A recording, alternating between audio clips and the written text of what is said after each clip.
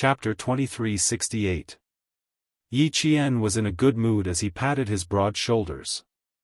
Don't be angry, don't be angry. It's inevitable that it happens the first time. You may be unfamiliar with it the first time, but you'll get used to it the next time. Does that mean it won't happen this time? Upon hearing this, Xia Jinyuan felt even more frustrated. He lifted his head from her neck and stared at Yi Qian with his dark eyes that were gradually fading away. His voice was still warm as he said, "Do you think I'll be traumatized? Will my hand tremble the next time?" Yi Qian was stumped by his question. He really didn't know if it would happen or not. "Why don't we try again? Maybe we'll succeed if we try again."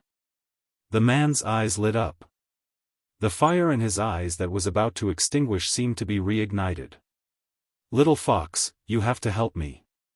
You mustn't be traumatized." Yi Qian could tell that he was doing it on purpose. He cupped his handsome face with both hands and said with a smile, "I promise that my Captain Xia won't be traumatized at all. Your hand trembling just now only meant one thing: Captain Xia isn't ready to give yourself to me yet. Don't worry, I won't force you. It won't be too late to give yourself to me when you're fully prepared. I'll be waiting." After he finished speaking, he even raised his head and kissed his forehead. When he lowered his hand, he also patted his shoulder. He was indescribably gentle and considerate. Xia Jinyuan, whose intentions were exposed, buried his head in her neck again and sucked on her skin with his scorching lips. At the same time, his slender legs shifted slightly so that his lower body, which was originally pressed to the side, was now close to Yi Qian's body. "It's uncomfortable. Feel it." His feet moved slightly. The hard and scorching spot told Yi Qian directly how uncomfortable he was at that moment. Yi Qian coughed awkwardly. His dark, watery eyes turned, and he lowered his head to whisper in his ear, "We'll talk about it later. I told J5 that you were here, so he might come over to look for you later. If he comes over and interrupts again, not only will you be traumatized, even I will be." He was right. Although J5 knew that he was coming, K7 and the others didn't know. His comrades had just returned from a mission, and as the captain, he was here to welcome them back. He couldn't just come here for a date. Xia Jinyuan rolled over to the side of the bed. He took off his shirt and swung it around. His long arms reached over Yi Qian's face and placed the shirt on the bedside table to prevent it from creasing. As she withdrew her hand, she held onto Yi Qian's shoulder and pulled him into her embrace. Her upper body was bare as she embraced Yi Qian. A man's body was different from a woman's. It was masculine and flamboyant. Every part of their body was filled with power. Yi Qian's face was pressed against his face. Her ears, which were already burning, were heated up by his skin texture to the tip of her ears. Seeing the chest muscles that she could only see a small part of before, Yi Qian's fingers, which were tempted by the man, started to move. She reached out and gently poked his smooth muscles with her slender fingers. Once wasn't enough, so she poked twice, thrice. In the end, Xia Jinyuan had no choice but to reach out and grab the hand that was poking at his chest. He said helplessly, "I'm still adjusting myself. I haven't completely softened yet. If you continue, I'm going to burn up again." After taking off his shirt, his burning skin finally felt a trace of coolness. In the end, the little girl in his arms didn't think it was enough. She started to seduce him while he was still in the abyss of suffering. She really had guts. Chapter 2369. If you're going to be so naughty, I need to collect some interest. Seeing Yi Qian's face instantly turn red, the naughty smile on his face deepened. You poked me so many times, and I only pinched you once and you're already blushing? Then wouldn't I be so embarrassed that I had to cover my head with the blanket just now? Yi Qian, whose face was as red as blood, poked his chest hard. Is this the same? Is this the same? You men can go bare-chested on a hot day, but can we do the same? Xia Jinyuan laughed so hard that his shoulders were shaking. His little fox was so adorable that he wished he could rub her into his body and dote on her. So he did. He took his naughty hand out of her shirt and hugged her tightly in his arms. Yes, it's not the same. Yours is soft and big, mine is flat and flat. Only you would stare at it for so long. Were you staring at me just now and wishing I could take off my shirt immediately? If I had known, I would have taken off my shirt myself and helped you take it off. There was no medicine for regret in this world. He had never thought that his hands would shake when he undid the buttons. When he returned to the base, he had to teach his trembling hands a lesson. Can't undo the buttons? His darkest history. The dark history that made him feel the most indignant. Yi Qian's face was burning even more when she heard his words, but when she heard his resentful last sentence, she lay in his arms and laughed softly. If I had known, I wouldn't have known that Captain Xia's hands would shake when he undid the buttons. You're laughing at me again, aren't you? Xia Jinyuan felt embarrassed when his darkest history resurfaced. He hugged her tightly and then let go. He lowered his head and kissed her forehead. Lie down for a while, I'll go take a shower. After the arousal, his body was covered in sweat, so he washed it with cold water to disperse the last bit of his arousal. Yi Qian nodded. At this point, the arousal in their hearts had mostly dissipated. The tension that had been built up with great difficulty was also gradually fading away. If this continued, she would be the one who would feel awkward. However, with this breakthrough, the skin-to-skin contact in the future would come naturally. She would definitely not reject him because of shyness again. Just like just now, although it was just a kiss, it was undeniable that she felt wonderful, as if she had stepped on the clouds. It suddenly rose and fell. It was filled with excitement and anticipation. She thought it would be a wonderful process to do the most intimate thing with the person she loved the most. As Yi Qian listened to the sound of running water in the bathroom, his cheeks flushed as he looked forward to the arrival of midnight. Captain Xia, sacrificing himself. Yes, it's indeed possible. There was a knock on the door, followed by J5's voice. Yi Qian, are you awake yet? Yi Qian leapt out of bed like a carp and lifted the clean white blanket with flying movements. He gently spread it over the bed. As if he had cast a spell, the originally messy bed suddenly became so clean that it looked as if no one had slept in it. Then, she quickly picked up Xia Jinyuan's shirt from the bedside table, tidied it up, and hung it on the coat rack. She then walked to open the door while tidying up her clothes. When she opened the door, J5 saw Yi Qian dressed neatly and heard the sound of running water from his right. J5 instantly coughed awkwardly and said, K7 and the others are in my room. They knew that Q King was coming over, so they wanted to talk to Q King. How much longer is he going to shower? Fortunately, he came 5 minutes later. Otherwise, he would have seen Yi Qian getting dressed and Q King preparing to enter the bathroom. It was obvious that J5 had misunderstood. Chapter 2370. Yi Qian didn't feel like he had exposed anything. He even invited J5 in. He just went into the bathroom. Come in and wait for him. It won't be long. Okay. J5, who had already stepped into the bathroom, suddenly retreated. He smiled and corrected himself. It's okay. I'll go back to my room and wait. You and Q King can come together. Q King went into the bathroom to take a shower. It was obvious that he had just finished exercising. If he went in now, it wouldn't be appropriate. The messy bed would only make things more awkward for him. J5 was certain that Xia Jinyuan and Yi Qian had an unusual relationship just now. Why was he so sure? Because, there were 2 red marks on Yi Qian's neck. They were marks from kissing. He hid it well.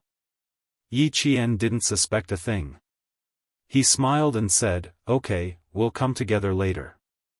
J5 didn't stop for a moment. He turned around and left. When he heard the sound of the door closing behind him, he raised his hand to wipe the non-existent sweat off his forehead. Luckily I reacted quickly. Otherwise, I would have been skinned alive by Q King. Xia Jinyuan, who had just put on his pants, came out of the room. He asked Yi Qian why J5 came over just now. Yi Qian, who had helped him get his clothes, smiled and said, K7 and the others are waiting for you in the room. I asked him to sit down and wait for you. He came in and then suddenly left. Xia Jinyuan took the clothes and put them on. When he was buttoning his shirt, his gaze slowly slid past Yi Qian's face and finally landed on her neck. There were 2 kiss marks on her fair skin. Xia Zhongxiao's thin lips curved slightly as he buttoned up his sleeves. J5 might have misunderstood. He wasn't afraid of this kind of misunderstanding. It was just that the thin-skinned little fox would be embarrassed. He said casually while buttoning his cuffs, "Help me get my jacket." "Thanks." Yi Qian took the jacket he had hung up and took it over. He then heard him say, "The J5 room is air-conditioned. Wear a jacket." The kiss mark was close to the edge of the shirt collar, so it could be covered with a jacket. On the other side, J5 said to his comrades, "Be careful when you see Yi Qian later. You are not allowed to look at her neck. She's shy, don't make her feel uncomfortable." V8 was confused. Why would I stare at Qingniao's neck? I don't even stare at my fiancé's neck. Bah, you don't have a fiancé. J5 sneered. V8 grinned. That's right. That's why I haven't even looked at my fiancé's neck. Why would I stare at Qingniao's neck for no reason? K7, who was a forensic doctor, seemed to have guessed something. His cold lips twitched, revealing a smile that could be considered a smile. You saw something you shouldn't have seen? G3, who had a girlfriend and their relationship had improved a lot, also reacted. He let out a long "oh" and laughed. Looks like our captain acted fast. I think I guessed something, but I'm not sure if I'm right. A deep smile appeared on T6's delicate baby face. He glanced at V8, who was still clueless about the situation. When he received his comrade's inquiring gaze, he deliberately dragged out his words. It's that, right?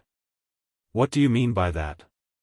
Shuang, who had also just woken up and was eating dinner, said vaguely, I don't understand. J5 glanced at all the men in the room and stood up. Chapter 2371. He had to go back and remind them. He had almost forgotten that only a few people in the brigade knew about Q King and Qingniao. His reminder just now was actually more of a hindrance. The Snowfield Brigade had sent out 11 people for this mission, G3 had 7 people, and J5 had 4 people excluding Yi Qian.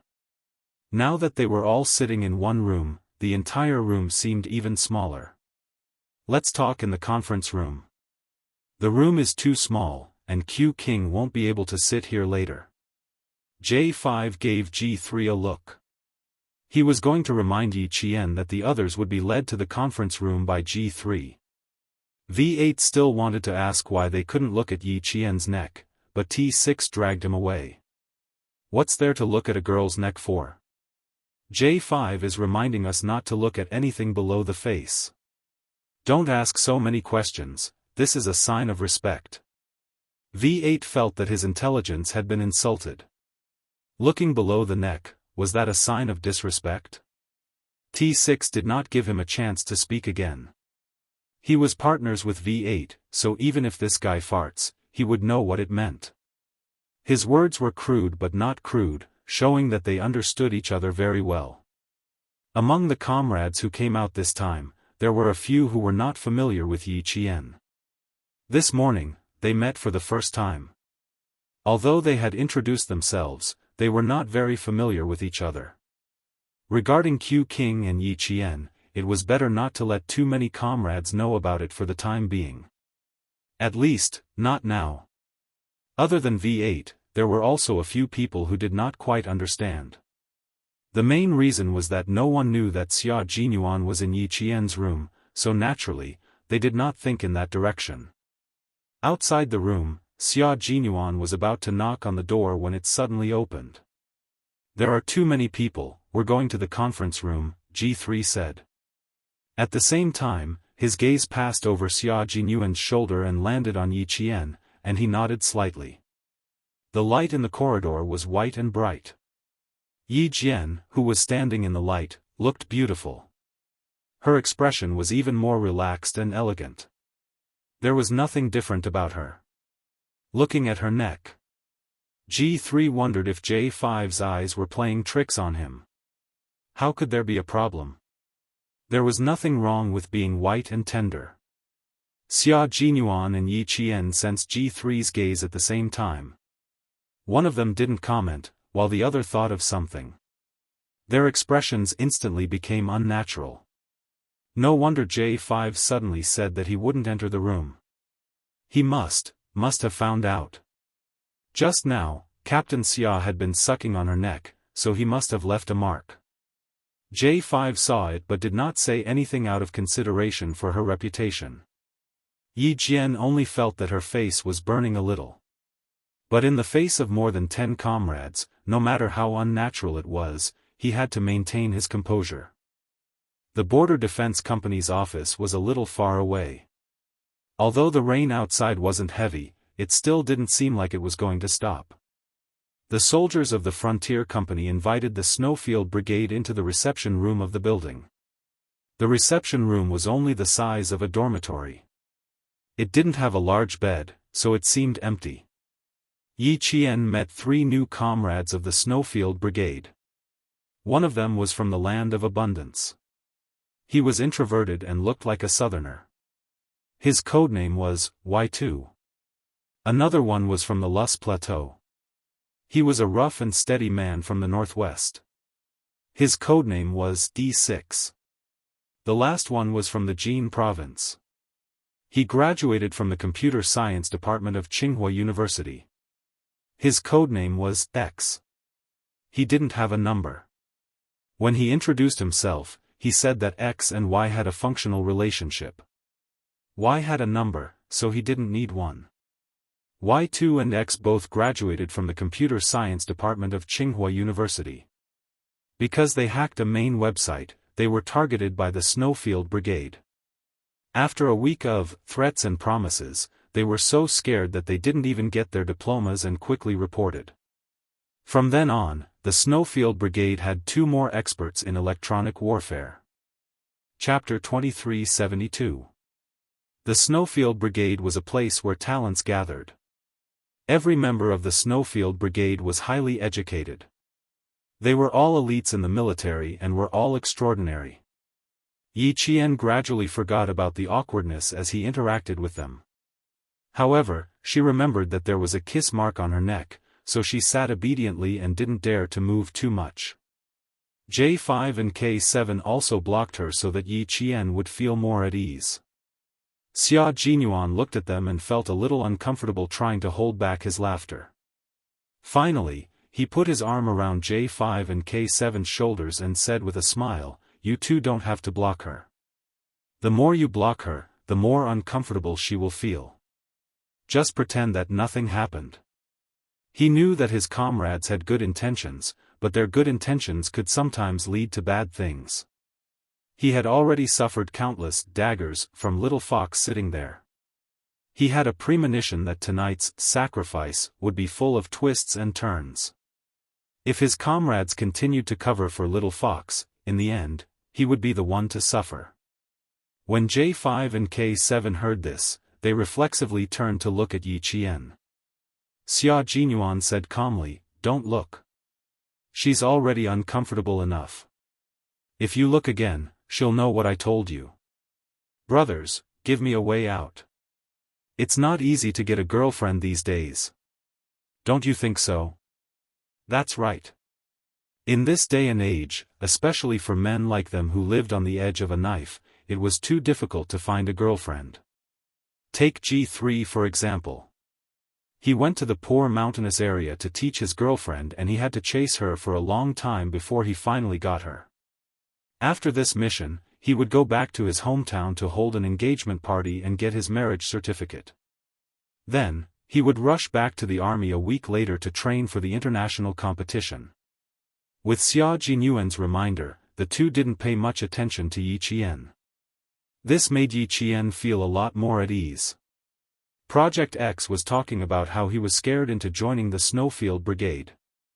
Y2 and I were so scared that we didn't dare to sleep in the middle of the night. At that time, we were very timid and thought that we were being targeted by some big shot that we couldn't afford to offend. We were afraid that we would lose our lives if we weren't careful. After a week, Y2 and I lost a total of 5 kilograms. 5 kilograms. Then, guess what happened? Our Qing Niao. Yi Qian listened with great interest and asked with a smile, what happened? Because Y2 and I were overweight, if we didn't lose weight, we wouldn't be able to meet the team. We were scared and we lost 5 kilograms. We met the team. Our comrades, for half a year. We slept in the mountains, we ate our food, and we were all taken by helicopters. Y2 foot S's families twos.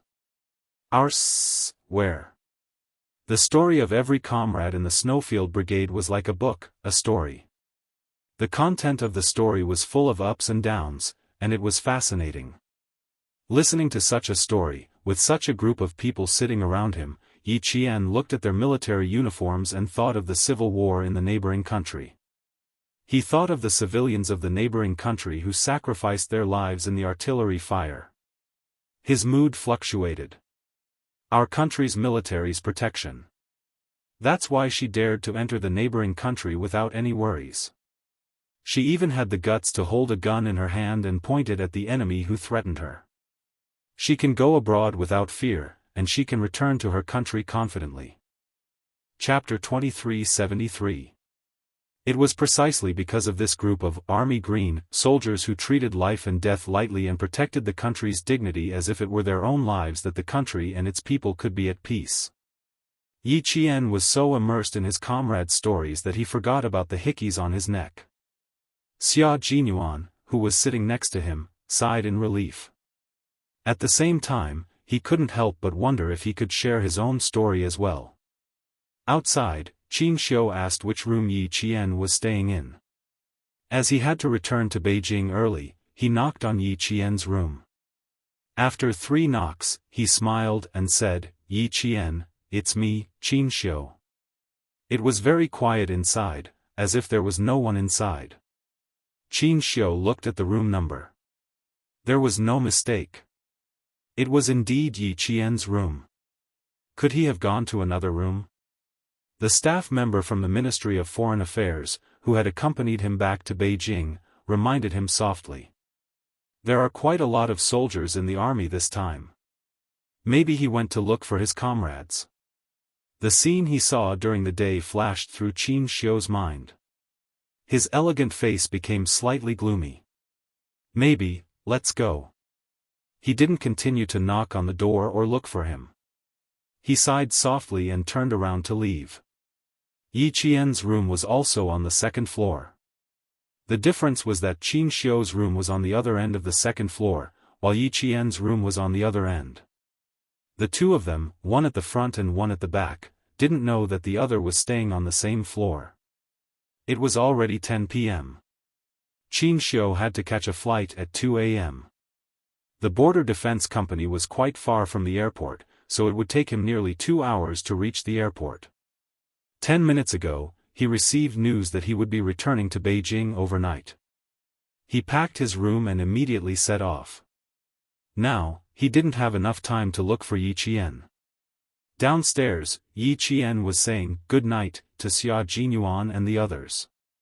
At the same time, he glared at Xia Jinyuan, who wanted to follow him upstairs. He and his comrades personally escorted him back to his room, then he returned to the 2nd floor alone. Someone came down from the 2nd floor. Yi Qian looked up and saw Xianxia, who was halfway down the stairs and was about to come down. Xianxia? You are returning to Beijing overnight? Yi Qian's gaze fell on the small black suitcase in his hand. When he came from Beijing, he was carrying the same suitcase that all diplomats carried. Xianxia, who had given up on saying goodbye, did not expect to see Yi Qian at the corner. A light flashed across his eyes, and he smiled. Well, the Ministry of Foreign Affairs called. I have to leave early. He Xiao, Yi Qian, Yi, Xianxia of course, Yi. Sorry, I went to the reception room to chat with my comrades. Yi Qian was a little embarrassed. He went to say goodbye to her, but she wasn't in her room, so it was a little rude of him. Now that they ran into each other, he had to take the initiative to send her off. What she didn't know was that the smile in Xianxia's eyes deepened because of her explanation. No wonder you weren't in the room. You went to chat with your comrades. Did you sleep too long during the day and can't sleep at night? As he walked down, Yi Qian naturally turned to send him off and went downstairs with him. Xianxia's lips curled up slightly. I slept too much during the day. When I woke up, it was already dark. I don't feel sleepy anymore. Yi Qian replied. In the misty light, her eyes were not as sharp as usual, and she looked exceptionally gentle. Xianxia glanced at Yi Qian out of the corner of her eye, and her heart thumped. Chapter 2374. It was raining outside. Even if he wanted her to walk him to the car, he had to stop. He turned around and looked at her with his dark eyes. Let's go upstairs. It's raining, so it's not easy to walk. There was no way for the car to drive downstairs, so he had to walk. Yi Qian looked at the rain and pointed at his trousers. Roll up your trousers. There's a lot of mud outside. Be careful not to dirty your trousers. The Border Defense Company's barracks were still under construction. The two-story building they were staying in had just been built, and the greenery outside had not been completed yet. It was not easy for cars to enter, and the roads were not easy to walk on. When the rain flowed through, it became muddy water mixed with yellow soil. Yi Qian thought of Xianxia's cleanliness, so she reminded him. Xianxia smiled. I'm not obsessed with cleanliness, but I have to pay attention to my image at all times. Over time, it became a habit. Although he said that, he still bent down and carefully rolled up his trousers. The Ministry of Foreign Affairs staff next to them smiled. People who were obsessed with cleanliness usually did not think they were obsessed with cleanliness. Yi Qian also smiled. If he was not in a hurry, she would have counted on her fingers and told him all the things she knew about his obsession with cleanliness. Xianxia opened the large black umbrella and held the handle. Under the umbrella, his elegant features nodded slightly at Yi Qian with a smile. In the dense light, there was a touch of gentleness in his gentle eyes. Before Yi Qian could notice, he lowered the edge of the umbrella and the shadow of the umbrella covered his eyes. He turned around and walked into the darkness with his slender, bamboo-like back and slowly disappeared. Ambassador, that female soldier just now, was she the one who accompanied you out? The accompanying staff asked curiously. She's so beautiful. When you two stand together, I feel my eyes light up. He wanted to praise Yi Qian's beauty, but he was afraid that it would be frivolous to say it alone, so he praised Xianxia as well. Usually, when Xianxia heard such words, he would just laugh and ignore them. Today, however, he was interested. He said, "Oh," and smiled. Why do you think so? They're both good-looking. They look like a good match. The staff member laughed. He was telling the truth. A handsome man and a beautiful woman standing together was indeed very compatible.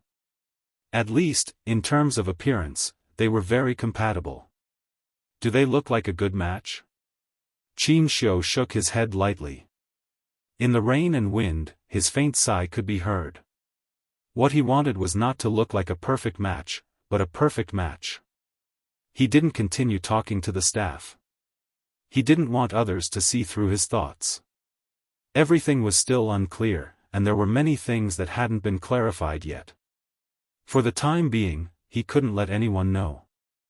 If Yi Qian didn't have a boyfriend and there were rumors that he liked her, it would be fine. But if she really did have a boyfriend and there were similar rumors, it would be unfair to her. In this world, men were always exceptionally tolerant and women were always harsher. Yi Qian had relied on her own hard work to get to where she was today. He didn't want to ruin her start because of some rumors. He didn't have the right to do so. The staff member was actually still chatting excitedly. But when he saw that Xianxia didn't continue, the staff member, who more or less understood his personality, chose to end the conversation at the right time. The rain fell on the umbrella, and the pitter-patter sound was somewhat hurried, as if urging people to return quickly. Yi Qian stood by the corridor until his figure completely disappeared from her sight. Only then did she turn around and go upstairs. She turned around and unintentionally swept her gaze forward. She saw the man she had escorted back to her room standing at the door. His body was leaning lazily against the door frame. She didn't know how long he had been looking at her with a smile on his handsome face. Chapter 2375. Yi Qian smiled brightly, pointed to the room, and whispered, "Be good and go back to your room, Captain Xia." Listening to the story tonight was indeed very enjoyable, but at the same time, she did not forget about the hickeys on her neck, which made her feel very embarrassed. Xia Jinyuan knew that his sacrifice tonight would be full of twists and turns, so he closed the door behind him and walked over elegantly. He glanced at the dark rainy night in front of him and asked, why is he in such a hurry to leave? Back to the capital? He said that the Ministry of Foreign Affairs called and asked him to return to the capital. It should be something urgent. After Yi Qian answered, he looked at the man standing beside him warily and asked, "Why did you come out?"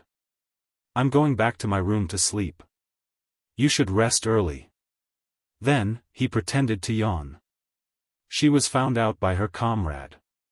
She was so embarrassed, she was so embarrassed.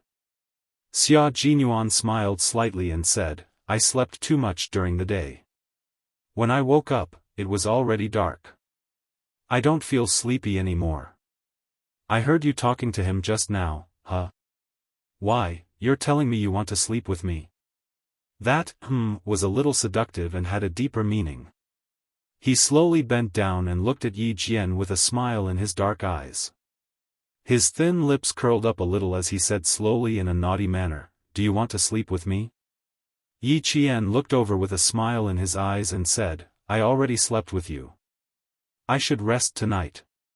When chatting with Captain Xia, she had to constantly remind him to be thick-skinned, thick-skinned.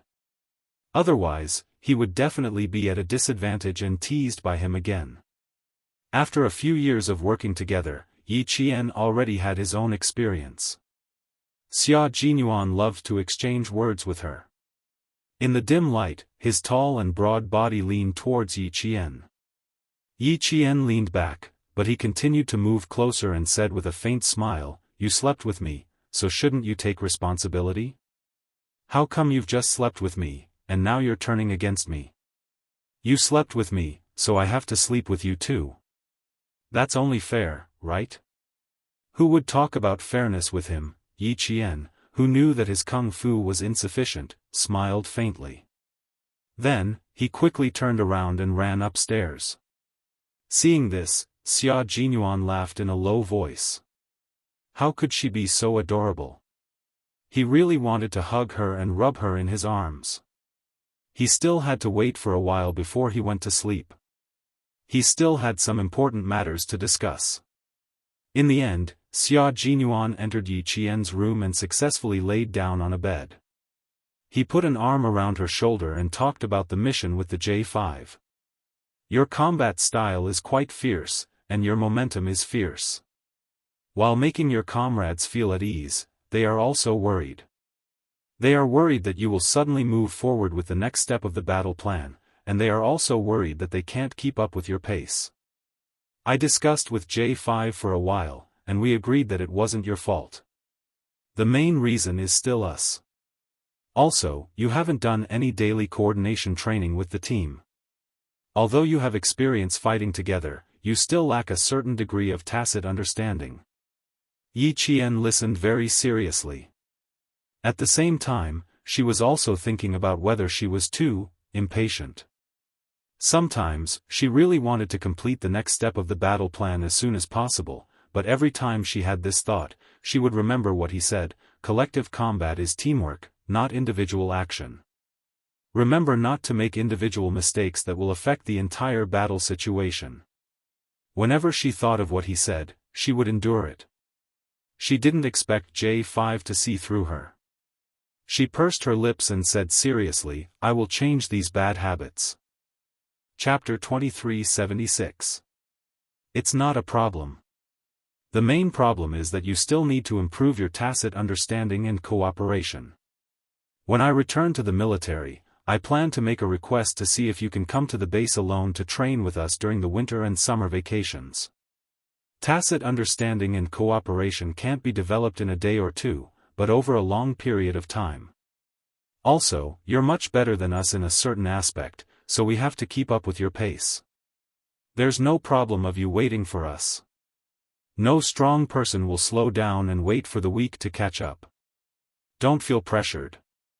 Everything can be solved with tacit understanding and cooperation. Yi Qian thought for a moment and asked, "Did I hold the J5 back during this operation?" "Why would you think so?" "No, you performed very well, especially when you broke out of the encirclement with one wheel. It was an eye-opener for them." Hearing the uncertainty in her voice, Xia Jinyuan lowered his head and kissed the top of her head. "You did very well, little fox. You're the greatest pride of my life." Yi Qian heaved a sigh of relief and felt a little embarrassed by his praise. She hugged his muscular waist with one hand and replied seriously, "You're my pride too." The interaction between lovers was filled with endless words of love.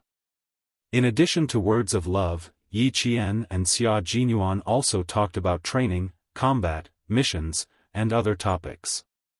They talked about the operation and the international competition. Before they knew it, the time had passed from night to morning. Yi Qian didn't even know when he fell asleep. When he opened his eyes, he realized that the man who said he would give himself to him last night didn't stay the night. He didn't know when he left either. He had no impression of him at all. Yi Qian pulled open the curtains and saw the light blue sky. Although the sun hadn't risen yet, it was clear that it was a sunny day. He stood on the second floor and looked into the distance. The world that had been washed by water was green and full of vitality. The new barracks were built at the foot of a mountain surrounded by green hills and clear waters. The training ground for the Border Defense Company was still in the old barracks. When Yi Qian came down for his morning jog, he only saw the Border Defense Company sentinel standing guard. As for his comrades from the Snowfield Brigade, Yi Qian looked at the rows of tightly shut doors behind him and wondered if they had already woken up. Yi Qian did not knock on the door. Instead, he walked out of the new building. As soon as he reached the door, he saw Xia Jinyuan striding towards him. When he saw her, he quickened his steps and soon, he was right in front of her. He smiled and said, "Go upstairs and pack your luggage first. I'll send you straight back to the military academy later." "You, just sent off another comrade?" He was dressed neatly, and he didn't look as drowsy as when he had just woken up. His golden epaulets were stained with rainwater, but it was unknown whether it was rainwater or dew. Yi Qian couldn't help but look back at the new building behind him. Why did they all leave so early? She didn't even send them off. Xia Jinyuan followed her back to the new building. His strides were a little long, as if he had something urgent to attend to. Something came up at the base. "We left at 2:30 a.m. and will arrive at the base in an hour."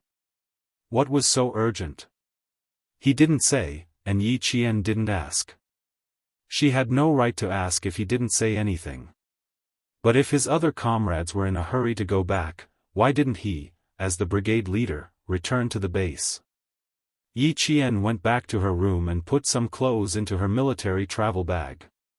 When she came out, she said to the man waiting for her downstairs, "I can go straight back to the military academy myself. If you have something to do, go ahead. I don't need you to accompany me back." Her gaze fell on his waist. "I saw it last night. The wound on your waist is still there. Don't send me back to the military academy. I'll go back by myself." Chapter 2377. If he sent her to the military academy, he would definitely have to take a plane and leave immediately. She didn't want him to work so hard. Xia Jinyuan took the light luggage from her hands and smiled. "Although I don't have much time off, I still have time to send my girlfriend back to school. Also, I just received a call from my third brother. He has something to tell you. I'll tell you as we walk." Half an hour ago, Family Xia's third brother, who was in charge of missile research and development, called and replied to what Xia Jinyuan had asked him to find out. Yi Qian strode after him and frowned slightly. "It'll take a few hours to get back to the military academy. What's so important that you need to talk about it for a few hours? Captain Xia, you need to rest now. I don't want anything to happen to you." In the end, Yi Jian's voice became extremely solemn. "I still have 3 days off. Little fox, if I can, I want to spend all 3 days with you."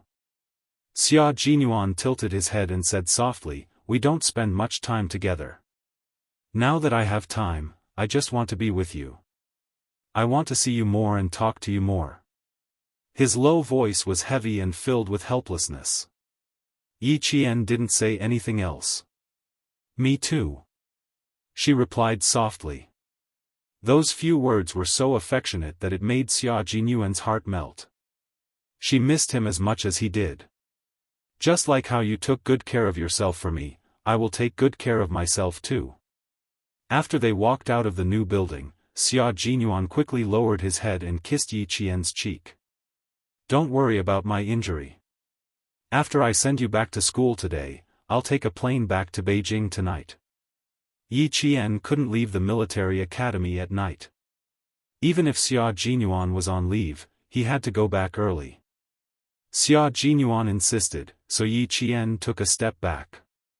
When they were about to get into the car, she gently pulled on his finger and said softly, "Take me to the airport. Don't go to my school.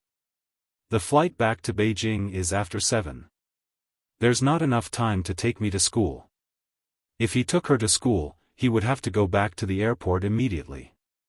The bumpy ride back and forth was too tiring. "All right, I'll listen to your arrangements this time."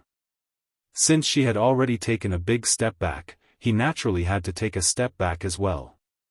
The relationship between the two of them did not necessarily have to be competitive and win. The occasional concession was just to make the other person feel more comfortable. With his agreement, Yi Qian's footsteps became lighter as he got into the car. When they got into the car, Yi Qian realized that he was talking about his father. Yi Qian's father, Fu Yusheng, was the chief engineer of a certain missile base in the northwest. Xia Jinyuan's third brother was also working at a certain missile base in the northwest. When he found out about this from old Master Fu's house, he asked his third brother to look into it. He received a call this morning with the latest news. "Your father and my third brother are in the same production base. However, your father is the chief engineer in charge of another project. My brother doesn't have much contact with your father." This time, when he asked around, he found out that your father isn't at the base for the time being. As for where he went, my third brother doesn't know. Wherever a chief engineer goes is a secret. Even his closest colleagues don't know. Suddenly hearing the latest news about his biological father, Yi Qian's face stiffened. After a while, he said, "Really? Then the letter I wrote probably won't reach him so soon. It mainly depends on when my father-in-law will come back. My brother only knows that my father-in-law isn't at the base. He doesn't know when he will leave or return to the base." Xia Jinyuan naturally changed the way he addressed his father. He called him father-in-law, as if they had been father and son-in-law for several years. Chapter 2378. Yi Qian, whose expression was a little stiff, couldn't help but laugh when he heard this. He joked, "Captain Xia, you really know how to make connections. Don't call him that too early. What if your father-in-law doesn't like it? I've already passed the old man's test, so I definitely won't have any problems with my father-in-law." Xia Jinyuan was very confident. He didn't expect that the future father-in-law he called so happily would make him suffer so much later on. Yi Qian saw this and the smile on his face deepened. He always attached great importance to her and would always think of her first in everything. He would always be the first to make arrangements. This kind of Captain Xia always made her very happy. She picked up the small bag beside her and placed it on her lap. Then she tugged at Xia Jinyuan's sleeve from under the bag. The two of them exchanged glances. Xia Jinyuan smiled and reached out to hold her hand from under the bag. It was just a date and a simple handshake with his girlfriend. Did he have to be so sneaky? Yi Qian was worried that the soldiers driving them to the airport would see them. Xia Jinyuan understood what she meant, so he let her be. As long as she liked it, it was fine. The soldiers drove them all the way to the airport. After arriving at the airport, Xia Jinyuan went to a small shop selling local specialties and bought a notebook and a pen. Yi Qian didn't know his intentions until they boarded the plane. The plane took off on time and soared into the clouds. Not long after, Xia Jinyuan handed the notebook and pen to Yi Qian. He smiled and said, "Open it and take a look." The plane was full. One of them was wearing a military uniform, while the other was wearing a cadet's uniform. Even though they were sitting together, they were well behaved. They had to be careful when they spoke and couldn't say or do anything that would damage their image as soldiers. Yi Qian smiled and took the notebook. He opened it and immediately closed it. His dark eyes glared at Xia Jinyuan. "I'm very sorry that I didn't succeed in giving myself to you last night." Such a sentence was written in the notebook. Yi Qian glanced at it, and the tips of her ears became a little hot. His hand unconsciously touched his neck. Luckily, it was still early spring when he returned to the military academy, so he would be wearing the uniform of the military academy. If it was summer, he wouldn't even be able to cover the kiss mark. Seeing this, Xia Jinyuan's handsome face slowly broke into a smile. He took the notebook from her hand and slightly touched the tip of the pen before handing it back to her. "Take a look again." "Can I not look?" Yi Qian cleared his throat and glanced at the passenger sitting on the other side of the aisle. They were seated in 2 rows of business-class seats. Fortunately, there was no one beside them. Otherwise, Yi Qian would have maintained a serious expression and refused to chat with the men beside him. Xia Jinyuan smiled and shook his head. "I can't not watch it." When he looked again, the corners of Yi Qian's mouth, which he had pretended to be suppressing, curved upwards uncontrollably. "She's so beautiful that it makes my heart flutter." His handwriting was very stylish. The strokes were clear and sharp, and there was a sense of openness between the curvature. His handwriting was like his person, excellent. Yi Qian's handwriting was also very beautiful. Every word was beautiful and sharp. She wrote, "Captain Xia's figure is very good. It makes my heart flutter. Unfortunately, my hand trembled in the end and ruined the mood. You want to flirt with me? Then let's flirt together." She finished writing in a serious manner and handed the notebook over. Xia Jinyuan opened it and the smile in his eyes deepened. She didn't use her mouth but instead used a pen. She was even more daring and directly exposed his dark history. The flight was 3.5 hours long. During these 3.5 hours, the two of them only exchanged notes. They didn't make any blatant moves. They flirted back and forth with each other, as well as sweet words between lovers. This was also a kind of fun to get along with. When they got off the plane, the notebook was already half finished. Chapter 2379. The two of them didn't check in any luggage. After they walked out, Xia Jinyuan put the notebook into his military travel bag and smiled at Yi Qian. This is my most precious memory. When we return to Beijing, I'm going to lock it in a safe. When we're old, we can take it out and look at it. At the same time, we can tell the younger generation how we fell in love. Seeing him put the notebook in the bag and patting the camouflage travel bag, Yi Qian smiled like a crescent moon. Keep it well. Treat it like a family heirloom. They laughed and talked about the pain of separation. Before Xia Jinyuan sent her to the bus, he pulled her to a secluded place in the airport and made out with her for a while. They kissed until Yi Qian's lips were bright red and a little swollen. Only then did he reluctantly send her to the bus and leave. Yi Qian deliberately sat at the back of the bus. Through the glass of the bus, he waited until he could no longer see the figure that was watching him leave before he sat back down. Separation was a common thing for the two of them. But even if it was a common thing, every time they parted, the bitterness in their hearts was unbearable. Yi Qian opened the window and let the cool breeze blow in.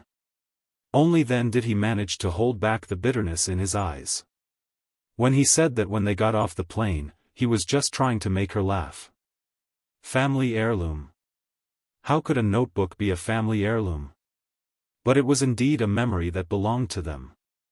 She didn't know what was so urgent at the base that they had to leave at 2:30 in the morning.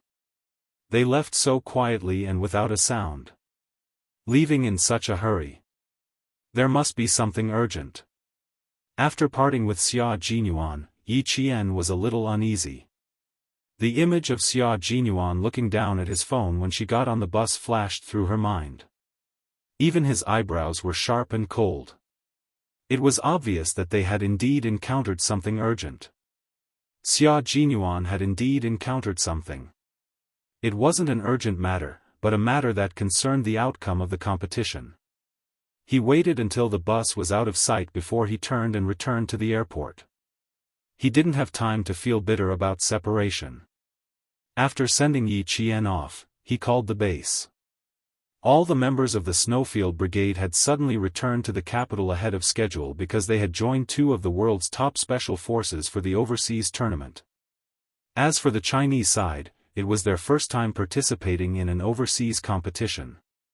In the face of a sudden opponent, they had to improve their individual combat ability to the maximum within a limited time. The Storm Commandos have sent a total of 6 comrades over. They'll arrive at the base in about half an hour. You don't have to rush. Just return to the base on time. J5, who answered the phone, quickly answered Xia Jinyuan's question. His voice was deep and tense, and Xia Jinyuan could hear the nervousness in his heart. There are still a few months to prepare. I hope there will be a big improvement. Standing in a secluded corner of the airport, Xia Jinyuan's handsome face swept away the gentleness he had when interacting with Yi Qian. His gaze was as cold as an arrow as he said in a deep voice, "According to the weekly plan I previously set, the training will be carried out step by step. The Storm Commandos need targeted training. Let the Demon King list all the shortcomings in their team as soon as possible." The addition of the two top special forces made the Storm Commandos and the Snowfield Special Forces feel unprecedented pressure. After sending Yi Qian off, Xia Jinyuan had yet to arrive at the base. He had already entered a state of intense training. For the time being, Yi Qian didn't know that the two teams had entered the joint training in advance. After taking the bus back to school from the airport, she transferred to another bus. When she got off the bus, it was already 5:20 in the afternoon. Chapter 2380. Before she reached the school gate, she saw a figure she didn't want to see the most. He was sitting on a stone squat in front of the school gate, looking here and there as if he was looking for someone. Yi Qian's eyes darkened. Sun Dongqing. She was actually sitting in front of his school gate. Yi Qian ignored her. He got off the car on the opposite side of the road and walked across the sidewalk. He didn't try to avoid Sun Dongqing and walked towards the school gate. She went to Lingguo on Sunday and came back on Wednesday. She didn't have a leave slip with her and the sentry had to call the school before she could enter the school. Sun Dongqing had been waiting at the school gate for 3 days, from Monday morning to Wednesday. Even though the early spring wind chilled her to the bone, she could only endure it for Sun Ying's sake. Yi Qian. She had to wait until Yi Qian. She had to see him. Her daughter, Sun Ying, was still waiting for her to save her. She had to see Yi Qian. From sunrise to sunset, and from sunrise to sunset, it had been 3 days. Yi Qian, who was supposed to be at school, still hadn't come back.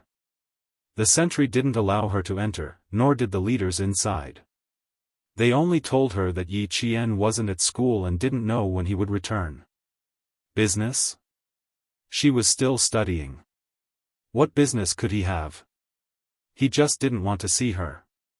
That wretched girl. She was all grown up now and knew how to give her attitude time and time again. But what could she do even if she hated her? No matter how much she hated her, she had to endure it.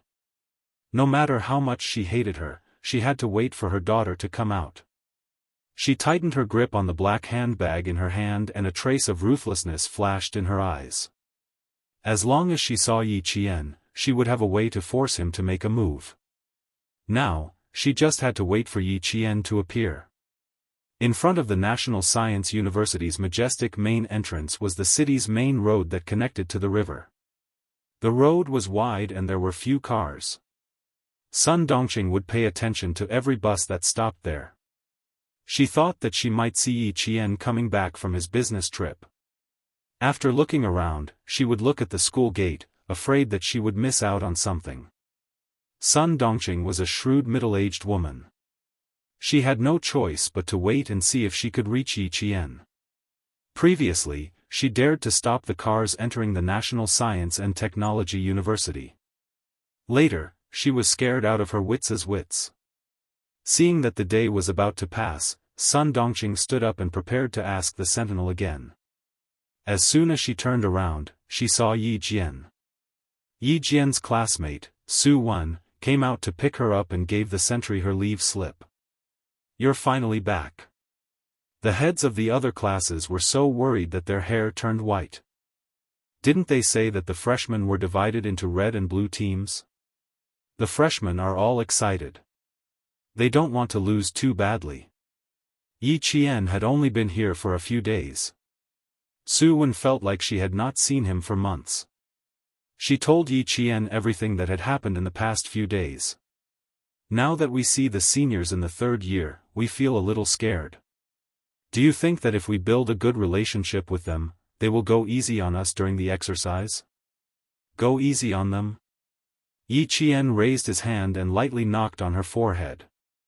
He splashed a bucket of cold water on her.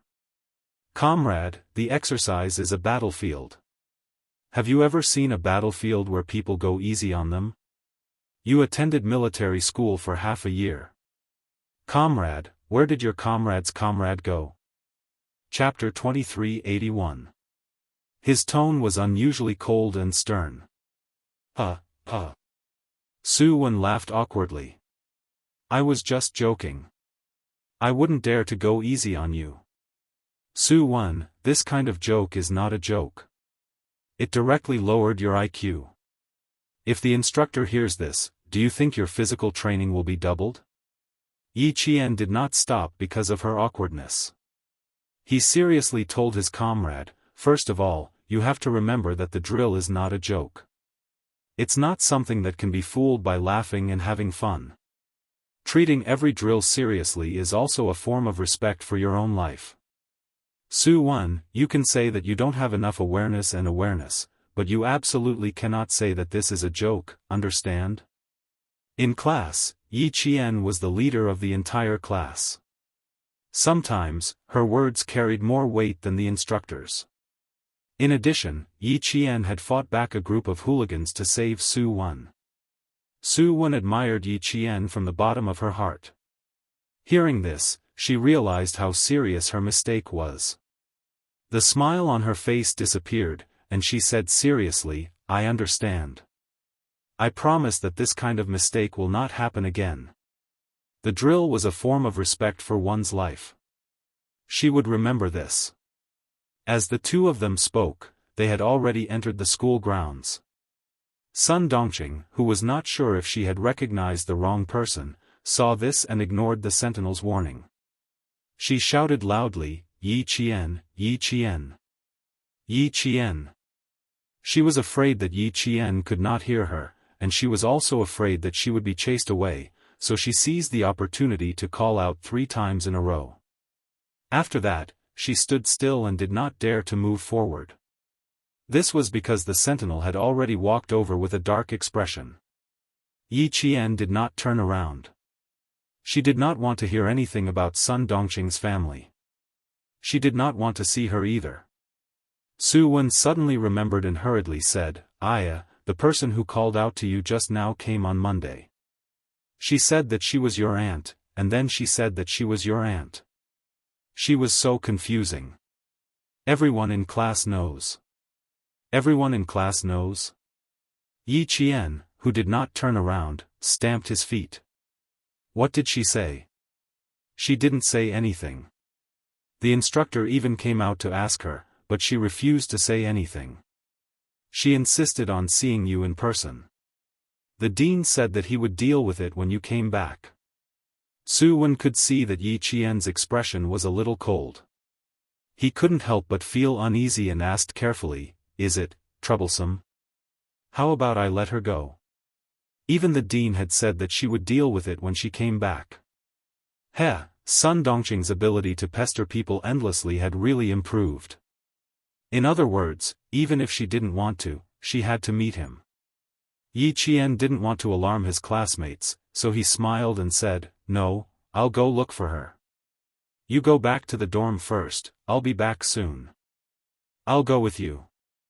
That auntie doesn't seem like an easy person to get along with. Su Wen was a little worried. She frowned and whispered, When they came here on Monday, they were so aggressive. They even stopped the principal's car. How bold. She even dared to stop the car. How could she not be bold? Yi Qian did not let Su Wen accompany him. He turned around and walked out, but she had already entered the campus. It was impossible for her to walk out directly. She turned around and walked over. Sun Dongqing, who was stopped by the sentinel, was a little afraid of these upright and outspoken sentinels. She covered her black handbag in front of her chest and explained excitedly, The person who just went in was really my niece. Look, comrade, look, she's already come out. I didn't mean to cause trouble. I really came here to look for my niece. The sentinel inside said to Yi Qian, Hurry up and ask her to leave. She's been here for a few days. Your department has already informed us that you should ask her to leave before you return to the campus. Chapter 2382. I'm sorry to have troubled you, Yi Qian apologized. His gaze on Sun Dongqing turned even colder. It's nothing. We were just worried that we would affect you. The sentinel waved his hand and gestured for Yi Qian to settle the matter first. When Sun Dongqing saw Yi Qian, she felt as though she had seen the light at the end of the tunnel. She was so anxious that she used her shoulder to push aside the sentinel who was blocking her. She quickly ran over. Yi Qian, my niece, I'm begging you. Hurry back to the southern province with me and save your sister. Your sister is suffering now. She's been in the police station for the past few days. Every time I go in to see your sister would cry loudly. My dear niece, I'm begging you. Please save your sister. Your sister has suffered too much. She has never suffered so much since she was young. You don't know, her face is so thin that it's only the size of a palm. She doesn't have much flesh on her body. My heart aches for your sister. If anything happens to her, I don't want to live anymore. Sun Dongqing was a shrewish person, but she was also clever. She didn't dare to say anything else. She just pretended to be weak and complained about her sufferings in an attempt to gain Yi Qian's sympathy. Then she would cry and say that Yi Ying's surname was now Sun, and that she was a daughter of the Sun family. For the sake of her dead mother, she would save her. This was what she had discussed with Sun Ying before she came over. Yi Qian could sympathize with anyone but Sun Dongqing's family. She calmly glanced at the hand that was tugging at her sleeve. Her eyes flashed with mockery as she flung the hand away. She said with a half-smile, "Madam Sun, please don't try to make connections with me. I don't have a sister or an aunt. Don't talk nonsense. As for who is suffering, what does that have to do with me? What does it have to do with me if something happens to someone?" Sun Dongqing knew she was going to hit a wall, but what could she do? What could she do? Her daughter had hired a hitman. If she wanted to get out of this, she had to get Yi Qian to testify that it was all a misunderstanding. For the sake of her daughter's release, she could only endure it. She had to endure it even if her liver hurt. "Niece, in the past, it was Aunt who ate black coal and was blinded by it. That's why I did so many things to let you down. Aunt was really wrong, Aunt was really wrong. Can you be magnanimous and forgive Aunt this once? Those things were all done by Big Aunt. All the bad and heartless things were done by Big Aunt. If you have any anger or hatred, just take it out on Big Aunt, okay? It has nothing to do with your sister, it has nothing to do with her. It's all Aunt's fault.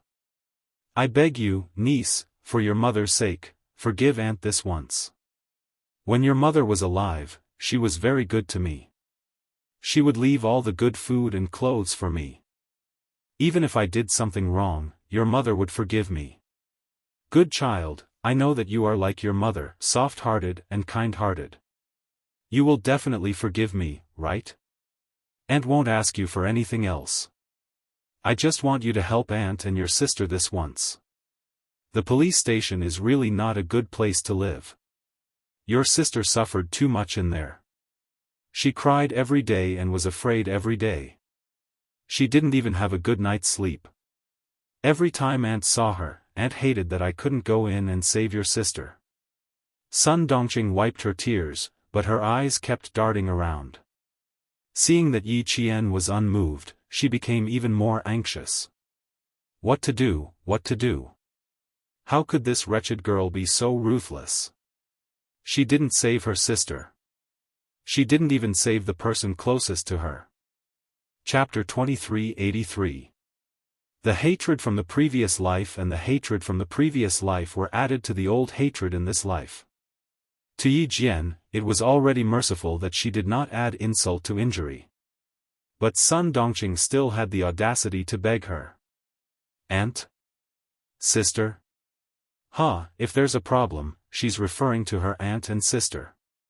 Did she really think that Yi Qian was easy to talk to and easy to bully? Yi Jian, whose eyes were getting colder and colder, laughed out loud. She lowered her eyes and looked down at Sun Dongqing. "Sun Dongqing, everything that you and Yi Ying have done. Everything that you've done, everything that you've done, everything that you've done," she pointed at her chest, her voice even colder than the cold wind of early spring. "I remember it all. I remember it all. I don't dare to forget it. Aunt? Sister? Sun Dongqing, are you even worthy? Don't mention my mother. You have no right to mention my mother. Your current fate, Yi Ying's fate, is the fate that I'm looking forward to. Yes, I'm indeed kind and didn't kick you when you're down. Today, if it were me, Sun Dongqing, what would you and Yi Ying do? You would only want to pour all the dirty water on me and make me wish I was dead." Her voice was cold and clear. Every word was like a thin blade scraping through flesh and bone, making Sun Dongqing's hands tremble.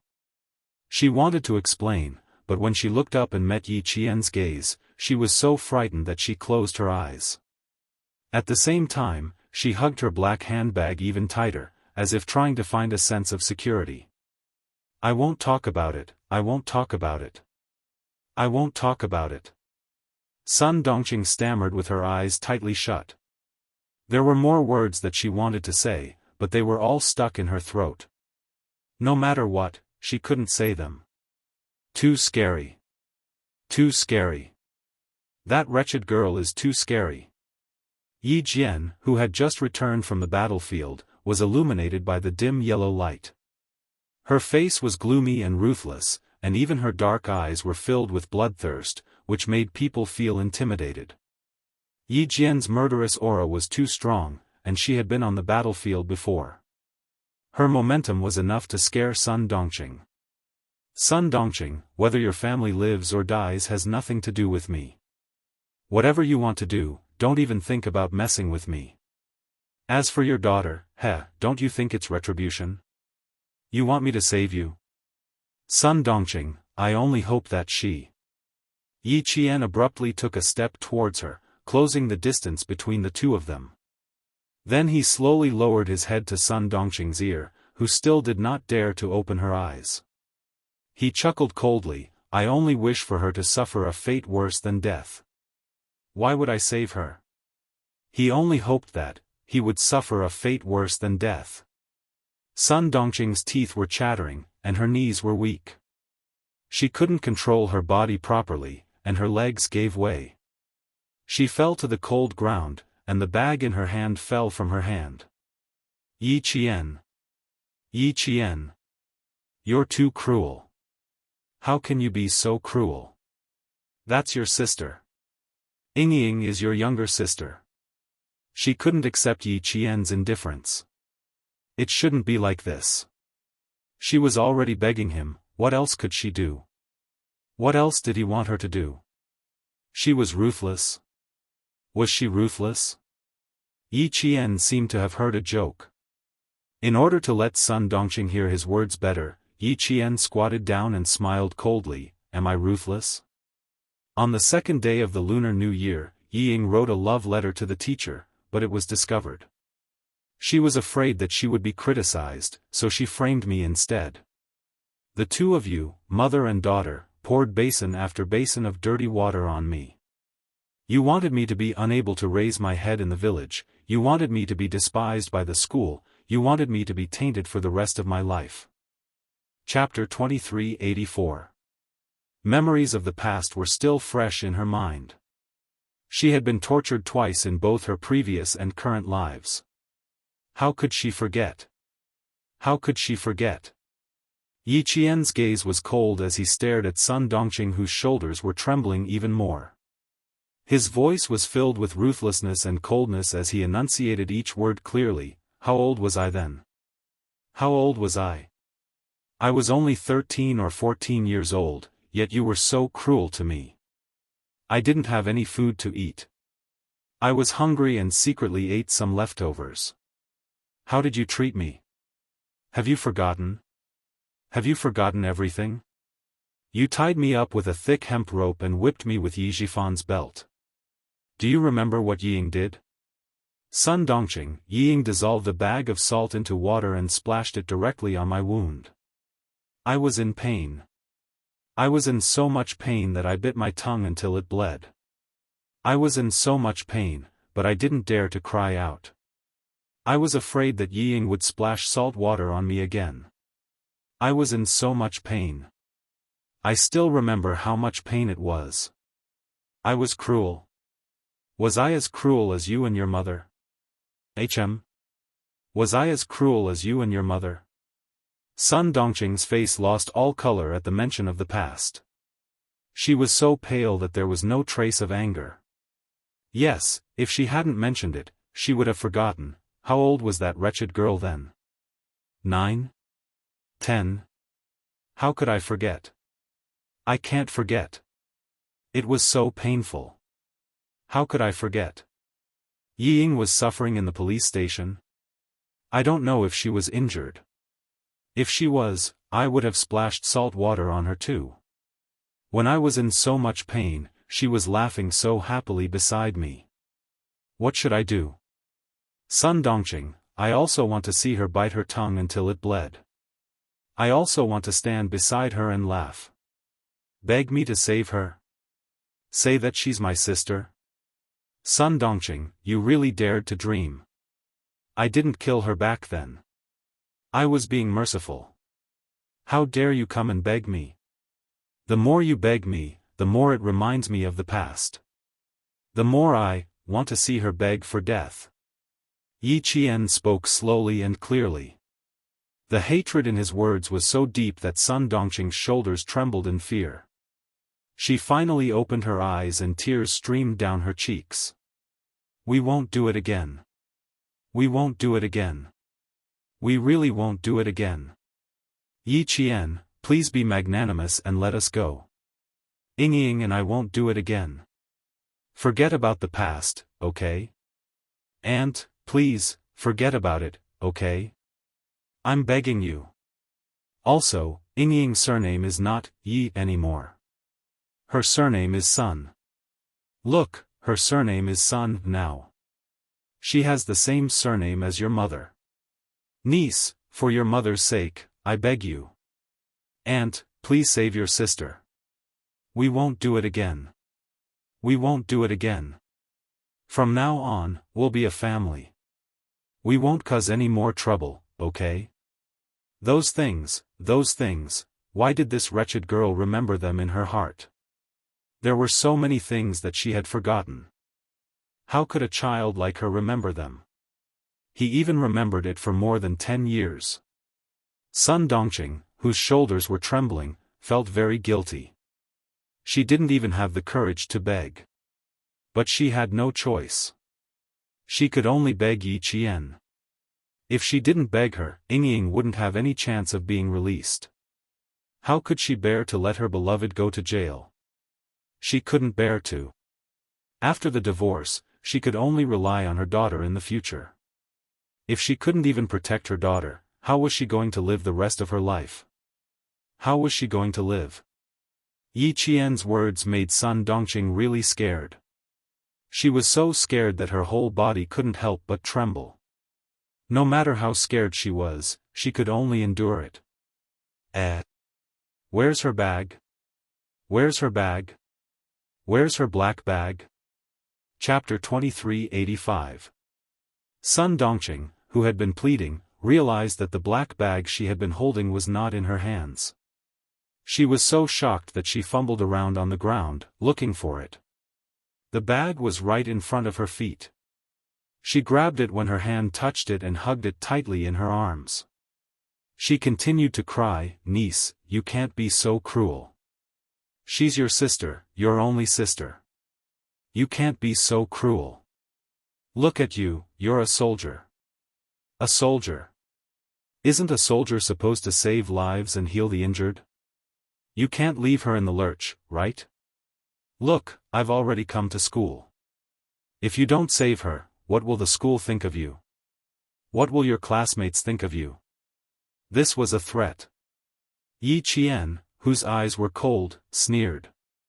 Why should I save someone who schemed to harm me? Save her so that she can continue to harm me? Sun Dongqing, I can't wait for Ying to stay in prison for the rest of her life. Change her surname to Sun. Yi Zhifan was indeed amazing. This was to sever the last connection with Ying. Could it really be severed? The wife of the Deputy Chief of Staff Madame Li, would not give up so easily. How could she give up just because of a mere surname change? There was no hurry. Yi Ying's retribution. Oh, no, it should be Sun Ying. Sun Ying's retribution in this lifetime had just begun. I've waited for your family's misfortune for so many years. I've waited and waited and waited. Now, it's finally here. I'll take my time. I want to see your family destroyed. Cold and gloomy, with a bloodthirsty aura that could not be dispersed. The hatred of 2 lifetimes, the enmity of 2 lifetimes. Finally, there was an end. She wanted her to save Sun Ying. Dream on. Her family destroyed. That wretched girl said she wanted to see her family destroyed. She wanted Ying to die. Cruel, what a cruel wretched girl. Sun Dongqing, who was guilty and scared, was angry. She was so angry that her teeth chattered. She begged like this. She was just short of kneeling down and begging, but she would not relent. She wanted to see Yingying suffer. Fine. Fine. Fine. Then don't blame her for being merciless. Sun Dongqing watched as Yi Qian stood up and turned to head back to school. Sun Dongqing grabbed her black handbag tightly and got up. She suddenly shouted, "Yi Qian, how could you be so cruel? Do you still have a conscience? Do you still have a conscience? When are you going to stop harming our family? Are you trying to force me to my death?" Previously, Yi Qian had spoken to her in a low voice. Now that Sun Dongqing was shouting, the passers-by who were hurriedly passing by could not help but stop. She gripped her black handbag tightly and rushed in front of Yi Qian. She stared at Yi Qian with a strange look in her eyes. She gritted her teeth and said hatefully, "Yi Qian, are you really not willing to save Yingying?" Yi Qian keenly sensed the change in her. He glanced at the black handbag in her hands and narrowed his eyes slightly. "Yi Qian, do you hate me that much? Do you want me to die immediately?" Her voice was high and low, and her emotions were also changing strangely. This change made Yi Qian feel alarmed. At that moment, Sun Dongqing suddenly took something out of her handbag. Under the dim street lights, it flashed with a chilling light that made one's heart skip a beat. She raised the fruit knife and stabbed at Yi Qian. "My Yingying is suffering, but you won't have a good time either." Yi Qian had been on guard for a long time. Dealing with such a trivial matter, she could easily dodge it. Yi Qian easily dodged Sun Dongqing's first stab. Chapter 2386. At the same time, the sentries on sentry duty noticed something amiss. They whistled sharply and several people ran over. Sun Dongqing was anxious. Her daughter had said that success or failure depended on this. The fruit knife had to have Yi Qian's fingerprints on it. Otherwise, everything would be in vain. "Mom, you must remember that Yi Qian's fingerprints must be on the fruit knife. This is very important. Mom, as long as she leaves her fingerprints, you can stab yourself. When the time comes, you just have to insist that she was the one who stabbed you. Only then will we be able to exchange with her and get out of this damned place. Mom, you must succeed. Dad doesn't care about me anymore. I can only rely on you. If you don't save me, my life is over. Mom, I beg you, you have to save me." Yes. Yes. She must save her daughter. She must make that wretched girl leave her fingerprints on the fruit knife. A sharp whistle sounded. Sun Dongqing, who had failed this time, panicked. "Don't you want to destroy our family? The knife is right here. Stab me. Stab me. I'm right here. I'll stab you." Sun Dongqing was very agitated. She didn't know when the hair tie had broken. Her hair was disheveled, and she clung onto Yi Qian like a madwoman. She wanted to force the fruit knife into Yi Qian's hands. At this point, Yi Qian finally understood her intentions. "Sun Dongqing, this is what Suning taught you, right? You want me to stab you with a knife in exchange for saving her?" Yi Qian only found it funny. Yiying was ruthless enough in her previous life, and she was still the same in this life. She could even come up with such a method to frame him and get him out of trouble. Stab you in exchange for her. Suning, oh Suning, you're really ruthless when it comes to scheming against your own mother. You can even think of such a sinister method. You should stay in the police station. The first attack didn't succeed, the second attack didn't succeed, and the third attack didn't succeed. Suddenly, Yi Jian exposed her daughter's plan. Sun Dongqing panicked even more. "Stop. What are you doing? Put down the knife." The sentinel roared as he raised the stun baton in his hand. The voice of the sentinel was right behind her. Sun Dongqing's confidence, which she had worked so hard to build up, exploded like a balloon and disappeared without a trace. Panicking, she threw the fruit knife away and ran for her life in fear. After dodging continuously, Yi Qian said to the sentries, "I'll chase after him. You guys pick up the sabers first." Then he turned around and chased after him. She didn't want to chase Sun Dongqing back. Instead, she wanted her to send a message to Sun Ying. How could the obese Sun Dongqing outrun Yi Qian? She was instantly blocked by Yi Qian.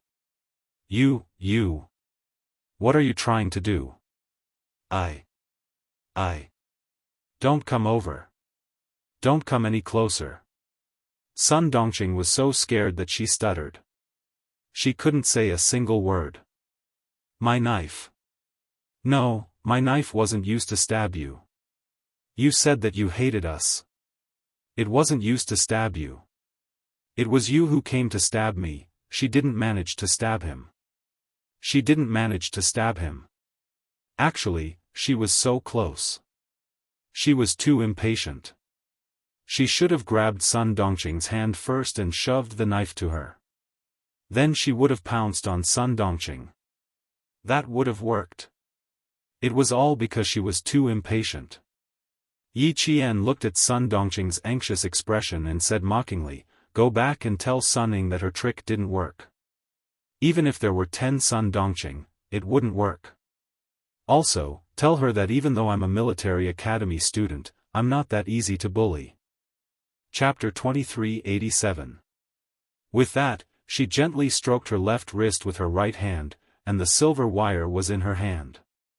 Before Sun Dongqing could react, Yi Qian had already circled behind her. At the same time, the silver wire that carried a trace of her body temperature wrapped itself around Sun Dongqing's neck. Sun Dongqing screamed in fear as something suddenly wrapped around her neck.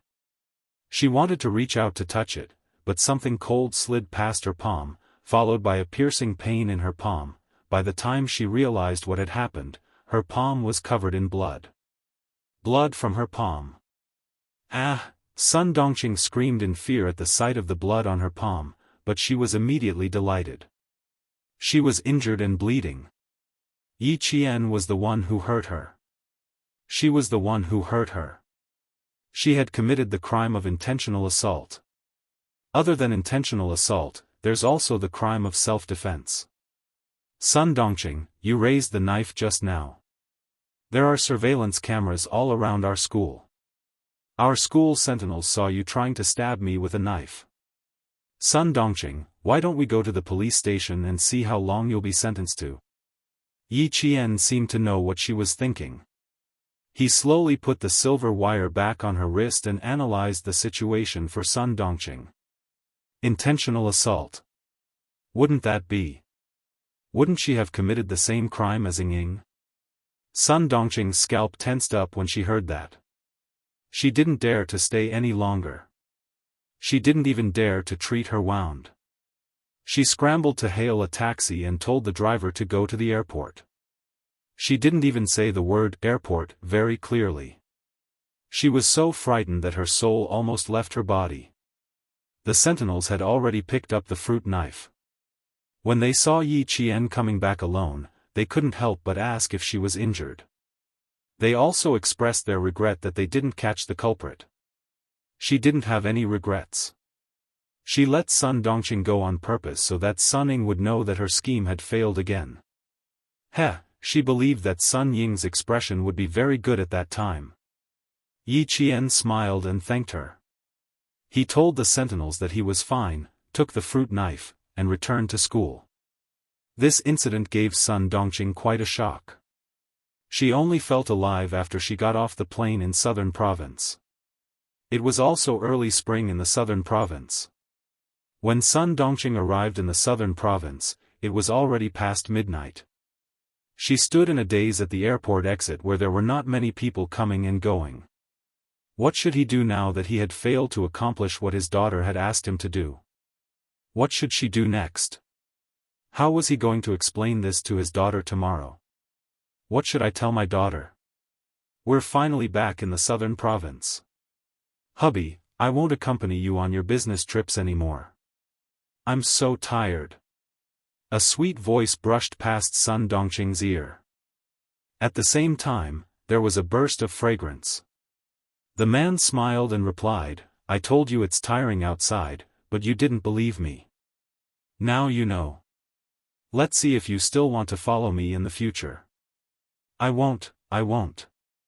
Hubby, you've worked hard. I'll cook a table of delicious food for you tomorrow. The woman's voice was still so sweet and full of happiness, but it was so harsh in Sun Dongqing's ears. Hubby. The hubby this woman was talking about was none other than Sun Dongqing's ex-husband, Yi Zhifan. Yi Zhifan hugged his young girlfriend who was 17 years younger than him with one hand. Along the way, he didn't attract much attention. He, who was 6 or 7 years younger than his actual age, hugged his girlfriend who he had just officially started a relationship with 2 days ago. He smiled and said, Okay, I'll get off work early tomorrow. Chapter 2388. Yi Zhifan no longer had any feelings for Sun Dongqing. Now, there was no evil woman by his side, nor was there a burden on his daughter. Now that he was divorced, it was as if 2 mountains had been removed from his body. These days were the most comfortable for him. The Commission for Discipline Inspection carried out a comprehensive investigation in the southern province. The situation in the southern province was strange. Within a day, several government officials were pulled down from their positions. Only he was allowed to be investigated by the Commission for Discipline Inspection. An upright person was not afraid of a crooked shadow. He had been cautious and conscientious for so many years and did not dare to take any bribes. Investigate. The more they investigated, the happier he would be. Why? Everyone in the southern province was in danger, but he was the only one who was clean. What did this mean? It meant that he was clean and honest.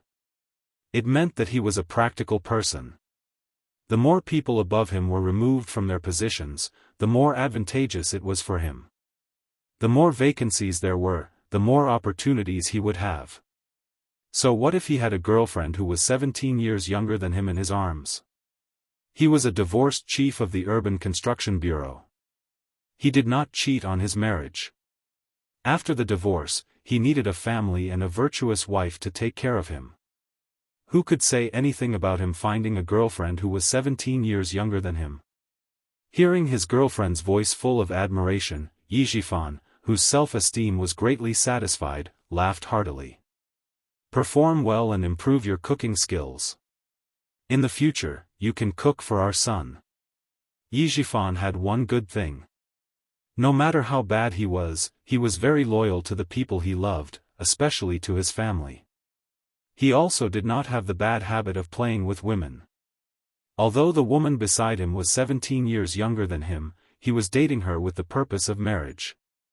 In addition, he had power in his hands and was a famous Confucian official in the southern province. In fact, he did not lack admirers. After the divorce, many of his colleagues began to become matchmakers. Yi Zhifan rejected them one by one. He did not dare to marry his colleagues for fear that one day it would implicate him. Therefore, he went to a state-owned enterprise to find a girlfriend with a stable job.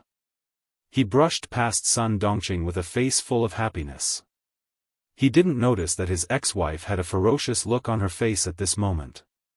When she heard the words, "Cook for our son again," Sun Dongqing, who had been suppressing her temper all this time, completely exploded.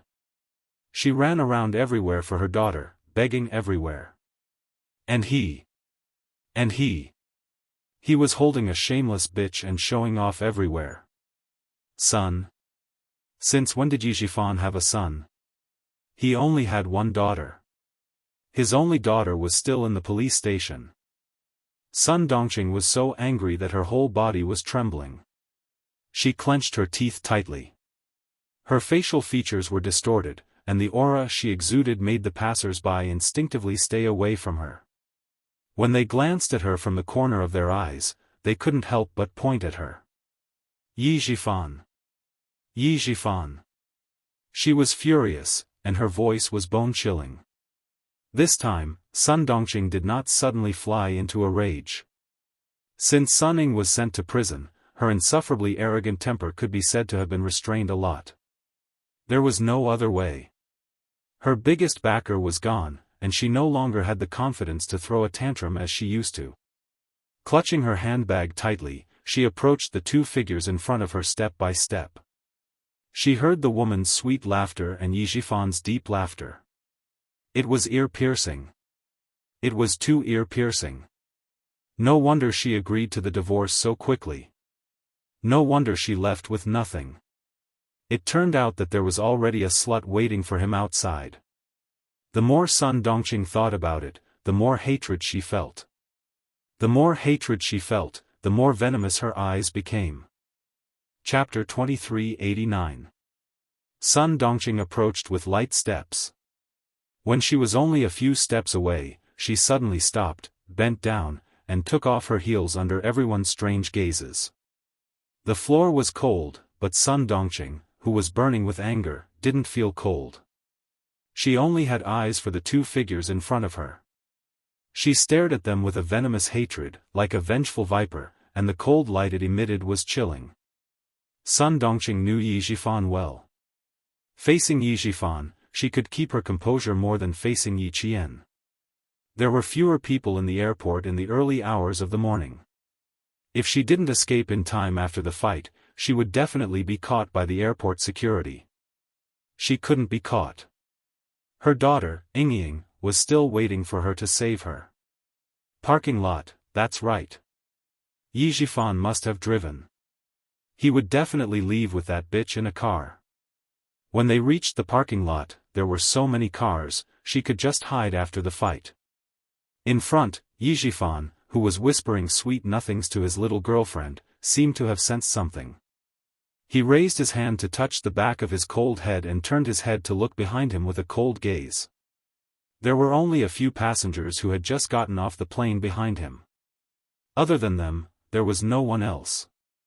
Yi Jifan, who was frowning, looked around worriedly, but didn't find anything. He turned back and said in a low voice, "It's late. We have to go to work tomorrow. Let's walk faster." Ever since Sun Yaozu was mysteriously killed, Yi Jifan had been very careful about his own safety. Once he found something wrong, he would immediately be alert. Just now, he clearly felt that someone was looking at him from behind, but when he turned his head, he didn't find anything. The woman in his arms was an obedient one. Hearing this, she nodded obediently.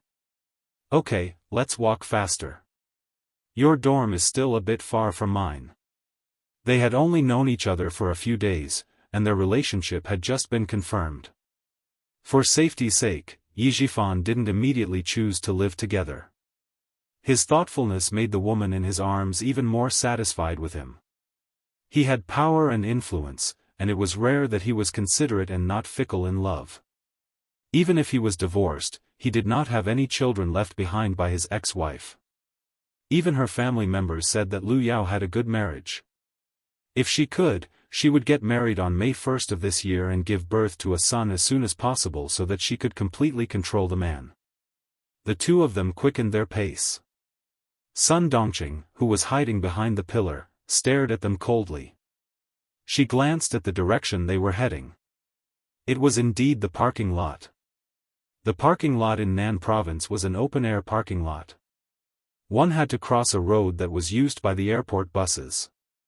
Just as Yi Jifan was crossing the road, he suddenly felt a strong wind coming from behind him.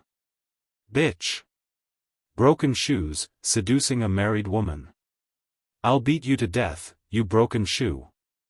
Sun Dongqing, who was holding the shoe in her hand, exploded. She used the hard heel of the shoe to hit the back of Lu Yao's head. Not only did she hit the back of Lu Yao's head, but she also raised her foot and kicked the slender Lu Yao, who had a slim waist and long legs, to the ground. Lu Yao had never been treated like this before. A sharp pain came from the back of her head, and she was so scared that she screamed repeatedly. Before she could fully react, she was kicked in the back by the woman who had insulted her. How could she stand firm in her high heels? She staggered a few steps, and the sharp heel of her shoe didn't stabilize her. She screamed and fell to the ground. The unforeseen event happened so suddenly that even though Yi Zhifan was on guard, he couldn't completely guard against Sun Dongqing, who wanted to kill him. He was stunned. Hearing her disgusted voice, Yi Zhifan was relieved. At least, it wasn't Sun Yaozu's murderer who attacked him. Sun Dongqing's fighting ability was very strong. It only took a few seconds for her to hit Lu Yao. After that, Sun Dongqing turned her target to Yi Zhifan. Chapter 2390. Sun Dongqing.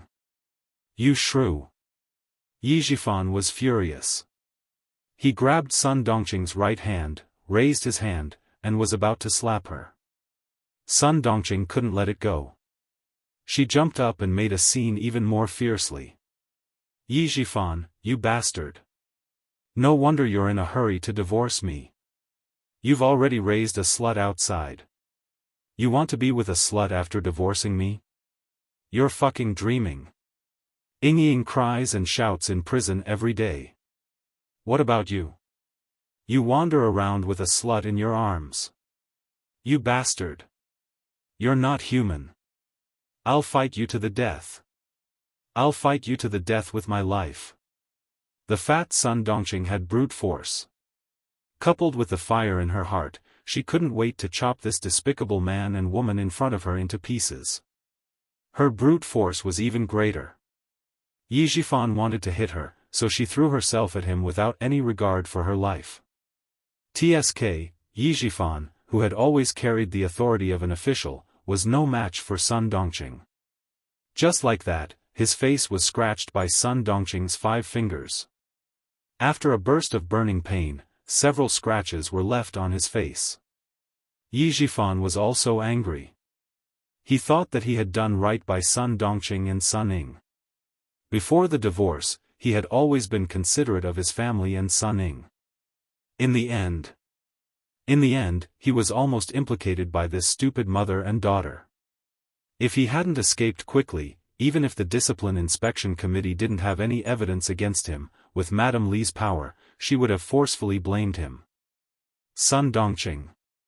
You've gone too far. Yi Zhifan was rarely violent.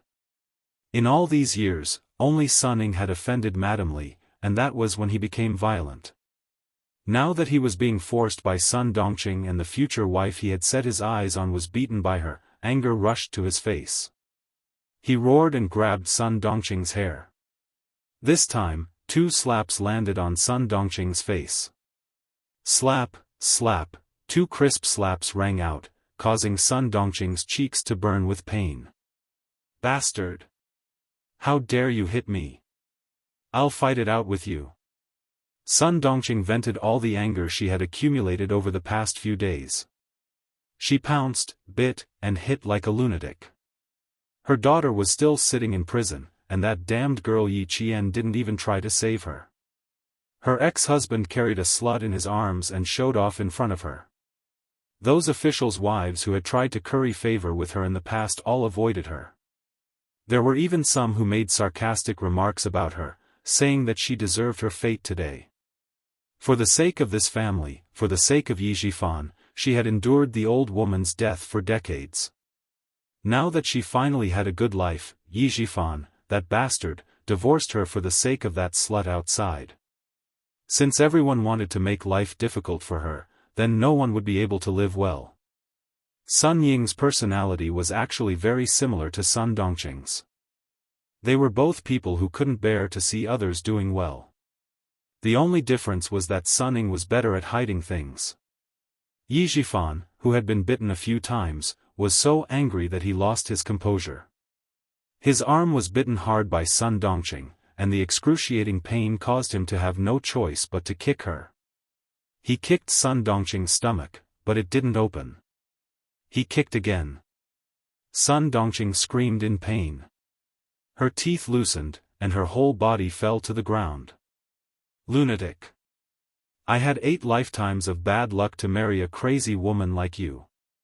Back then, it was Sun Xueqing who married me. In the end, it was a crazy woman like you who married me. After the divorce, you still fucking came to find trouble with me. Sun Dongqing, do you think I still have a good temper like before? This time, Sun Dongqing's hair stood on end. She fell to the ground with a ferocious expression and roared, Sun Xueqing. Good, good. You bastard finally admitted that you were thinking about that old woman who got pregnant before she was even married. I knew it. Chapter 2391. When Sun Dongqing heard Sun Xueqing's name, her suppressed emotions erupted like a volcano. This was a thorn in her heart, a thorn that pierced her flesh and grew with her heart.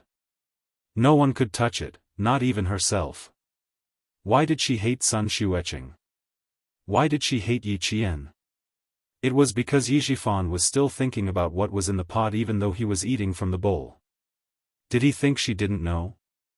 On the night of the wedding, when he was dead drunk, the name he shouted when he fell on the bed was Sun Xueqing. She heard it clearly. He was shouting Sun Xueqing. Sun Dongqing, who was in so much pain that she couldn't get up for a long time, screamed and got up. Her fat body was like a sandbag without a string, and she directly bumped into Yi Zhifan. Sun Xueqing, I knew you wanted to marry Sun Xueqing. You kept a broken shoes thing so well, and you even said you wanted to give it to Yi Qian. Yi Zhifan. I'll fight it out with you. Her overwhelming hatred surged. The thorn that had been in Sun Dongqing's heart for more than 20 years was finally pulled out. All of her hatred and dissatisfaction were vented at this moment. A bastard child left behind by a broken shoe, bah. She even dared to live in her house. If she knew, she would have killed her back then. She even wanted her to raise her. If she fell into her hands, she would repay her mother's debt. Hearing these filthy words, Yi Zhifan was furious. It wasn't easy for him to get a divorce, but in the end, he was being pestered again. She even mentioned Sun Xueqing. You crazy dog. Bite whoever you catch. Seeing the bulky body pouncing over, Yi Zhifan gritted his teeth and had no choice but to retreat. He didn't want to argue with a lunatic in public. Fortunately, it was the middle of the night and there was no one around. Otherwise, he wouldn't be able to show his face. Yi Zhifan treasured his reputation the most. He couldn't tolerate Sun Dongqing's actions and avoided her unreasonable pestering. He stumbled and almost fell a few times.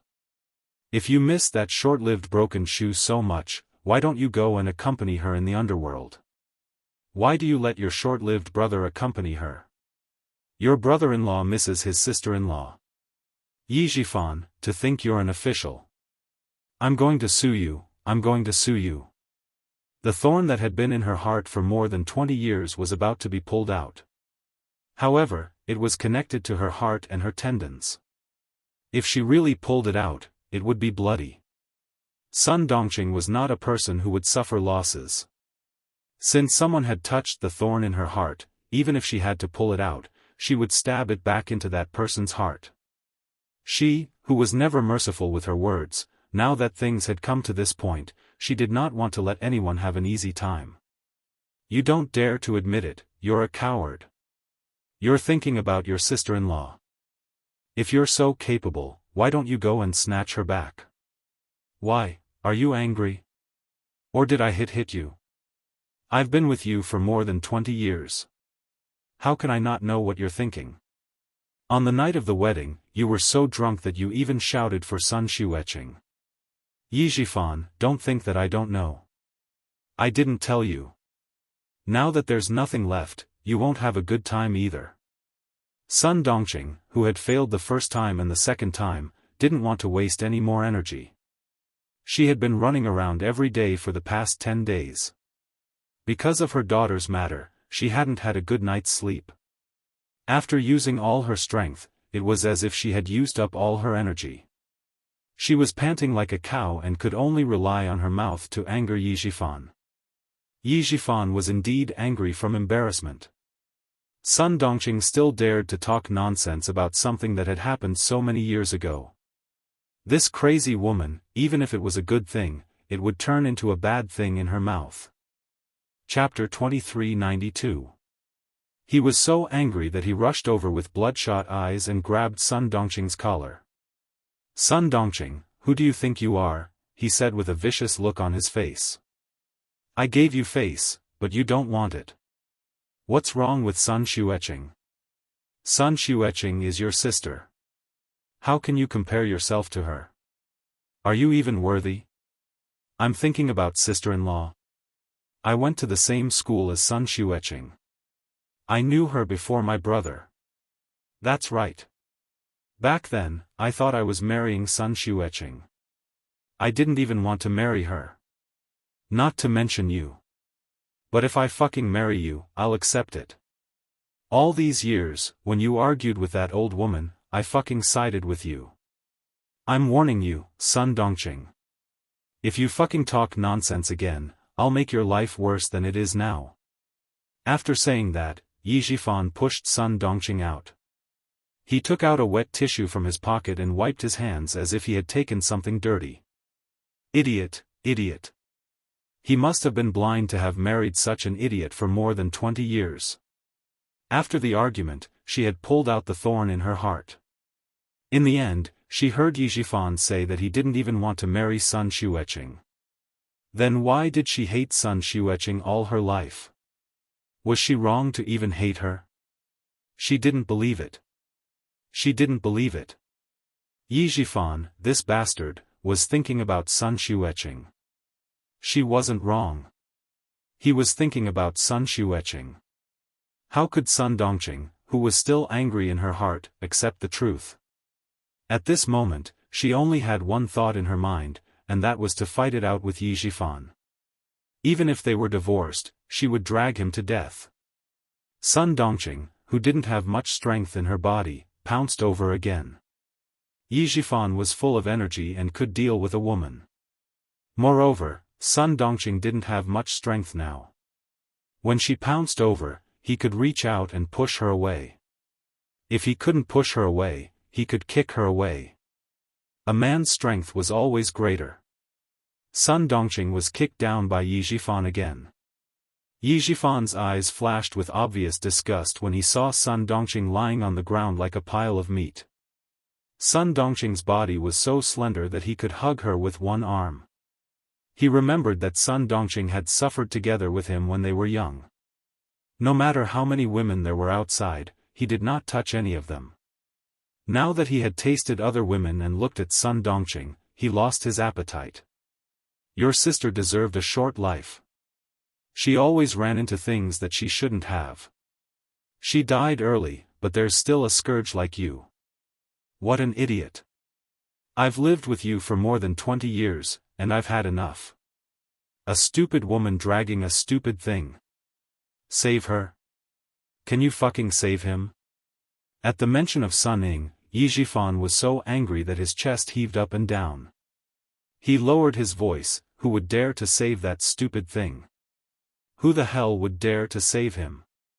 Madame Li has said that whoever dares to save Sun Ying in the southern province will be going against the Li family.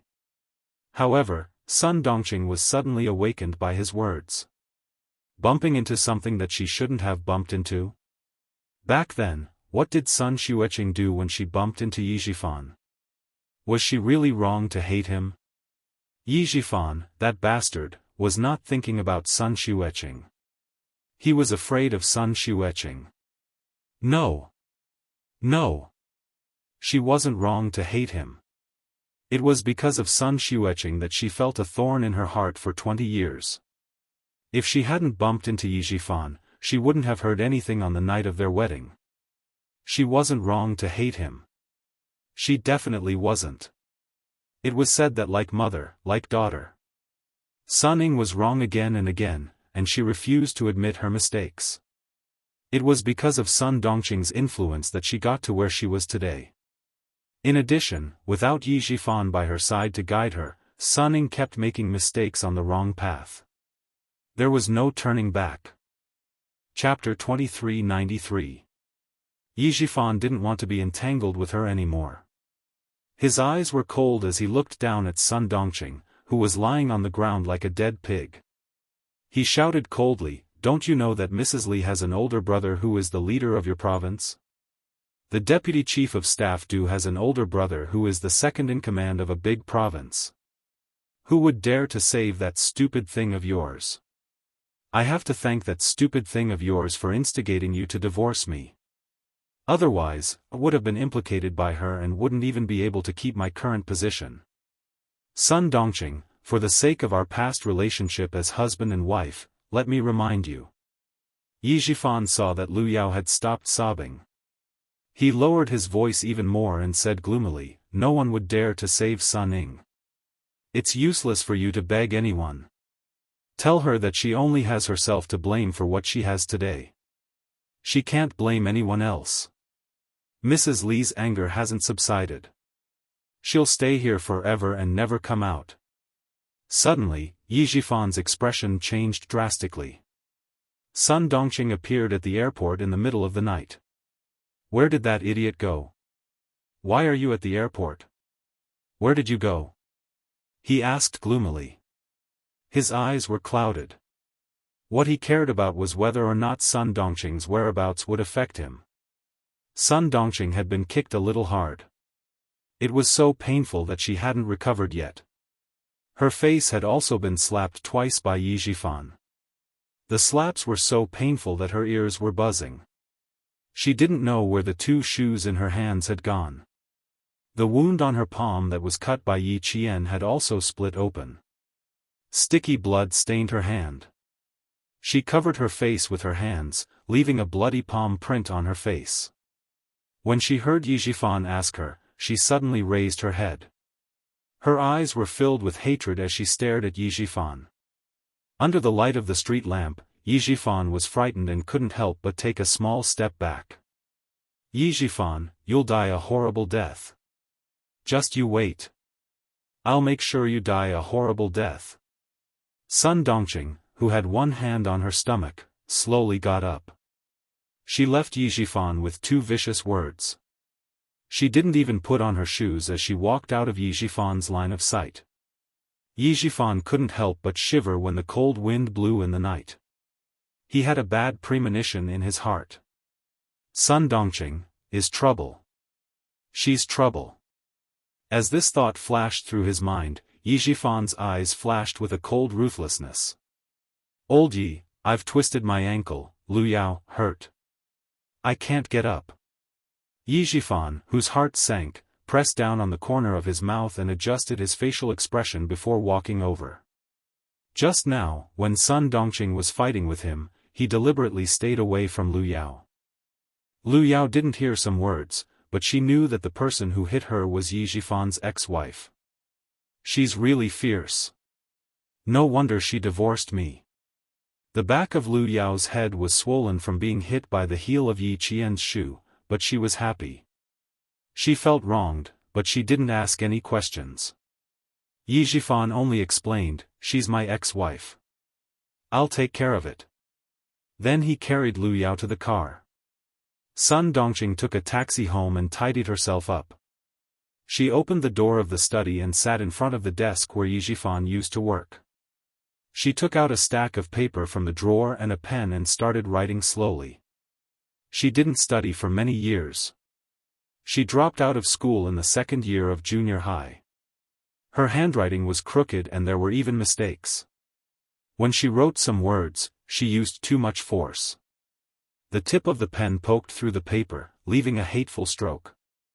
Chapter 2394. The sky gradually brightened up and the city became bustling with activity. The sun was shining brightly in the spring, driving away the coldness of the early spring. A peach blossom bloomed on a brown branch, adding a touch of color to the spring. Sun Dongqing was not in the mood to enjoy the spring scenery. She came to the Southern Province Public Security Bureau with a gloomy face. Her daughter, Sun Ying, had been locked up in there for 10 days. Madame Li in the capital had her hands in the Southern Province. She had nowhere else to go and did not know who to ask for help. Yi Zhifan wanted to be alone. Then he would not have a good time. Sun Dongqing walked into the police station with a numb expression. Compared to the other prisoners' families, at least she could see her daughter. However, she did not see that Madame Li was sitting in the car at this moment, coldly watching her walk into the police station. Mrs. Li looked at her back and said to a middle-aged man in a dark coat who was sitting in the driver's seat. His facial features were slightly fierce, but he had a good temperament. "She is Sun Dongqing. You came all the way here with me just to see this woman?" Madame Li frowned and her voice became colder. "Li Chuhai, behave yourself now that you are back in the country. Dad has retired and can't protect you anymore."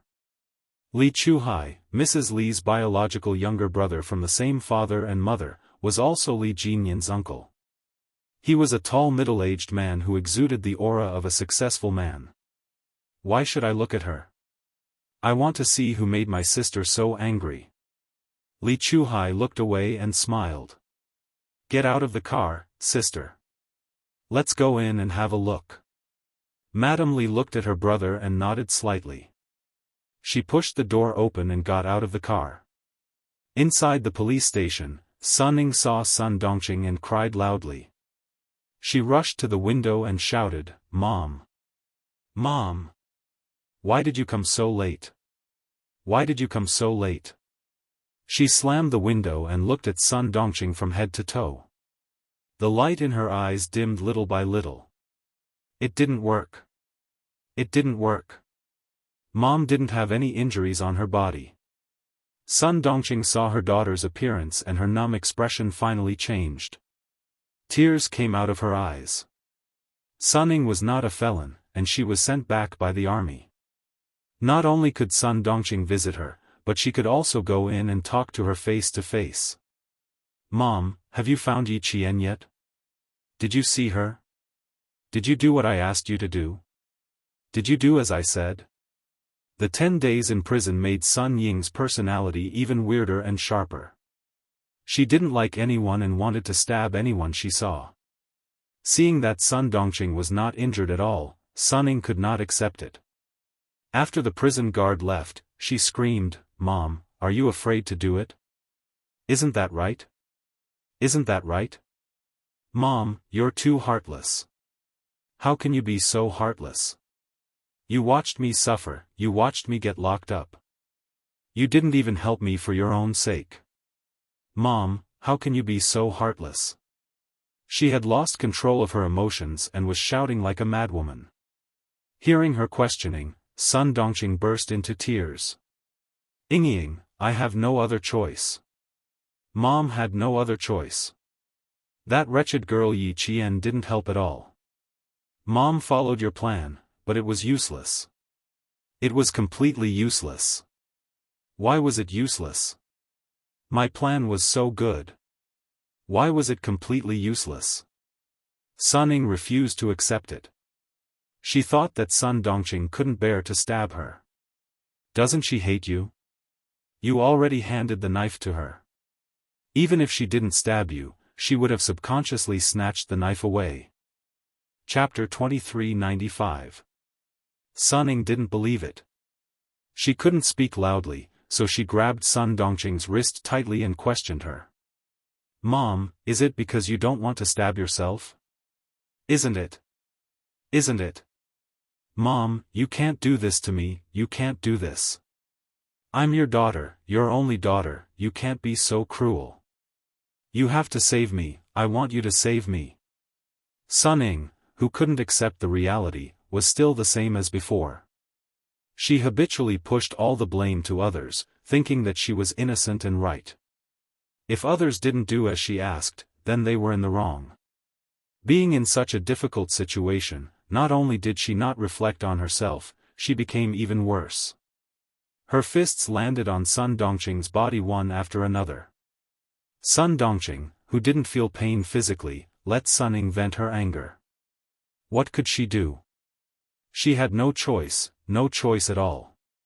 When Sun Ning had no more energy, Sun Dongqing spoke with a hoarse voice, gritting her teeth and telling her what happened yesterday. "Ying, as long as I can save you, even if I have to die now, I'm willing. Mom did what you asked, I even pulled out the knife, but that wretched girl is too powerful. Mom is no match for her at all. Mom is more anxious and distressed than anyone else when you're locked up here. But Mom has no choice. I begged that wretched girl, I said a lot of good things, but that wretched girl is too cruel. She's too cruel. She didn't save anyone, she didn't inherit any of her mother's good traits. No matter how I begged, she wouldn't let go. Mom has no choice, Ying, I'll come in and accompany you. When Sun Ying heard that her plan didn't succeed and Yi Qian escaped, all the energy in her body was drained, and she fell limply from the chair to the ground. Yi Qian, Yi Qian. She hated it so much. She hated it so much. Why did she have to be locked up here? Why did Yi Qian get to enjoy all the glory outside? Why didn't he kill her? Why didn't he kill her?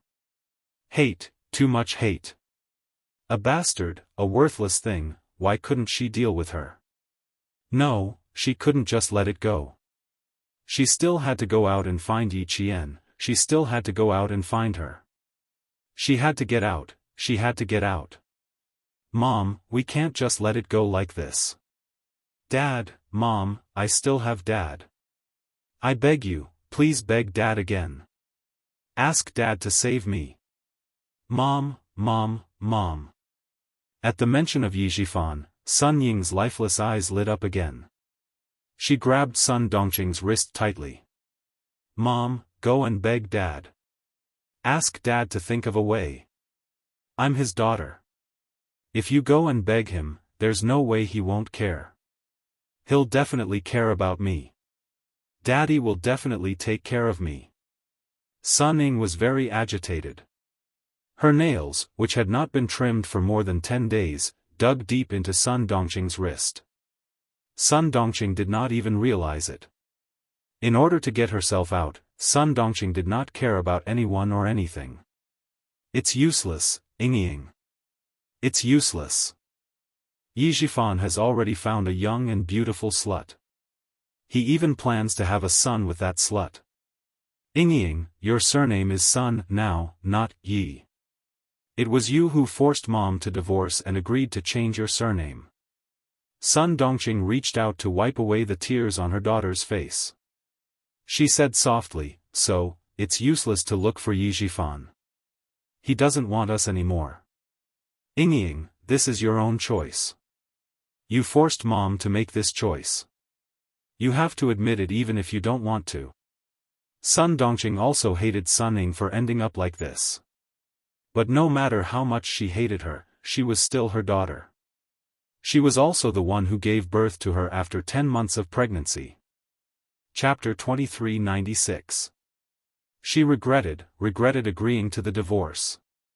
If they hadn't divorced, if her daughter hadn't changed her surname to Sun, that bastard Yi Zhifan wouldn't have stood by and watched.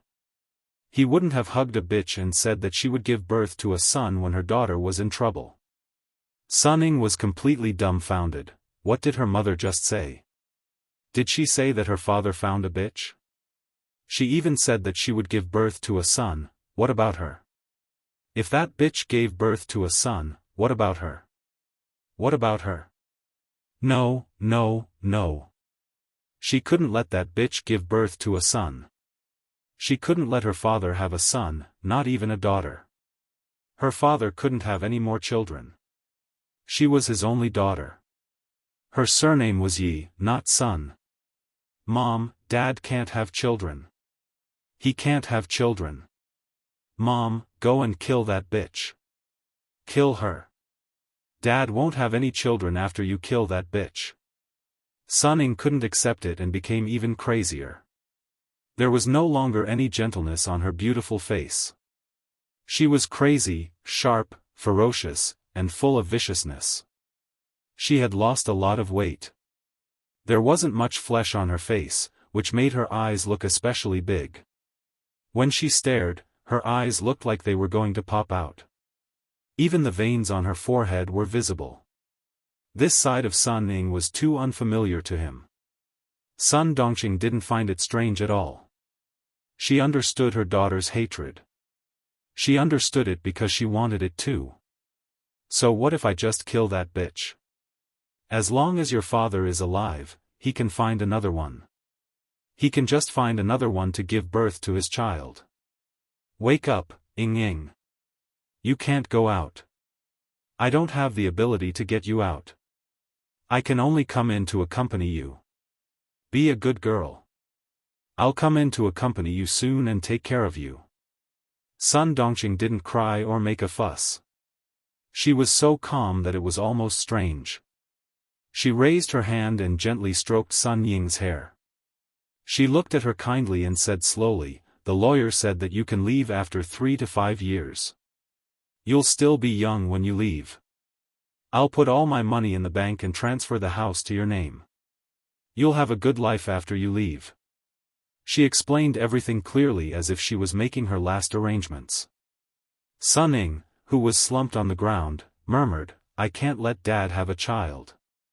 I don't agree. I'm Dad's only daughter. I don't agree. Her vision was a little sluggish, and her mind was even more muddled. She would cry and laugh for a while, and it seemed that there was something wrong with her mind. No, I can't live like this for the rest of my life. I'm Yi Ying. I'll be successful in the future. This is not a place for me to stay. I want to go out. It was time for visiting. 2 prison guards came in and said, "Time's up." Then they dragged Sun Ying away. The moment she was dragged up, Sun Ying screamed and struggled, let me go. I want to get out. Mom, save me, come and save me. I want to go out. I want to find Yi Qian. I want to ask her why she didn't come to save me." The shrill scream filled the room. Sun Dongqing, who was sitting on the floor, wiped away the last drop of tears on her face. When she could no longer hear her daughter's voice, she slowly stood up. What was the use of killing a bitch? She should kill Yi Zhifan. Yi Qian. There was no other way. She couldn't kill her. She was much more powerful than Yi Zhifan. She couldn't kill her.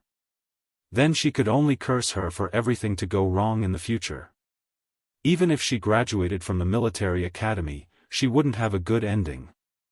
Sun Dongqing, who had calmly walked into the police station, left calmly. Madame Li's sneer deepened. Chapter 2397. Yi Zhifan was very slippery. The Commission for Discipline Inspection investigated him again and again, but they couldn't find any evidence against him. This time, with Sun Dongqing, he was in trouble. Director Ye's daughter is really interesting. She is ruthless and beautiful. Li Chuhai said with a smile. Suddenly, he saw Mrs. Li staring at him coldly. He realized that what he said was ambiguous. He smiled and said, "She is as old as Qin Qin. Sister, don't think too much. It's good that you know it. Don't mess around." Mrs. Li's cold eyes softened. She felt disgusted when she saw Sun Dongqing and her daughter. If she knew that her brother had evil intentions, Mrs. Li clenched her fists. Then she would make the mother and daughter's life more difficult. Li Chuhai glanced at her and said casually, "That girl is really bold. She lied to you. Are you going to let her go like this? She is just a girl.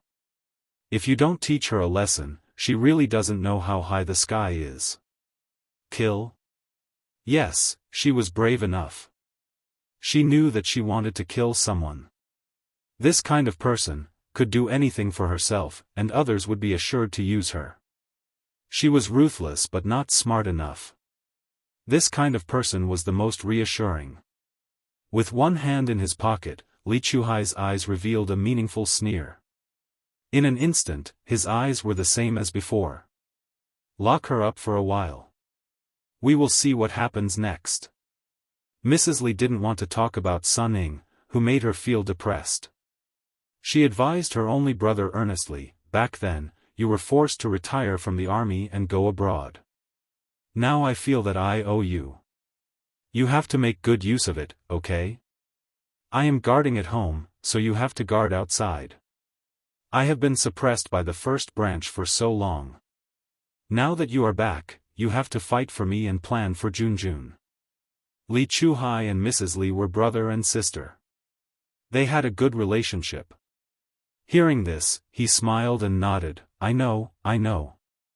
I am in my 40s. How can you still think of me as a hothead? Since you know that you are in your 40s, then do your job well. Mrs. Li walked out in high heels. The phone in her bag vibrated. She took it out and looked at the number. She immediately picked it up and smiled. Old classmate, I am out. Yes, I saw you.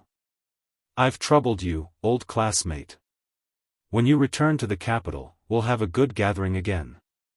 Alright. I'll leave you to it. Let's chat when you're free. Li Chuhai, who had walked to the front of the car, had already opened the door of the front passenger seat. After Mrs. Li ended the call, he said, Sister, you'd better not meddle in the affairs outside now. Brother-in-law told me yesterday that the higher-ups are watching him too closely. You should restrain yourself a little. I'll take over your company in Southern Province now. Leave the matters in Southern Province to me. I guarantee that I'll let you vent all the anger in your heart. As the wife of the Deputy Chief of Staff Mrs. Li could not open a company outside. Therefore, all the companies under her name were under Li Chuhai's name. Sun Ying's incident had alerted the General Staff Department. Since Li Chuhai had returned to the country, she handed over all the company matters to Li Chuhai and retreated behind the scenes. Hearing this, she thought for a moment and nodded in agreement. Okay, I'll leave the company to you. I'm getting old, and there are many things that I can't do. When Junjun graduates, let him join the company to help out. The burden on your shoulders will be lighter. Li Chuhai smiled. You have worked hard for decades. It's time for you to enjoy your life. I'll take care of the matters in Southern Province. I'll take care of the mother and daughter. Chapter 2398. You don't have to worry about Sun Dongqing. I want to see what she will do next. Madame Li curled her lips and sneered. Yi Jifan's disciplinary committee couldn't even find anything. Let's see if his ex-wife can find anything. Did he think that she would let him go after the divorce? Director Yi, you are an official. How can you be so naive? The car started and the sleek black luxury car sparkled in the sunlight. Li Chuhai, who was driving the car, glanced at Madame Li from the corner of his eye. Seeing the sneer on her face, he smiled and said, They're just a few small fries. They're not worth your time. The General Staff Department keeps a close eye on brother-in-law. Don't make any big moves. Since I am back, I will handle some things that you can't handle. Madame Li had a good relationship with her brother. They knew that their eldest brother and second brother were not real siblings since they were young. Their eldest brother saw them as a thorn in his side and they didn't like their eldest brother and second brother either. The family looked amiable on the surface because old Master Li was still around. After old Master Li passed away, the Li family would have to settle the score. They wanted to see who would win between the first branch and the second branch. Madame Li, whose eyes flashed with anger, pursed her lips tightly. The wrinkles on her face deepened, making her usually dignified face reveal a hint of gloominess that was not easily revealed. We have lived a good life for a long time and we have to live a hard life. We have been submissive at home for so many years. It is time to turn things around. Madame Li's cold voice sounded in the quiet car and the atmosphere became a bit oppressive. Li Chuhai, who was driving, was not affected. He steadily turned the steering wheel and drove into the tunnel under the river. The light in the car suddenly dimmed and the street lights on both sides of the tunnel flickered. Li Chuhai's vision was affected and he couldn't help narrowing his eyes. With the flickering light, there seemed to be an unpredictable darkness flowing in his eyes. Everything will be fine. There is no obstacle that can't be overcome. Everything would be fine. So many obstacles had been overcome. What else could he, Li Chuhai, not overcome? The southern province's officialdom was still in flux. Some were on tenterhooks, some were uneasy, some were carefree, and some were applauding. As the Discipline Inspection Commission continued their investigation, 2 more officials from the southern province were removed from their positions in less than a week. At this moment, a report letter filled with countless typos was delivered to the Discipline Inspection Commission. It was a letter from Sun Dongqing to the Commission for Discipline Inspection. Yi Zhifan didn't know about it, but Madame Li, who had been keeping an eye on the officialdom of Southern Province, knew about it. Mrs. Li had been staying in Southern Province during this period of time.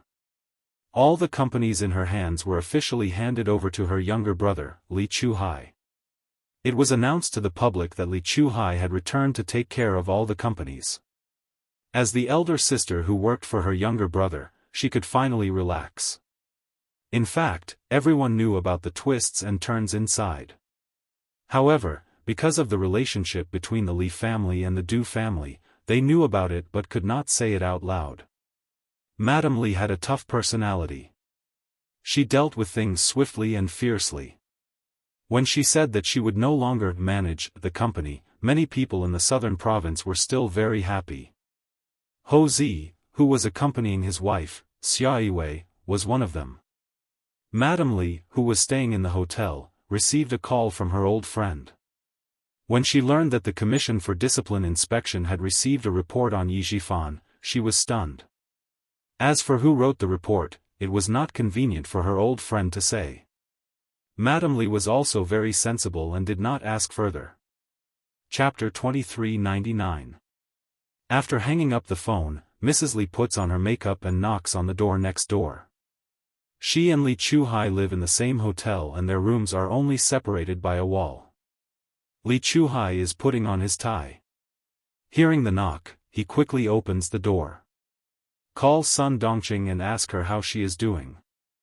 I just received a call from a friend who told me that Yi Zhifan has been reported and the Discipline Inspection Committee has gone to the Urban Construction Bureau. Mrs. Li doesn't enter the room. She stands at the door and says, "Go to the company to sign the papers. I'll be there later. I'll change my ticket to the afternoon." According to the original plan, Mrs. Li will go to the company in the morning to sign several documents that Li Chuhai will be responsible for all the company's affairs in the future. Then she will fly back to the capital at 11:00 in the morning. At this moment, Yi Zhifan, who has not been found out, is suddenly reported. Mrs. Li first thinks of Sun Dongqing. She has been staying in the southern province during this period. She needs to hand over all the affairs of the southern province branch to Li Chuhai, so she hasn't returned to the capital yet. Mrs. Li, who is dealing with the company's affairs, has been sending people to keep an eye on Sun Dongqing. As long as there is the slightest sign of trouble, she will immediately receive the news. Before leaving, she can see Yi Zhifan fall from the horse. Her stay in the southern province for so many days is not in vain. Yi Zhifan doesn't know that he has been reported. After several scratches on his face by Sun Dongqing, he finally finishes his sick leave and goes back to work in the Urban Construction Bureau. As soon as he walks into the office building of the Urban Construction Bureau, he feels that the atmosphere in the bureau is strange. In the spacious and bright lobby, even the cleaners are nowhere to be seen. When the staff on duty who usually greets him sees him coming, they look away and don't dare to look at him directly. Yi Zhifan paused in his steps and then strode to the elevator. Walking into the elevator, Yi Zhifan's calm face slightly darkens. Something is wrong.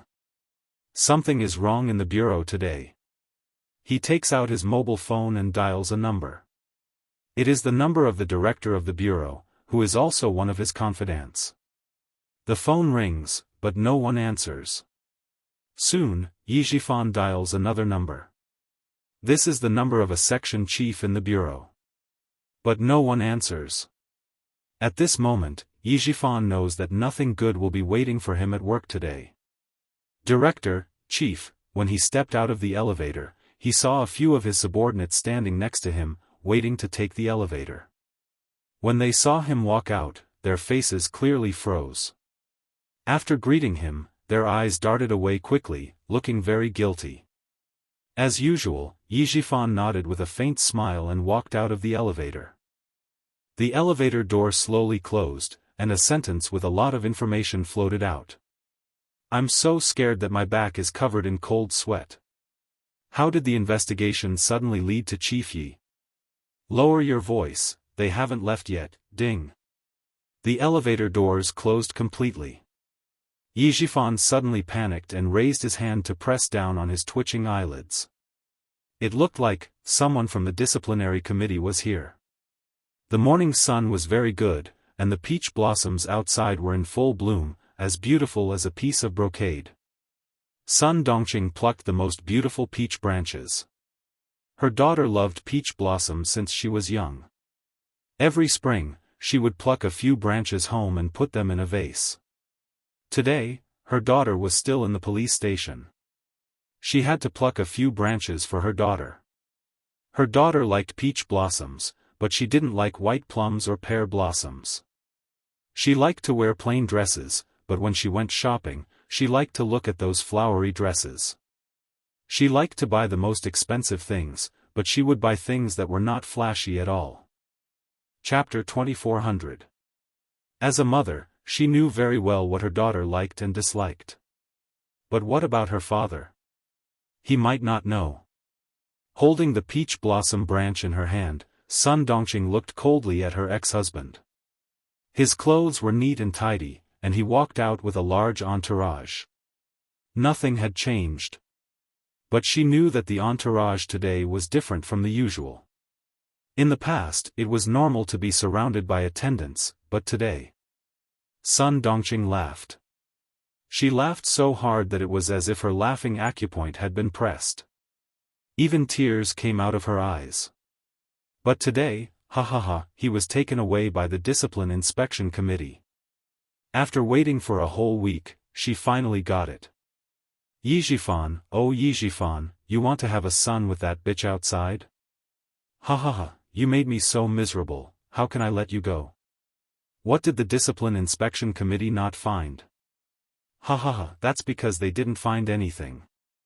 You want to get away with it and continue to have a bright future? Bah! There's no such thing. Several cars started to move. Yi Zhifan, who was sitting in the front car, looked outside calmly. When the car drove past the greenery, he saw a bright color in the greenery. At this moment, Yi Zhifan's calm eyes suddenly narrowed. It was Sun Dongqing. She held the peach blossom branch in her hand and stood in the greenery. A huge wave of panic spread from the bottom of his heart. Yi Zhifan, who could still talk cheerfully in front of the Discipline Inspection Committee, finally showed a trace of panic. Sun Dongqing, it was her, it was her. Her fingers trembled slightly. Yi Zhifan could even feel her gaze falling on the car. This lunatic. This lunatic. She wants to destroy me. It was my mistake not to get rid of her sooner. What did she tell the Discipline Inspection Committee? There were some things that he didn't hide from Sun Dongqing. Even the matter with Yi Qian was handled by him and Sun Dongqing together. Other than that, there was nothing else. Corruption, taking advantage of others, receiving benefits from others, he dared to guarantee that he had never done anything like that, nor did he let Sun Dongqing do anything like that. As the car sped along, Yi Zhifan, who was flustered, gradually calmed down. In front, someone said with a smile that was not a smile, Director Yi seems to have a lot on his mind. Don't worry, as long as Director Yi does the right thing, there's nothing to worry about. A member of the Commission for Discipline Inspection who was sitting with Yi Zhifan also smiled and said, that's right. As long as you're upright, there's nothing to worry about. Many officials have sat in our car. Some of them came in our car and were sent back by our car.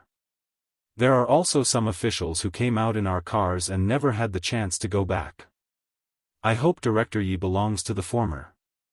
This was a very stressful conversation. Yi Zhifan calmed himself down and then smiled faintly. Is that so? Thank you for your hard work.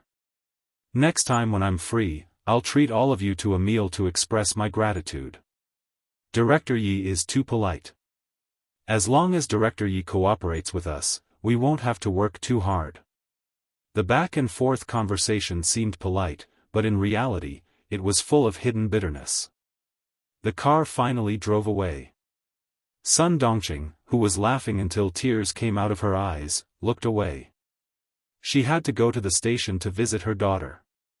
She hadn't seen her for a week and didn't know how much weight she had lost. She also wanted to tell her daughter that she wouldn't let her stay in the station alone. Sun Dongqing, who was leaving in a taxi, didn't know that she was coldly watching her ex-husband, Yi Zhifan, being taken away by the Commission for Discipline Inspection. Chapter 2401. She took a taxi to the bureau. Mrs. Li, who was watching her, raised her hand and motioned for Li Chuhai to follow her. Li Chuhai, who had been a driver for a week, started the car helplessly. When he turned the car key, he glanced at Mrs. Li beside him. Seeing that she was still pressing the corners of her mouth and was still angry, he didn't know whether to laugh or cry. "Sister, Yi Zhifan didn't need you to do anything. His ex-wife did. You should feel better now." "I don't understand. You were unhappy before Yi Zhifan fell off the horse. Now that he has fallen off the horse, you are still unhappy. What do you want to do?" Mrs. Li was even more certain that Sun Dongqing was the one who reported Yi Zhifan to the Commission for Discipline Inspection when Sun Dongqing arrived at the Urban Construction Bureau early in the morning. Seeing the sneer on Sun Dongqing's face, Mrs. Li, who was smiling, couldn't smile anymore. She didn't want anyone in this family to be smug. Even if the whole family killed each other, she didn't want anyone to feel comfortable. Vent the anger in her heart? How could she vent it? She couldn't vent it. Because of Yi Zhifan's family, Old Du was singled out for criticism and demerit. Old Du got demerit, and Xia Xinhui got credit for it. How could she not hate them? How could she vent the anger in her heart? Yi Zhifan's ex-wife really made a bad move. What benefits could she get by dragging Yi Zhifan down the horse? Although they were divorced, she couldn't get away with it. This time, the family of three is in the police station at the same time. "Sister, you can go back to the capital." Li Chuhai knew that Mrs. Li was strong-willed and had to do everything according to her wishes. He joked, "Things have come to this point. The whole family is in the police station. What else is there to settle? It's all settled. I should go back to the capital, but there is one thing I need to do before I go back." The sun was a little dazzling. Mrs. Li took out a pair of sunglasses from her bag and put them on. The brown lenses covered the coldness in her eyes. "As for settling, I don't. Drive to the station. Of course, you're the older sister. I'll take you wherever you want to go as long as your body can handle it." Li Chuhai smiled and shook his head. He stepped on the accelerator and drove towards the Southern Province Public Security Bureau. When Sun Dongqing arrived at the Southern Province Public Security Bureau, she turned around and saw the back of an upper-class woman walking elegantly into the bureau. There was a middle-aged man beside the lady. The two of them lowered their heads and said something to each other before entering the police station together. Sun Dongqing seemed to have thought of something as she watched the noble lady walk into the police station. A nostalgic look appeared on her face. Before the divorce, she was just like that woman, walking around with her head held high and her chest puffed out, not afraid of anything. But now, no matter where she went, she only felt tired. She didn't know when these days would come to an end. Endure it one day at a time. She walked in slowly and filled in a few forms as usual. She pressed her fingerprint and signed her name. Someone then led her in. After a while, she would be able to see her daughter. "Wait outside. Someone is inside," the policeman who led her in said with a serious expression. He motioned Sun Dongqing to sit in the small room next door and wait for the person inside to come out. During the previous visits, Sun Dongqing had not changed her habit of being arrogant. As a result, she hit a hard wall. No one cared that she was the wife of the director of the Urban Construction Bureau. No one would give her face. They yelled at her and even directly ordered her not to make a scene. In the end, she was driven out of the police station with a gloomy face. Chapter 2402. Now, she was well behaved. She didn't dare to throw a tantrum and scold people as she used to. She did whatever the police said and didn't dare to act rashly anymore. Inside, the moment Sun Ying saw Mrs. Li, she was so scared that her whole body trembled. Her face was as pale as paper and her eyes were full of fear. Mrs. Li looked at her as if she was looking at an ant. Sun Ying was afraid of Mrs. Li. She had been locked up here for more than 10 days. It was all Mrs. Li's doing. She had no one to help her. But Mrs. Li's appearance gave Sun Ying a glimmer of hope. No matter how scared she was, she bit the tip of her tongue and forced herself to walk step by step to Mrs. Li. Plop. Sun Ying knelt down in a daze. Li Chuhai, who was sitting next to her and playing with his phone, raised his head slightly. There was a hint of interest in his gloomy eyes. It seemed that Yi Jifan's daughter was quite capable. She was so scared that she wanted to turn around and run away, but she dragged her legs and walked over step by step. Without any skill, she knelt down heavily. She knelt so hard that her knees were bruised. She was ruthless enough. People who were ruthless enough to themselves were usually more successful. Li Chuhai, who was interested, put his phone back into his trouser pocket, crossed his legs and looked at Sun Ying calmly. He wanted to see how ruthless she was to herself. "Madam, I know I was wrong. I shouldn't have lied to you. I shouldn't have hidden the ridiculous things I did when I was studying abroad. Madam, I know I was wrong." Sun Ying put her posture in the dust. She knelt down straight and slowly shrank her shoulders, like a bird with broken wings, showing the softest side. But her hands were clenched tightly. She dug her sharp nails into the flesh of her palms and continued to force herself not to faint and not to run away in fear. This was her chance. No matter whether she could leave or not, Mrs. Li's appearance was her chance. "Madam, Ying knows that she was wrong. I've done so many wrong things and made you lose face. Ying is ashamed of Madam's high praise." Sun Ying bent down. Her voice was choked with sobs, but she gradually said each word clearly. Her sincerity made people feel that she was sincerely remorseful.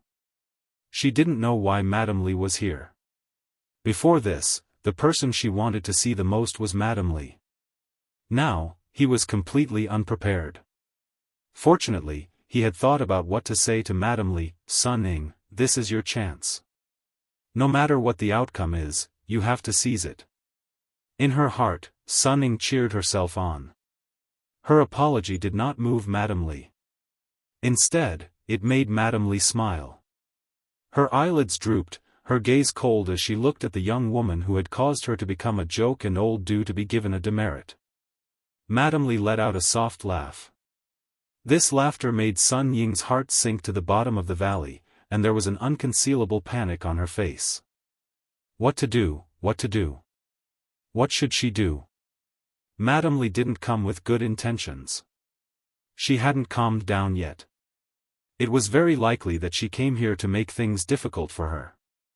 She could tell from his laughter. Sun Ying bit her lower lip hard. She was afraid that the scream in her heart would come out from her throat.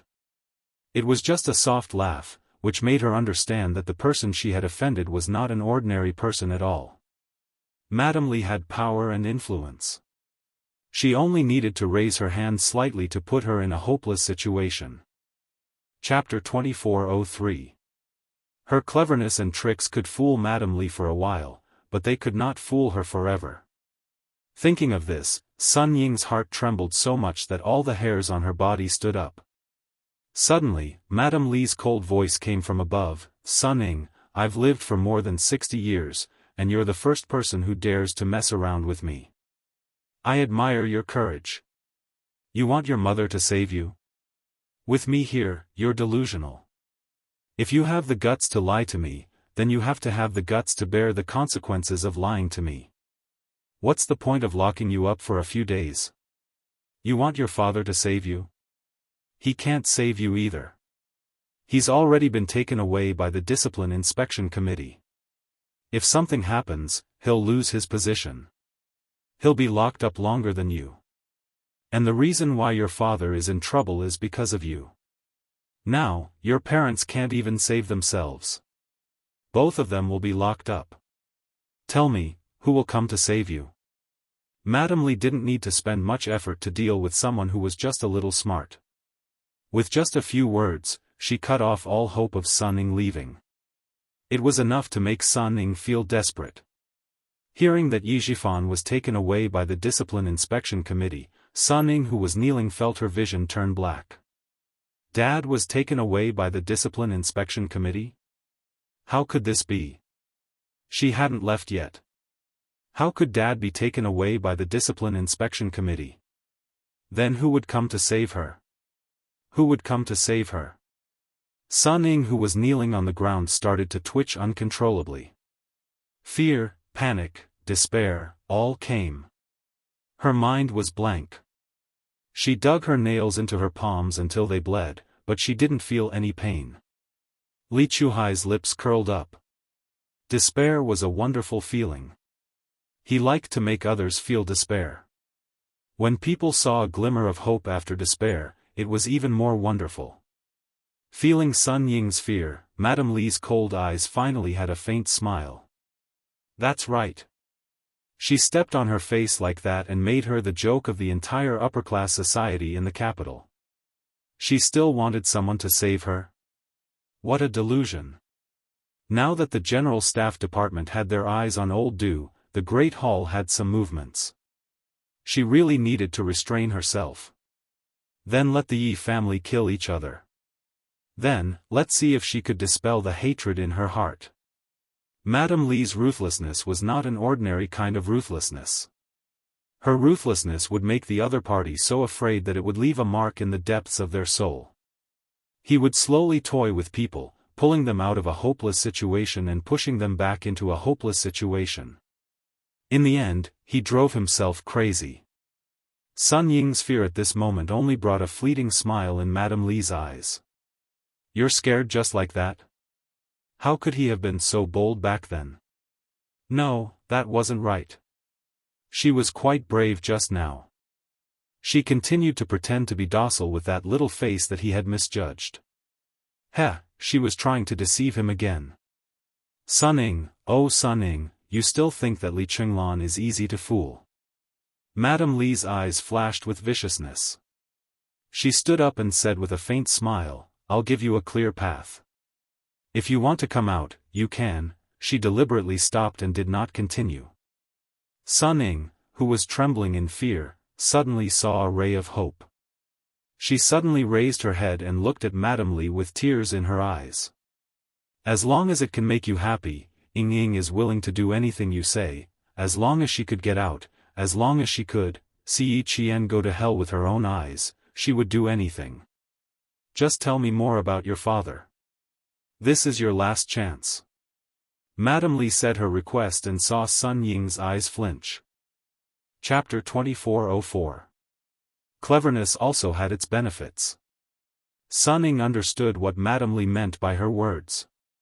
Mrs. Li's mouth twitched slightly, showing deep wrinkles which made her face even colder. Sun Ying, you don't have a choice. If I know you have other tricks. There are so many beggars outside. Do you want to be one of them? I, Li Qinglan, am a woman of my words. Don't take it as a joke. There are so many beggars outside. A picture flashed in Sun Ying's mind, and her chest heaved up and down. Those beggars had no hands, no feet, and even no complete face. If she didn't follow Mrs. Li's arrangement, she would become one of them. No. She didn't want to. She didn't want to. She was shocked and angry. She had been in a nervous state for a long time, so she collapsed to the side. She was kneeling at the foot of the chair next to her. Li Chuhai came over and took a look. He smiled and said, You fainted. You dared to lie to me just now. What's the big deal about fainting? Don't worry, take your time. Madame Li glanced at him with disgust and left the small room after speaking disapprovingly. When Sun Dongqing came in, she saw her daughter holding the chair leg with a pale face. Her body was trembling as if she had been greatly frightened. Even her lips were trembling. Sun Dongqing, who cherished her daughter as much as her life, was so scared that her knees went weak. Sitting in the next room, she did not see Madame Li, nor did she hear what Madame Li said. She only saw Sun Ying twitching in fear and was in a very bad state. Ying. Ying. Seeing this, Sun Dongqing almost crawled over and hugged Sun Ying tightly. She shouted in a hoarse voice, Ying, what's wrong with you?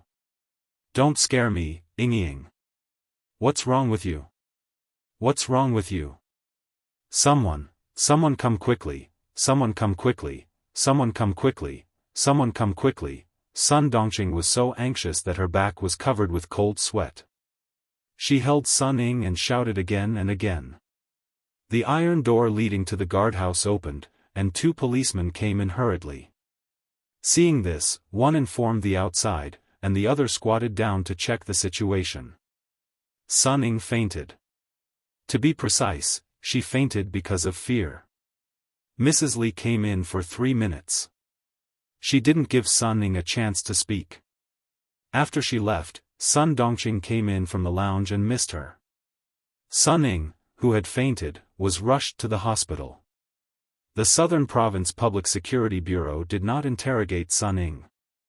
They were still investigating. During the investigation, even though Sun Ying was imprisoned, she was given a separate room. Other than not being able to move freely, there were not many restrictions placed on her. Who would have thought that Sun Ying would torment herself day after day? One moment, she would make a fuss about wanting to go out. The next moment, she would make a fuss about wanting to see her father. She was hysterical all day and night. Now, she had actually fainted.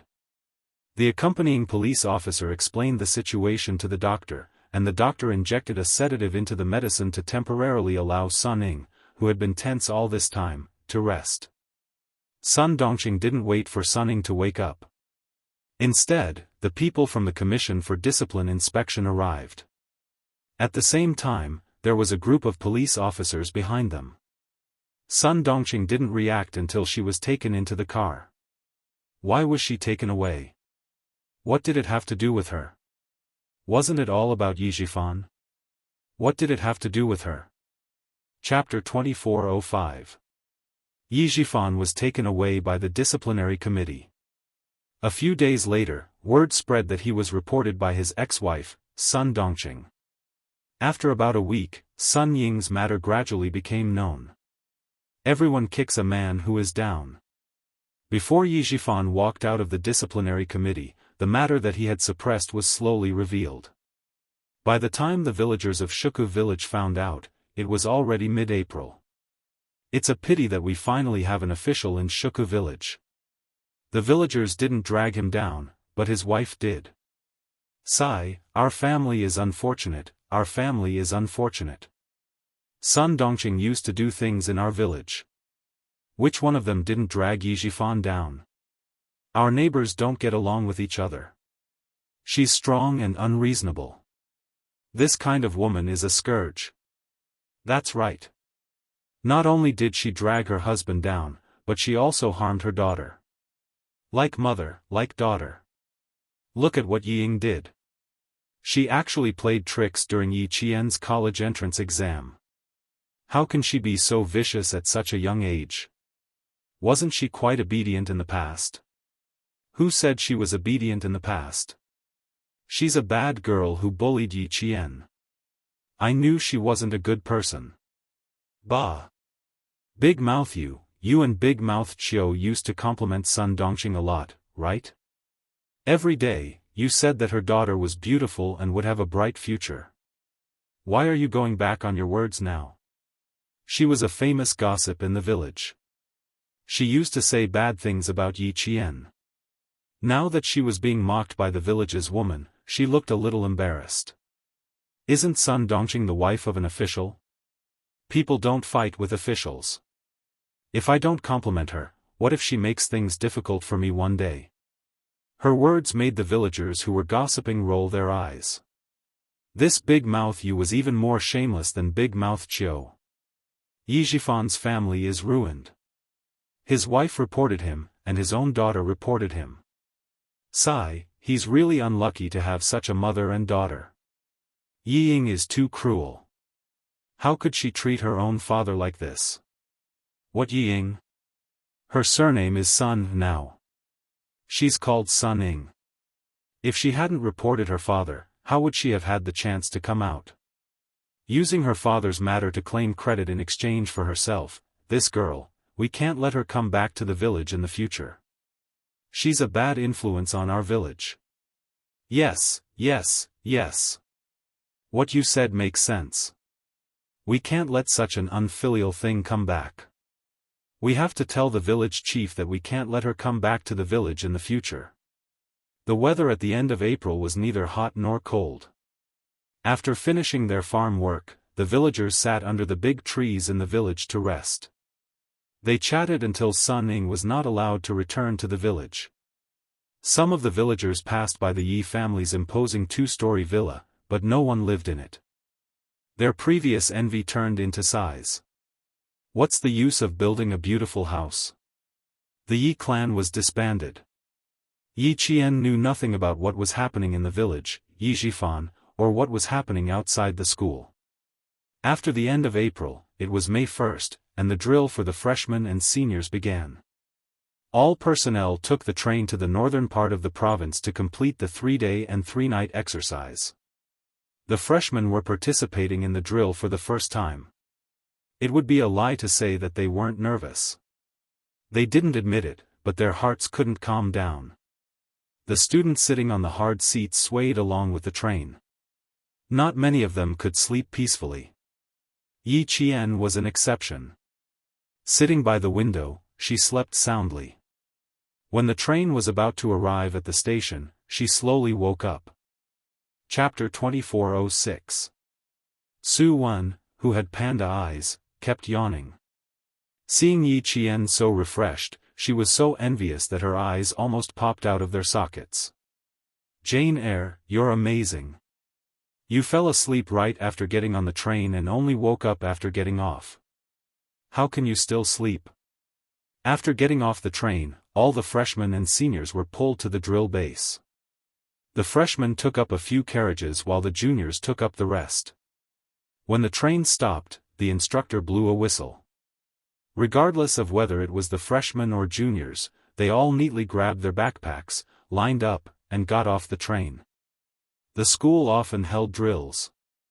There were drill bases in the 4 directions of the province: the east, west, south, and north.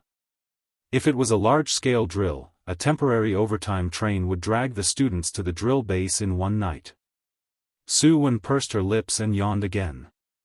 After getting off the train, the soot-laden wind blew over. She whispered to Yi Qian, "Why does it feel so cold?" This time, we're at the drill base in the northwest. The weather forecast is light to moderate rain. The temperature in the mountains is 18 degrees at night and 21 degrees during the day. Yi Qian moved forward with the large group and asked Su Wen softly, "Did you bring the thermal underwear that I asked you to bring?" After a while, he still did not hear Su Wen's reply. Yi Qian, who was walking in front, looked a little pale. Su Wen was now considered a problematic student in their class. Perhaps it was because of her family. She had been spoiled by the elders since she was young. When she first came to the military academy, she had been filled with novelty. Now that the novelty had worn off, her negative emotions began to show. Yi Qian thought about what the dean, director, and instructor had said to her before the drill. His expression became a little serious. If Su Wen continues, the academy may consider asking her to transfer schools. She is not suitable to stay in the military academy. Let's observe the drill again. If it doesn't work out, we'll contact her family. This was what the dean had said to her. When she had heard it, she had been shocked. Because of this, she had done some research and found out that there were indeed such cases. It was not just 1 or 2 students who had been asked to leave, but many of them. Cheating in exams, failing a course, failing in military affairs, violating school rules, having a low attendance rate, all of these could lead to expulsion. Right now, Su Wen's military skills were not up to standard. If this continued, he would indeed be asked to retire. Su Wen didn't dare to answer Yi Qian because she thought it was too heavy for her to carry, so she secretly took it out. She did not answer, and Yi Qian did not ask again. He was somewhat disappointed. They were now at the border between an autonomous county and an autonomous prefecture. This area was mountainous and humid, and it was foggy even in June. It was 4:00 in the morning. Fortunately, it was still daytime when the car arrived at the maneuver base. When it was night time, Su Wen knew what it was like to not bring thermal clothing. This exercise was called Target High Ground, Rush Attack. This was a field training exercise. The Red and Blue armies would compete for the high ground, and both sides would win first. The freshmen and juniors would carry out actual combat training at the exercise base, which would also include electronic warfare. The train station at 4:00 in the morning was very quiet. The other trains coming and going stopped for about half an hour, waiting for all the students to leave the station before starting again. There were more freshmen and juniors, but half an hour was enough for them to leave the station. Within 15 minutes, everything was completed, including exiting the station and boarding the trucks. Each truck dragged about 20 people and headed towards the training base. Chapter 2407. He Jing purposely sat beside Yi Qian. As the car rocked, she said softly, "Wen Zi has been having a lot of problems recently. When you were away, she was called to talk to the instructor every day. After you came back, she restrained herself a little. Forget it. Don't worry so much. I've told her all the good and bad things. She's an adult and doesn't need anyone to control her. She should restrain herself. If this goes on, it'll be difficult for her to stay." The main thing was that she might not appreciate it if she said too much. He Jing didn't say it out loud. She only said it in her heart. After a while, Yi Qian nodded gently. "Try to persuade her if you can. If you can't, then it's useless." If she was not controlled and allowed herself to do as she pleased, she would not be a good soldier if she forced herself to stay. In that case, it would be better to persuade her to leave early and go back to a local university to continue her studies. He Jing knew that even if she didn't say it, Yi Qian would be smart enough to understand. She smiled and said softly, "I'll sleep for a while more. Qian Yanjun is sitting beside me. That kid looks gentle, but when he snores. Damn, he's a pig. I can't sleep even if I want to." Hearing her description, Yi Qian smiled and looked away. Actually, she didn't sleep all the way in the car. She woke up a few times on the way, but she was always woken up by the snoring of the male students. Other than the 3 female students, everyone else in the car was male. It would be strange if they didn't snore. The car drove for 2 hours and arrived at the base at 6:00 sharp. All the freshmen got out of the car and lined up. There were hundreds of people in the car. Just looking at the ostentation, it was big enough. Soon, each class was given a military map and a set of drill rules. Yi Qian took the map and scanned the drill rules. His pupils shrank slightly. The drill was still about fighting for the high ground. However, the rules were not what they knew before.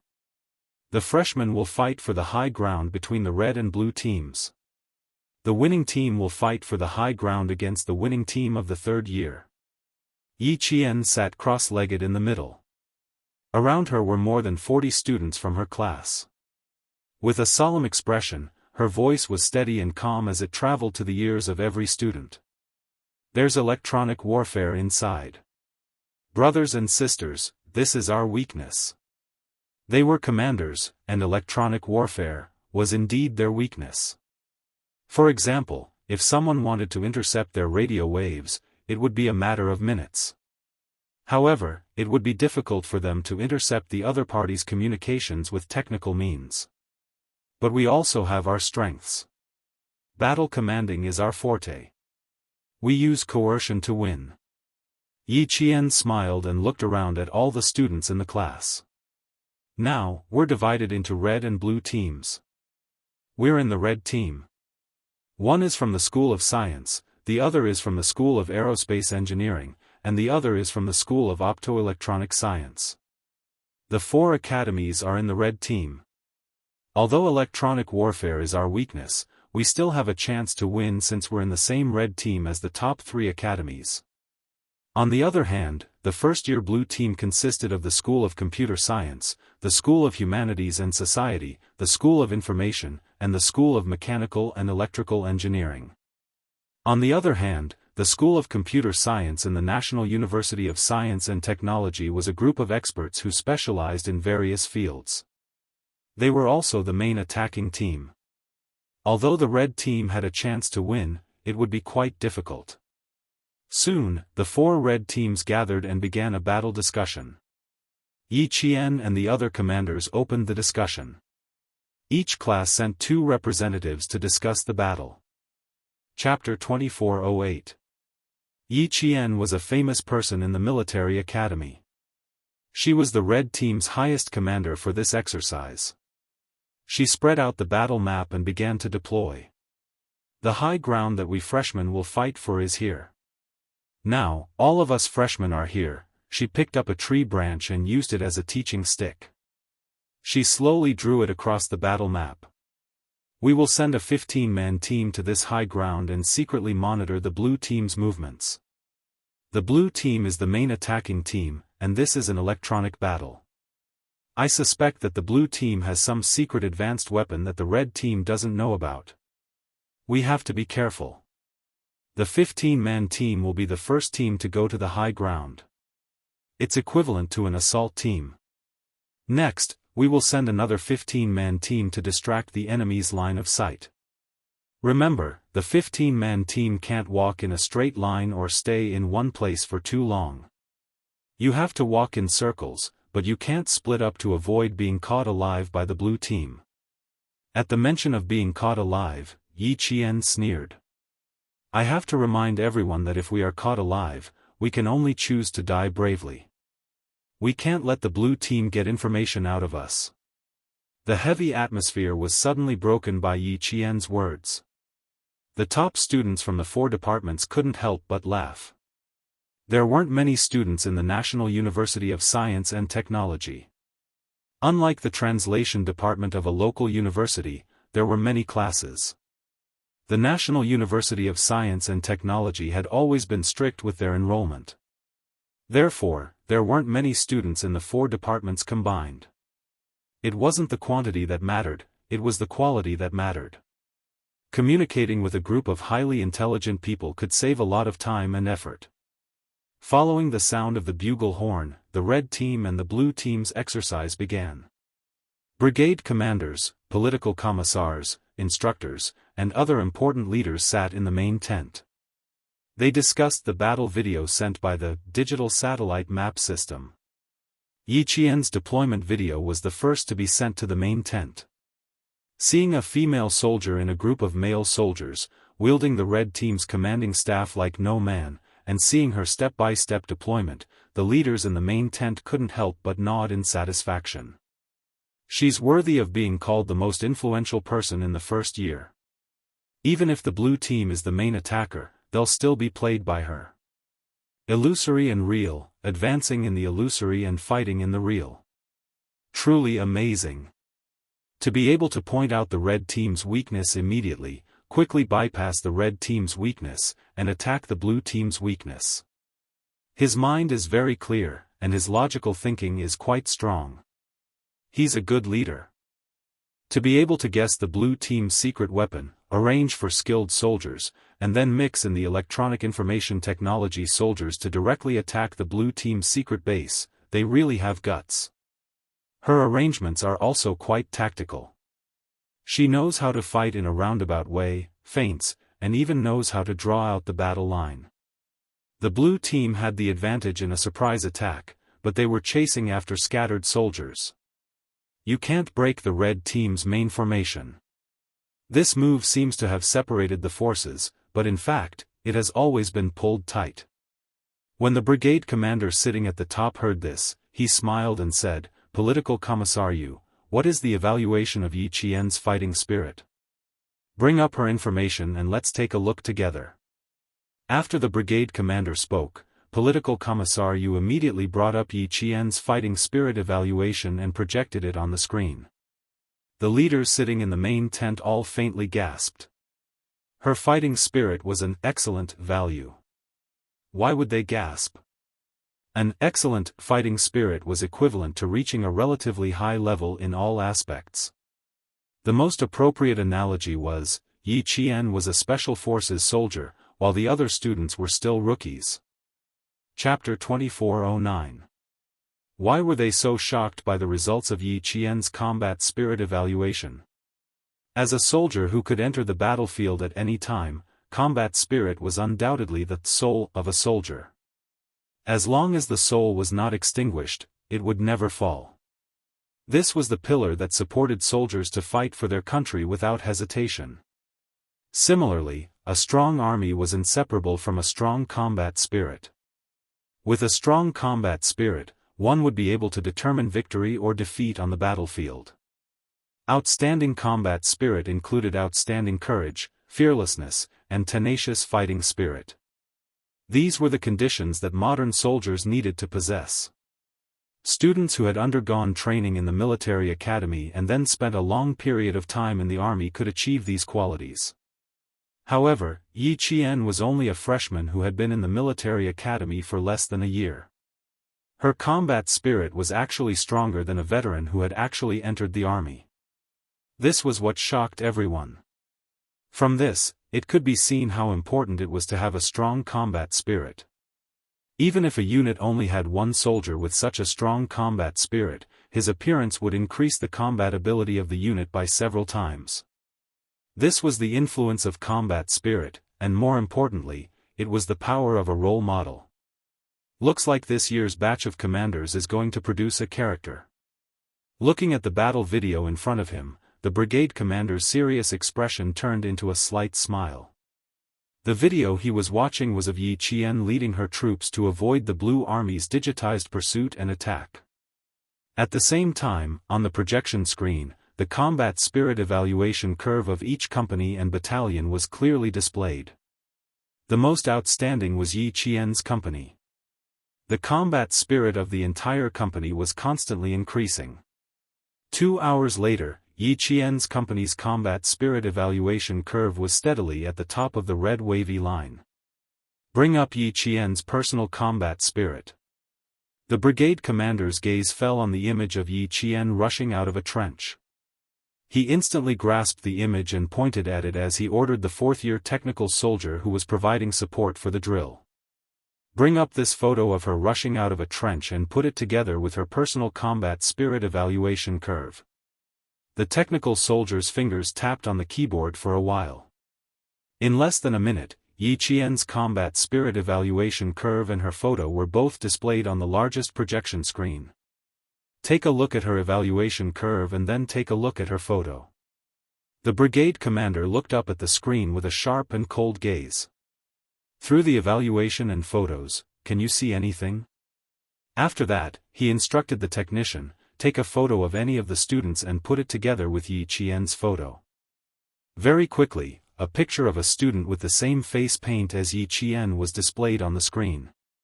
The two pictures showed both of them wearing the same combat uniform, helmet, and face paint, but their auras were completely different. All the leaders in the tent looked at the photo of Yi Qian charging out of the trenches. In the photo, Yi Qian's face was painted several times. She was holding a rifle in her right hand and supporting herself with a rock covered in green moss with her left hand. Using the strength of her upper body, she leaped out of the trench with her left leg.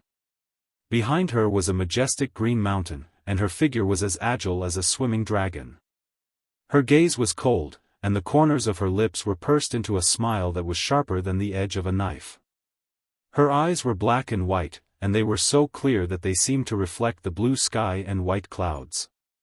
And her gaze, when they saw her gaze, they could clearly feel the murderous aura coming from her. It made the leaders in the tent tremble involuntarily. Chapter 24:10. The gazes of all the leaders in the main tent were focused on the picture on the projection screen. They saw a female soldier who had rushed out of the trenches and fought bravely for the country. They also saw her indomitable spirit, as proud as a pine tree. But she was only a first-year student, not a third-year or fourth-year student. No, even a third-year or fourth-year student might not be able to compare to her. She did not look like a student, but more like a hero who had charged into battle and broken through enemy lines. Her uniform was stained with blood, and she had returned victorious. The brigade commander was very satisfied with Yi Qian's performance. His stern gaze swept across all the leaders in the tent, and he said in a deep voice, the moment Yi Qian rushed out of the trenches, her gaze was like an unsheathed sword. Her eyes, her movements, they all reflect the fighting spirit of a qualified soldier. She cleaved through all obstacles, overcoming all obstacles, and only fighting for victory. Her gaze let everyone know that at this moment, she is a soldier who protects the country. The brigade commander's words made the leaders nod slightly in agreement. Indeed, the fighting spirit that Yi Qian displayed was indeed shocking. Her existence was like a dazzling star, directing the red team in the right direction. For this practical exercise, our starting point is to first stimulate the fighting spirit of the students and inspire them to have the awareness that a soldier should have. The second is to let them know how important it is to fight for every second on the battlefield. Third, let them fail in all aspects. If they fail, once they enter the battlefield, death will come and take away their lives at any time. They are the leaders of the future battlefield. Their theoretical knowledge must pass, their physical performance must pass, and they must have a fighting spirit. These are the qualities that a leader must have. As the brigade commander spoke, the atmosphere in the tent became more and more solemn. The fourth-year students standing at the side straightened their backs even more, not daring to blink. The famous military scientist Clausewitz said, "Material causes and results are just the hilt of a sword. Spiritual causes and results are the precious metal, the real sharp blade." From Yi Qian, I saw the sharp blade, the fearless spirit, the heroic fighting spirit that the red flag points to, and the indomitable fighting spirit. Everyone, this student has the spirit that many modern soldiers lack. Our students are the beginnings of soldiers, the source of officials, and the future leaders of the front lines. Once they lose their indomitable spirit, how can we talk about becoming a strong country and having a strong army? Our country experienced the flames of war. In the war at the end of the 19th century, the last dynasty of our country fought in a panic. In the end, our country was defeated and our navy was wiped out. On the other hand, the navy knew that they would lose, but they did not fear the enemy. They fought the invaders with the determination to die. This was the spirit that a soldier should have. Although they were defeated, their spirit was eternal. This is history, a clear example. Our students need to be fearless in the face of strong enemies, but they also need to have the courage to win every battle. From Yi Qian, we can see the qualities and spirit that a student of this generation should possess. To be able to lead troops and fight, our country needs a compound talent like her. The brigade commander's cold gaze swept across the faces of every leader. He said word by word, "With a pearl in front of us and a student who does not want to improve, this exercise will be recorded in the system. If anyone violates the rules midway, they will be warned once, notified twice, and temporarily detained in school for observation 3 times. Chapter 24:11. Yes, sir. The rest of the leaders responded in unison, and the atmosphere became quite solemn. At the same time, Yi Qian, who had been avoiding the blue team for 2 hours, led the company to rest in a ravine controlled by the red team. Sitting with her was a top student from the Optoelectronic Sciences Academy. He saw that the morale of his company was high as they cleared out the ambushes set up by the Blue Army. He sighed with emotion and said to Yi Jian, "Did you notice that when we were discussing the battle plan, everyone was very nervous? Now that you are leading the team, everyone is very excited. The light in their eyes can start a large generator." Hearing his words, Yi Qian pursed her lips and smiled. Whenever the students of the academy chatted, they would definitely talk about things related to their specialization. Even their metaphors revolved around their field of study. "What are you smiling about? I'm not exaggerating. You saw it before." Everyone was afraid that they would die before the battle even started. They were as timid as mice. The slightest movement would make them fall down immediately. When you led us to attack the blue team, the students' confidence suddenly increased. Look at them now. They are not as timid as before. They are all very brave. The top student from the Optoelectronic Sciences Academy had the surname Wang. He was the vanguard of the academy. He was outstanding in both his specialization and physical fitness. The science and engineering students looked like the sports students. He introduced himself to Yi Qian as Old Wang. It was easy to remember and familiar. Old Wang was very satisfied with the current situation. He added, "I think this is the fighting spirit that the instructor talked about. We know that the blue team is strong, but we are not afraid of them. We are going forward courageously." Hearing his words, Yi Qian also felt sorry for Old Wang. Old Wang was indeed Old Wang. His understanding as a top student was indeed much higher than the other students. He pondered for a while before answering Old Wang. Actually, the academy organized the drill for a reason. First, it was to let the students feel the atmosphere of battle. Second, it was to raise their fighting spirit. Like you said, we know that the blue team is strong, but we are not afraid of them. We are going forward courageously. Previously, when the students learned that the blue team had a secret weapon, we had a bad start. A few of our students were killed by the blue team. Morale was hit, and we fell into a slump. This is a very normal process. And as the commander of the red team this time, the low morale of the students is my responsibility. A drill is a battle, a war. There has to be a winner on the battlefield. As the commander, I naturally have to think of ways to raise the morale of the students. In other words, we need to stimulate the fighting spirit of the students. Only by bravely facing all obstacles can we be invincible and win in the end. Fighting spirit was the soul of a soldier, and it could not be abandoned at any time. When facing a strong enemy, humans were indeed born with fear, but they could not retreat because of fear. They had to fight because of fear. Leading the company to attack one of the blue team's strongholds was actually a gamble. They wanted to tell the red team that so what if the other team was stronger than them? As long as the red team could overcome the difficulties, they would still be able to win. Hearing this, Old Wang fell into deep thought and did not speak to Yi Qian for a long time. He Jing walked over and nodded slightly at Old Wang. She walked to Yi Qian's side and said softly, "There's something going on with 1Z. Go over and take a look." Although the two of them didn't want to say much to Su Wen, she was still a student of their class and the three of them lived in the same dormitory. It was impossible for them to ignore her. Chapter 24:12. Yi Qian got up and quickly found Su Wen resting against a tree. They had only been marching for 2 hours. Su Wen looked very tired and exhausted. Yi Qian shook the water bottle she had put aside. There was no water left in it. Su Wen. Yi Qian squatted down and looked at her. There are still 4 minutes left. Get up and move around to refresh yourself. Su Wen, who had her eyes closed, wanted to sleep.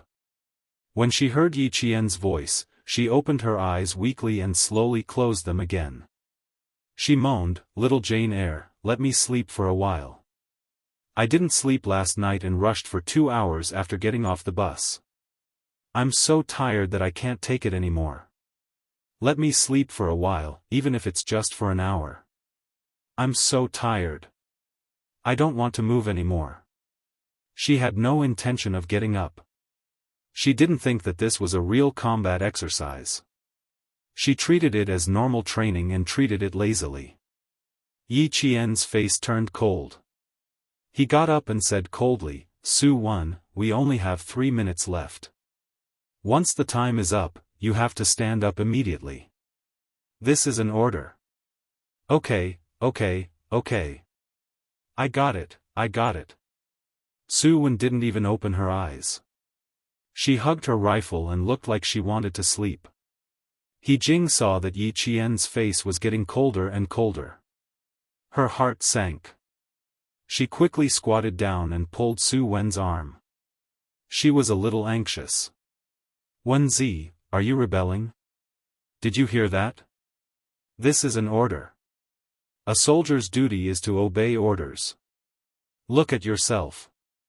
She pulled so hard that Su-1, who wanted to sleep, got angry. She flung He Jing's hand away and glared at them. She said unhappily, what are you two doing? Do you still want me to rest? It's not like I don't want to walk. I just don't have the energy right now and want to sleep. Su-1 had a bit of a Missy's temper. She was usually more delicate. She didn't know what happened when she went back during the winter break. Compared to the previous semester, she became more and more lazy this semester. She almost let herself go and did whatever she wanted. The instructor had also talked to her. After the talk, things would get better for a few days. Then, she would return to her old ways and do things her own way. In class, the only person she was slightly afraid of was Yi Qian. Now she was angry, but because Yi Qian was standing right in front of her, she did not dare to speak loudly. She could only grumble unhappily, as if she had suffered a great grievance. She did feel that she had been wronged, and her eyes turned red. I didn't affect anyone. Isn't it the same if I look for you after I wake up? Besides, with so many people practicing together, who would notice if I hid by the side to rest? If you two don't say anything, no one will know. It's just a drill, not a real battle. There's no need to be so serious. When it comes to the last bit of time, we can just fight. It would have been better if she hadn't said this. After she said it, even He Jing trembled with anger. Su-1, I remember that your father is also a soldier and an engineer. What you're doing? You're embarrassing your father. He Jing had a straightforward personality. She was so angry that she left after she finished speaking coldly. At this moment, even Yi Jian's eyes were cold. Her dark eyes were dark and cold, as if they were covered with ice and snow in an extremely cold place. She glanced over with a chilling gaze. Su-1, you think this is just a game, right? A game where you can do whatever you want? And all of us are just playing along with you? Chapter 24:13. You didn't affect anyone. Su-1, your actions have already affected our fighting spirit. Based on your current behavior, you can be directly dragged out and executed by firing squad. Sleep a little longer? You're really amazing. Our comrades in front were fighting with their lives on the line, yet you're sleeping peacefully. In the end, our comrades charged and broke through the enemy lines to obtain results. Then you slowly popped up and shamelessly shared the results. Su-1, I feel ashamed that our red team has someone like you. The better the relationship, the more disappointed he would be. If she said that he couldn't do it during training, then he would persevere with her and wait for her to finish before clapping and celebrating. It didn't matter. They would fight side by side, grow together, and train together. However, what Yi Qian didn't expect was that Su-1 would shamelessly say things like, sit back and enjoy the fruits of others' labor. At this moment, Yi Qian was completely disappointed. If her physical fitness wasn't good, she could still train. If she couldn't do it, then training would be useless.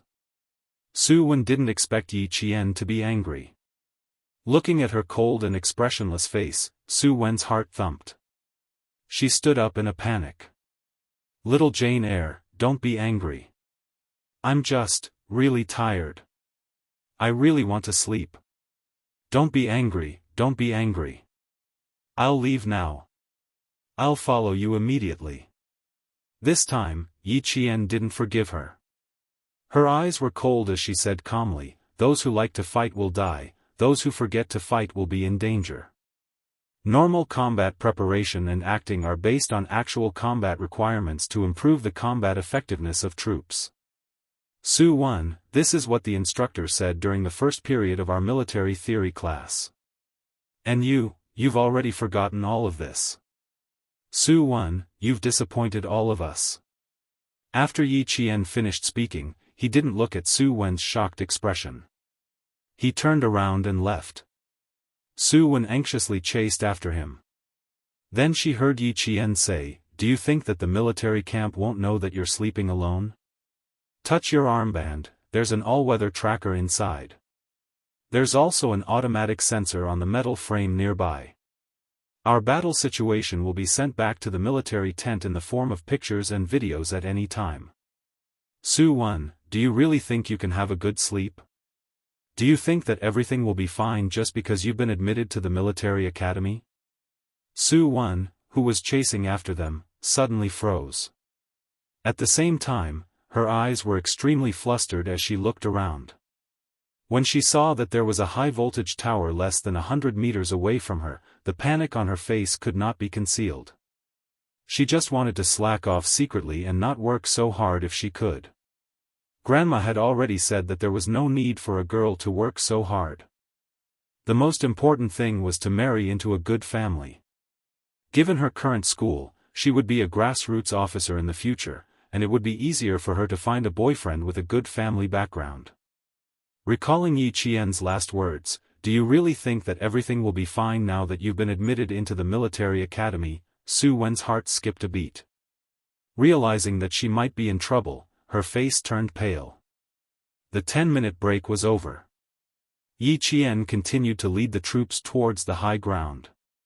He Jing met up with Yi Qian midway. When she mentioned that Su Wen was not acting recklessly, she couldn't help but ask Yi Qian, "How did you understand all of a sudden?" Look, just now when she ambushed the blue team, she was even braver than the male students. Su Wen isn't stupid. She's just lazy. I told her that everything will be fine now that she's been admitted into the military academy. She's smart, so she naturally understood what I meant. Yi Qian sighed softly.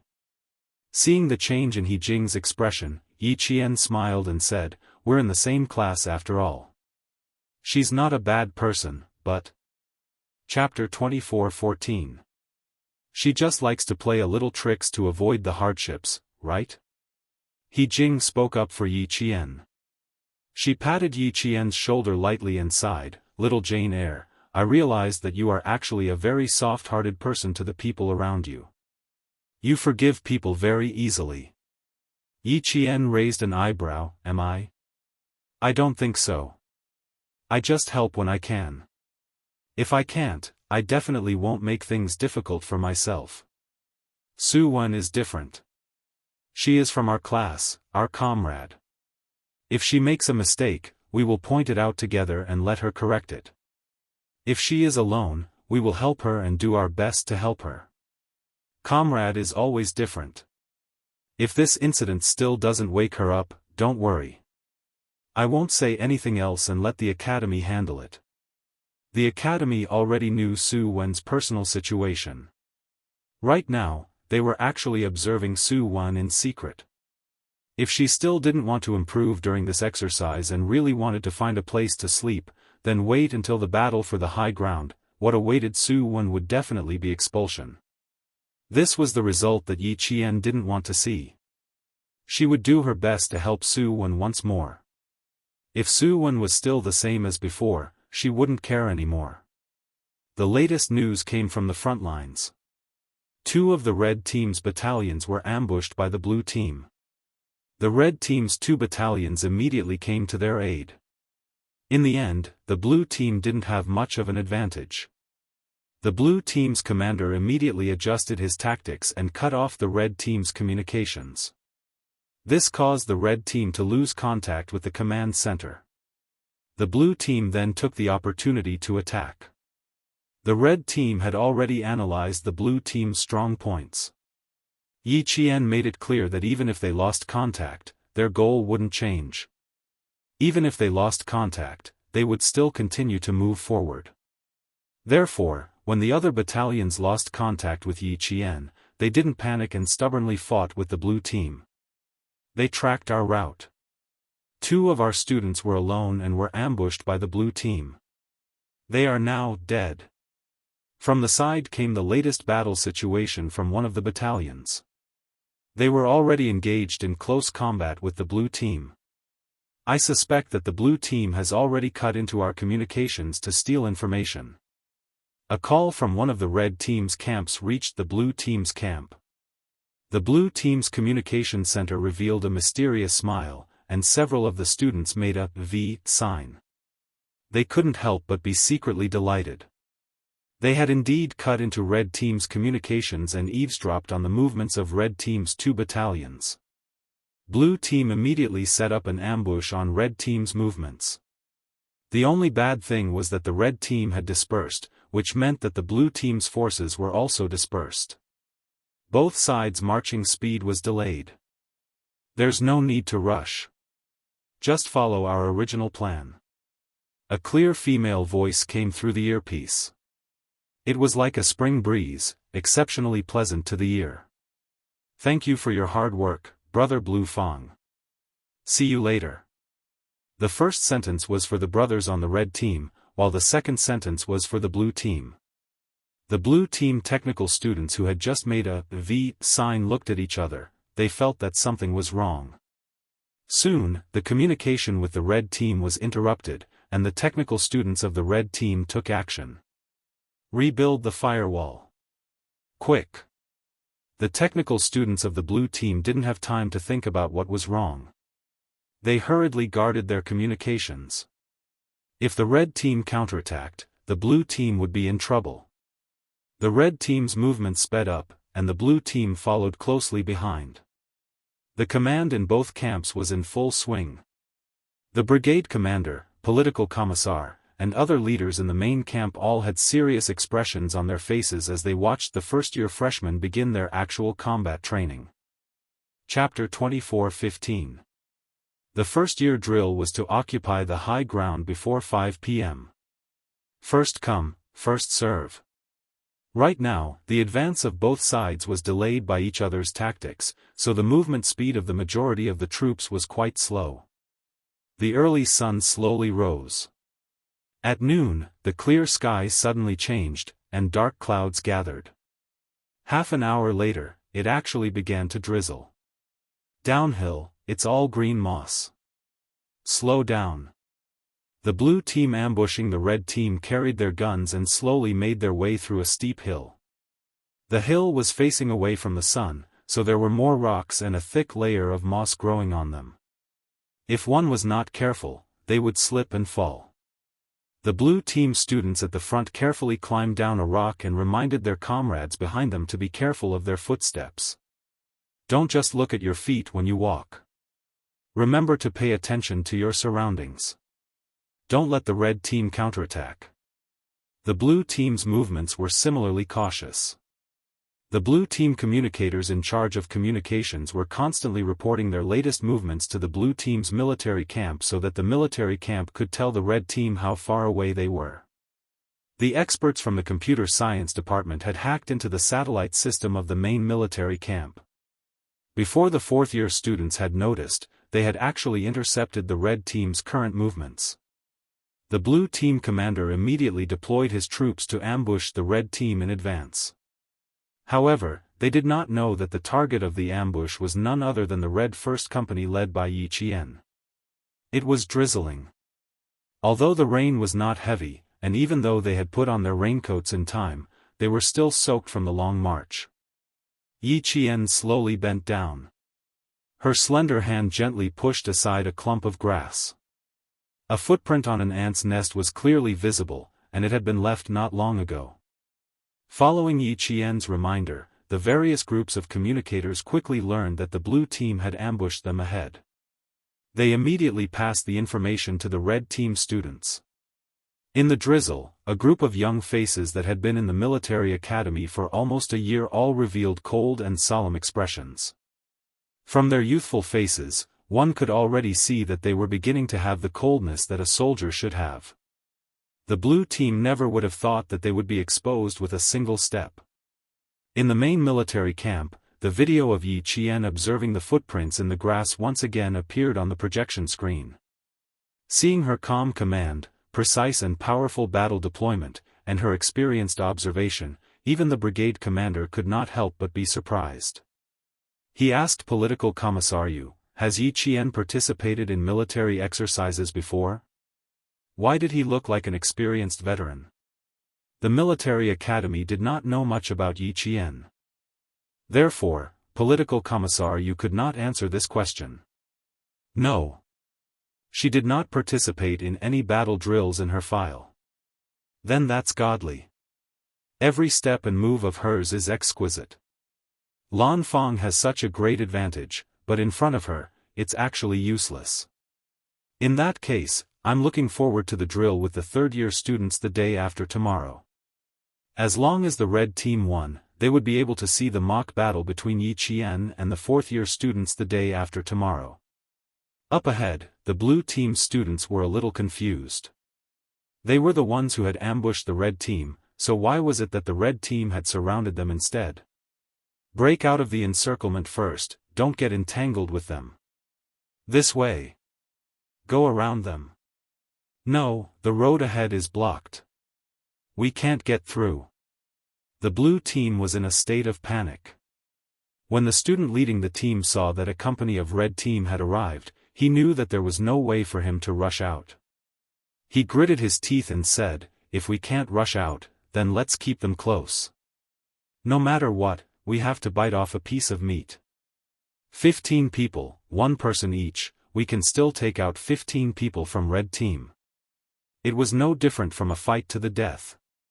It was still better than being directly surrounded and disarmed. Chapter 24:16. 15 people killed 15 students of the red team. This score was very clear. However, the reality was cruel. The 2 male students had just come out and were killed by Yi Qian in seconds before they could do anything. The 2 male students on the other side found out and quickly came to help. Similarly, they were subdued by one of their hands before they could make a few moves. Song Jiqiu, who was with Yi Qian, saw everything clearly. She was really shocked to see that she killed 1 student in a few seconds. When she directly threw the student of the blue team, who was at least a head taller than her, over her shoulder, Song Jiqiu and the other red team students couldn't help swallowing their saliva. It was too scary. How could she throw such a tall male student over her shoulder? The student of the blue team, who had been turned upside down, didn't come to himself for a long time. He didn't even realize what was going on. His lower body was unsteady, and his upper body was locked. He felt the sky and the earth were spinning. He screamed, "Ouch," and fell into the grass. It was raining, and the grass was full of water. The student of the blue team's back was all wet after he fell. His hands were even stained with the grass fragments. Seeing so many people, the red team swallowed their saliva. No wonder Yi Qian said there were only a few people and it was a waste of time to set up a minefield. With her speed of killing people, even a simple minefield would be a waste of time. Although there were no real swords or guns in the actual combat exercise, there were real minefields and so on. Of course, they were all fake minefields. Fake minefields didn't have explosive power. After all, they were only freshmen. There were many things they hadn't learned yet. Even if the school wanted to promote the fighting spirit of individuals and teams, they wouldn't joke about the lives of these future army leaders. The real military exercise with a certain casualty rate would only have a real casualty rate when they joined the army exercise in their senior year. The students of the blue team wanted to kill 1 student of the red team each. In the end, they couldn't accept the fact that they were killed in action. Among the people they met, 2 of them were the most powerful. A petite female soldier directly killed 6 people by herself. A tall male soldier killed 3. As for the rest, it was not worth mentioning. They were hugged, dragged, and pounced on. In the end, only 1 student of the red team was killed in action by a student of the blue team. Reality was so cruel that they couldn't accept it. When the other blue team student saw that something was amiss, he immediately sprinted away. In the end, before the red team student could chase after him, he tumbled to the ground and let out a scream that was even more unsettling than spring thunder. Yi Qian quickly finished off the last 2 blue team students and immediately came over to check. At around 3:00 in the afternoon, news came from the front line that the blue team students had been ambushed by the red team. One of the students accidentally fell while escaping, resulting in a broken leg. Once the location was determined, troops were immediately sent to rescue the student, sending him to the nearest hospital. "Give me the straps, and cut a few more bamboo branches." Yi Simple knelt on the ground, skillfully and quickly dealing with the fractures of the injured blue team students. He pulled up the trousers and pressed lightly with his fingers. Based on the student's reaction, he determined that the student's calf was fractured and needed immediate treatment. During the ambush, Yi Qian did not make a sound. Now that he was treating the fractures of the blue team students, the moment he opened his mouth, he forced the wounded to swallow their screams. The surrounding blue team students asked uncertainly, "Are you, the commander type Yi Qian? That super strong physical Yi Qian?" Yi Qian was binding the wounded to prevent a second fracture. Hearing this, he smiled and said, "I am indeed the commander type Yi Qian. As for the super strong physical Yi Qian, I don't know who you are." Chapter 24:17. It must be Yi Qian. Among the female students, you are this one. A student from the blue team gave him a thumbs up. He was quite convinced that they had lost to Yi Qian. The king of all-around physical fitness, ranked first in overall results. He was not an ordinary person. Even the seniors in the 2nd, 3rd, and 4th years had to say that they might not be able to beat Yi Qian. Seeing Yi Qian being praised by the blue team, the students from the red team felt honored. The male student who had been thrown over his shoulder by Yi Qian rubbed his shoulder and said somewhat embarrassedly, "You scared me. I am at least 75 kilograms. I was afraid that you would be crushed and fractured when you fell like that. In the end, I almost got a concussion." There was laughter all around. Yi Qian reminded them, "Red team, be more alert. Don't be killed by the blue team the next second when you are laughing." After being reminded, the red team students kept a serious face. Even the blue team students did not dare to say anything. Yi Qian cut off the thumb-sized bamboos around him with his dagger. He cut off the branches and fixed them in place for the student. He used a bandage to fix one layer first. Then, he asked the student to cut a few more bamboo branches and fixed another layer with a bandage. By the time the rescue team arrived, the injured student had been carried by the dead blue team students for several kilometers on the mountain road. The rescue team did not need to do a simple bandage again. They just needed to continue carrying the student. The rain was not heavy, but it had a great impact on the freshmen. Among them, except for Yi Qian, even the commanding male soldiers, such as Song Zhiqiu, could not stand it. It was 2:00 in the afternoon. There were still 3 hours before the end of the actual combat training exercise for the freshmen. The blue team took advantage of their advantage again and attacked a camp of the red team. At the same time, the red team's scattered forces began to gather. The blue team was used to dispersing. The red team's sudden change made the blue team's military tent very busy. "What? Did you not see them? Didn't you keep a close eye on them before? They ran away? Where did they run to? Don't you know how to chase after them? They didn't come? That's impossible. Their mobile route is here. How could they not come here? You battalions gather immediately and concentrate your forces temporarily. There are still 2 hours before the end of the exercise. We still have time. Let's concentrate our forces and advance towards the highlands. Quick, you guys, come and look at the battle map. Red Team's movements have changed. Something's wrong. Throughout the entire exercise, both the red and blue tents were filled with freshmen. Other than them, no one else helped them. They had to rely on themselves when they were marching and fighting.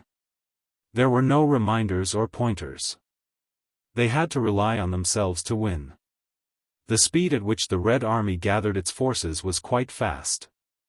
The main reason was that Yi Qian had planned beforehand.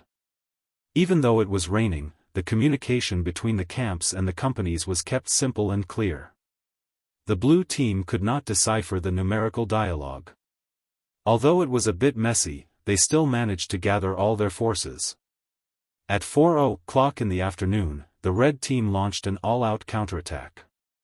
Only then did the blue team realize that they had been led by the nose by the red team from the beginning.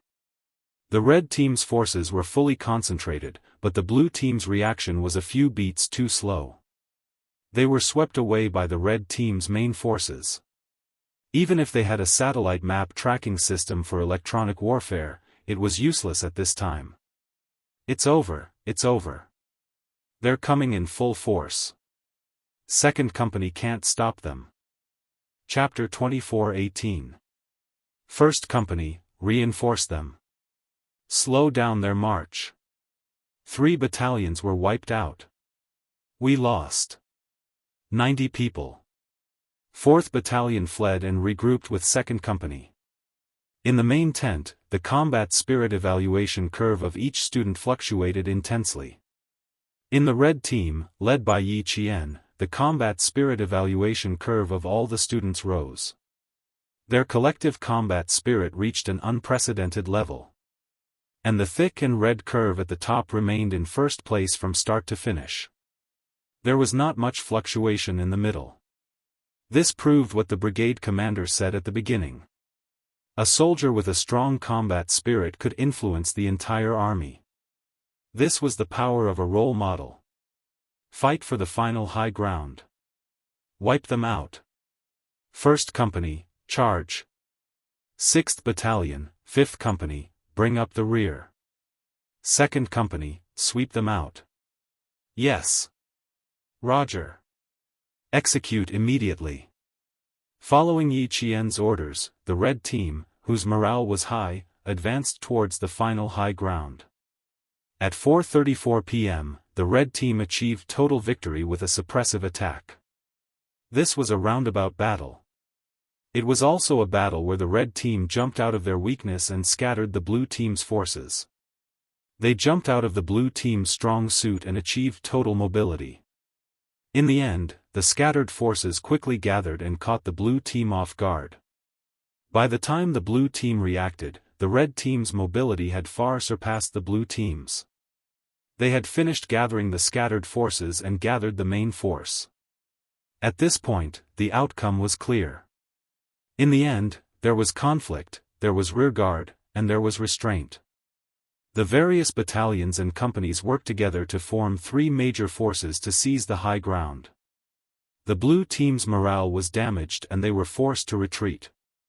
In the end, they completely suppressed the red team and won. A single drill was enough to determine the winner and loser. The blue team lost. The 8 schools regrouped. All the students stood in the drizzle. Even after a day of drills, their backs were straight like unbreakable pine trees.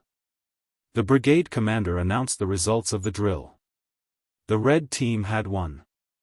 The blue team's commander could not see through the red team's strategy in time. Even with the support of the satellite system, it was useless. At 5:30 p.m., the freshmen set up camp. The commanders of both sides gathered in the main tent. The commander of the blue team could not help but feel nervous. When he passed by Yi Qian, he could not help but ask softly, "Do you think we'll be scolded?" "I don't think so. Brigade commander looked fine just now." Yi Qian knew the blue team commander who was talking to him. He lowered his voice and comforted him. He should be pointing out where we are lacking, where we need to correct, and where we have made mistakes. That's right. It would be great if that was the case. The male student pursed his lips uneasily. After all, he was only a freshman. Although he had changed a lot, he hadn't been through enough training and couldn't remain calm. The main military tent was right in front of them.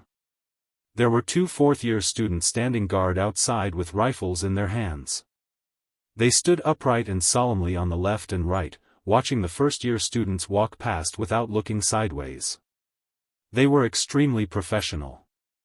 As he walked past the military tent, the first thing Yi Qian saw was the projector screen hanging at the most prominent part of the tent. The reason why he noticed it first was because there was a picture of himself on the projector screen. Judging from the position of the photo, it was taken in the morning when she led her troops to destroy the blue minefield and rushed out of the trench. Yi Qian had never seen a photo of himself in combat before. When he saw it, he was a little stunned. Chapter 24:19. He looked a little different. The other students had already seen Yi Qian's photo. When they first saw it, their hearts skipped a beat. They were stunned by Yi Qian's gaze in the photo. It was full of sharpness and killing intent, as if he would point the gun in his hand at their heads in the next second and fire a fatal shot. Some people were stunned by Yi Qian's murderous gaze. Even their pupils constricted. After one glance, they did not dare to take a second look. There were also some students who were stunned by the sharpness, standing in place without moving for a long time. Other than the brigade commander, there were also the political commissar and other leaders of the military academy in the main tent. The tables and chairs in the tent were all folded up and put away. No matter who it was, they were all standing and facing the projection screen. Take a look at this photo. Do you see anything?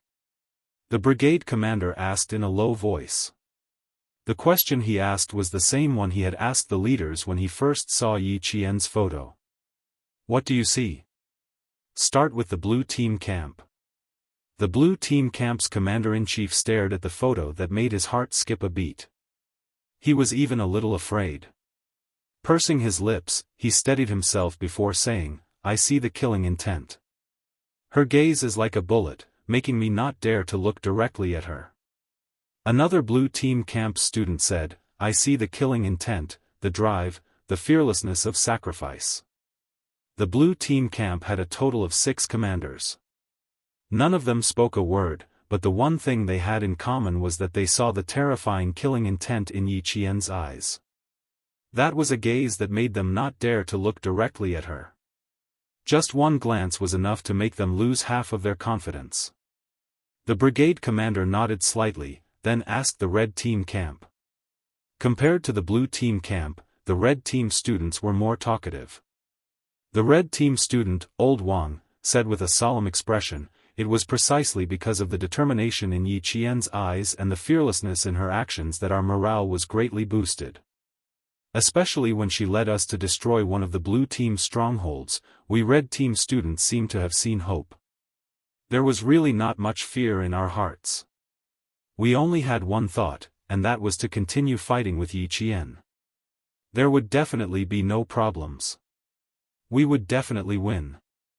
What he meant was that the red team's overwhelming victory had a lot to do with Yi Qian. Old Wang's speech received the unanimous approval of the red team students. It was indeed so. If not for Yi Qian's leadership, even if they won, it would have been extremely difficult. The brigade commander was quite satisfied with their speech. He nodded slightly and slowly said in a deep voice, "I believe all of you can see the indomitable spirit of bravery and battle from Yi Qian. Where the red flag points, advance courageously." Hearing this, the freshmen were all shocked. They looked at the photo on the projection screen again. With the brigade commander's words, they looked at it again.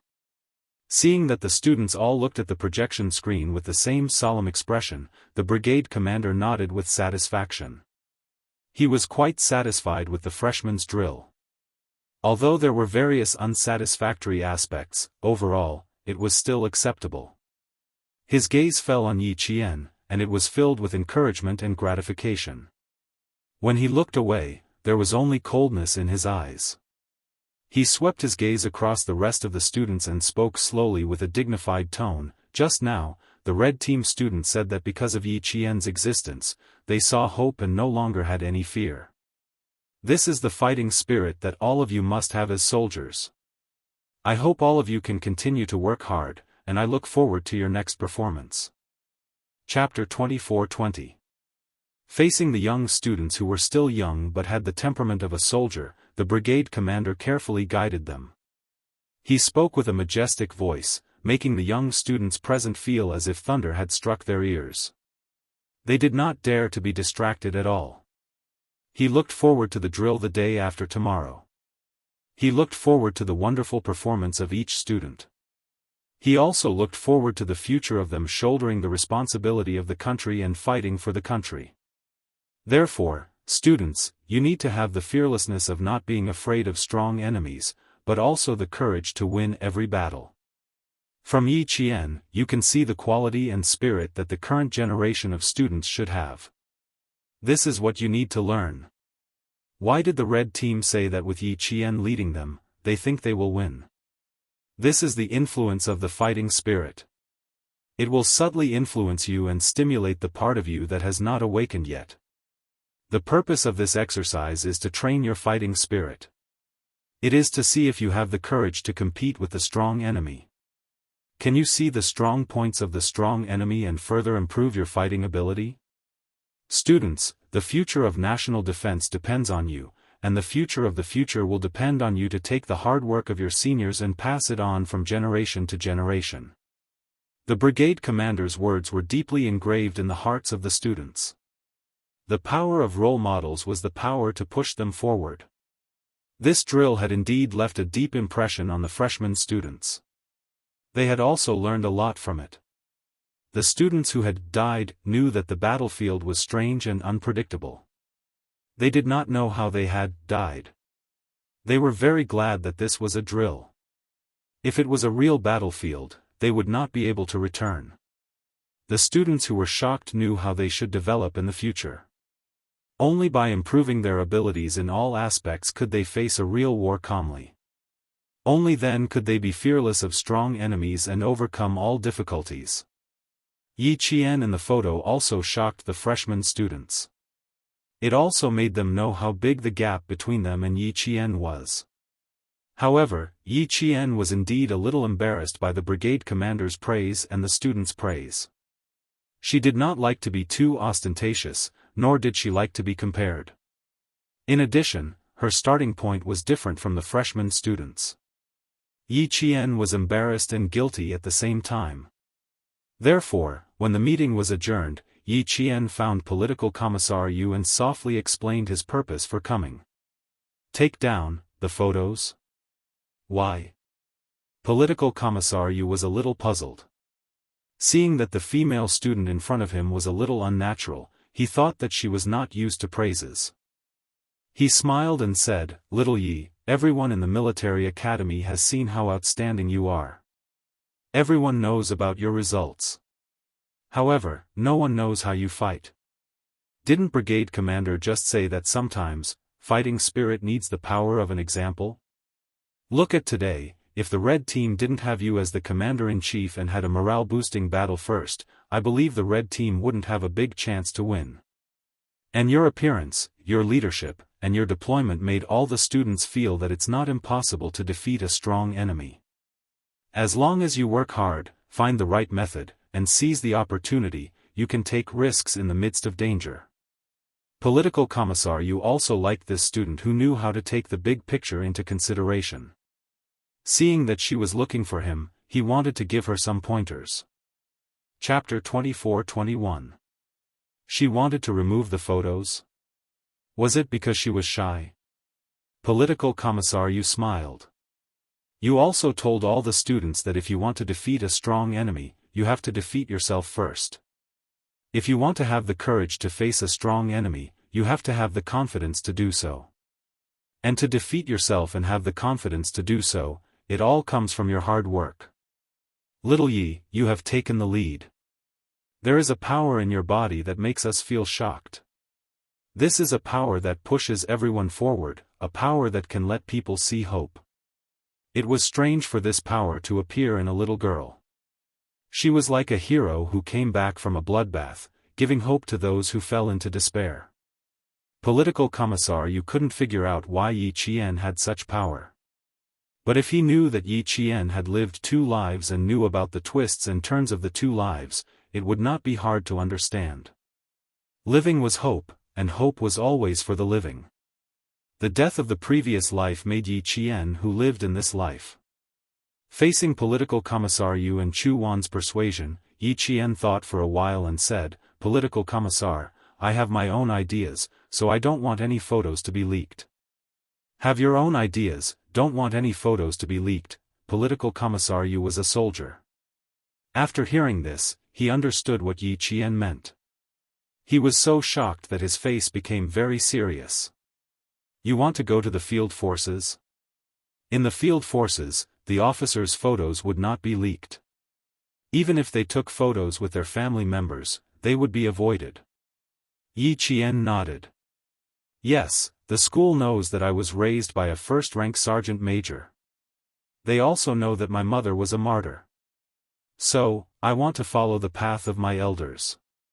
But this was not just an ambition. It was a continuation of his responsibility. Political Commissar Yu was in awe when he found out that Yi Qian was just a freshman. After a while, he said, Xiao Yi, you are a role model. Okay, I will report to the brigade commander. Don't worry, the photos will only appear during this exercise. After the exercise, they will be destroyed immediately. Yi Qian still wanted to say something, but Political Commissar Yu waved his hand and stopped him. I know you don't like to show off, but Xiao Yi, you have to consider your influence. Seeing that she wanted to say something but stopped, a faint smile appeared on Political Commissar Yu's serious face. It was a good thing to keep a low profile, but sometimes, circumstances forced one to do so. He smiled and continued, we hope that more students will be influenced by you and understand what it means to go to a military academy.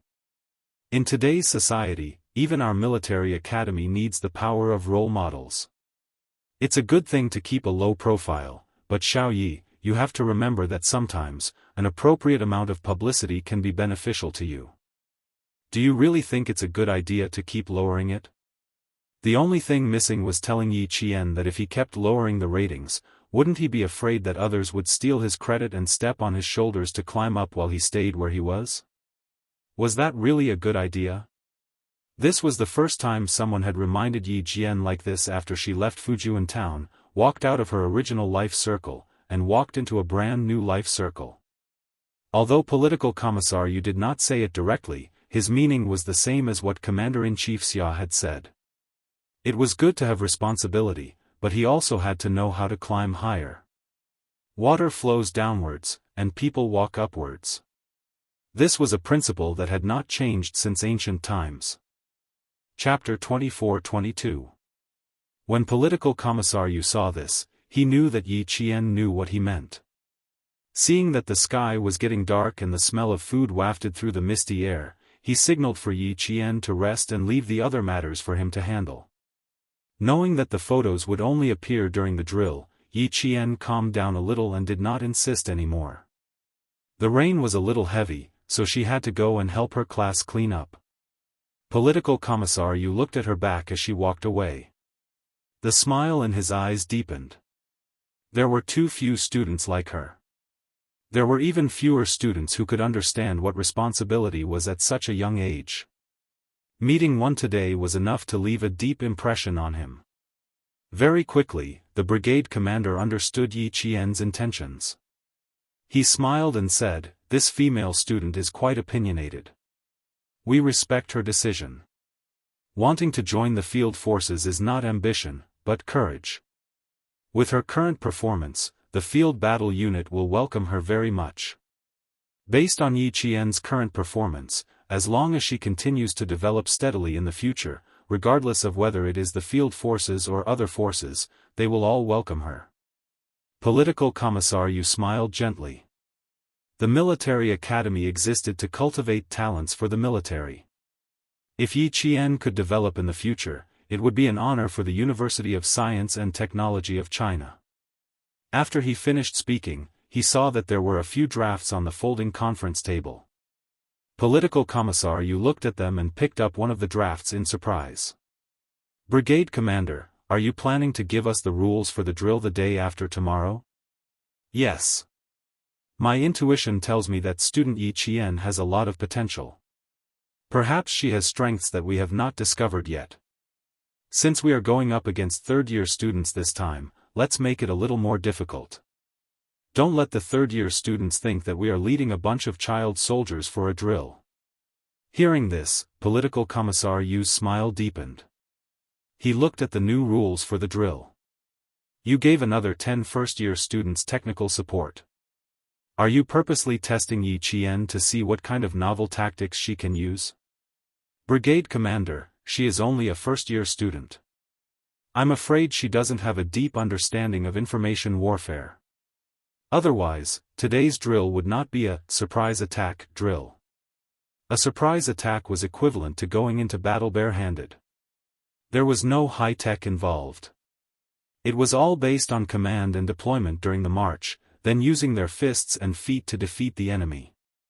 This was to stimulate the aggressive nature of the freshmen.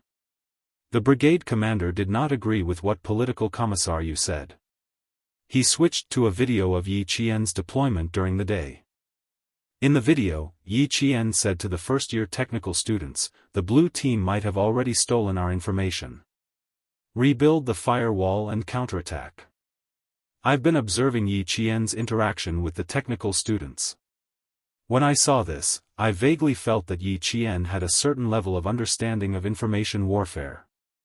That's why I wanted to adjust the rules to increase the difficulty.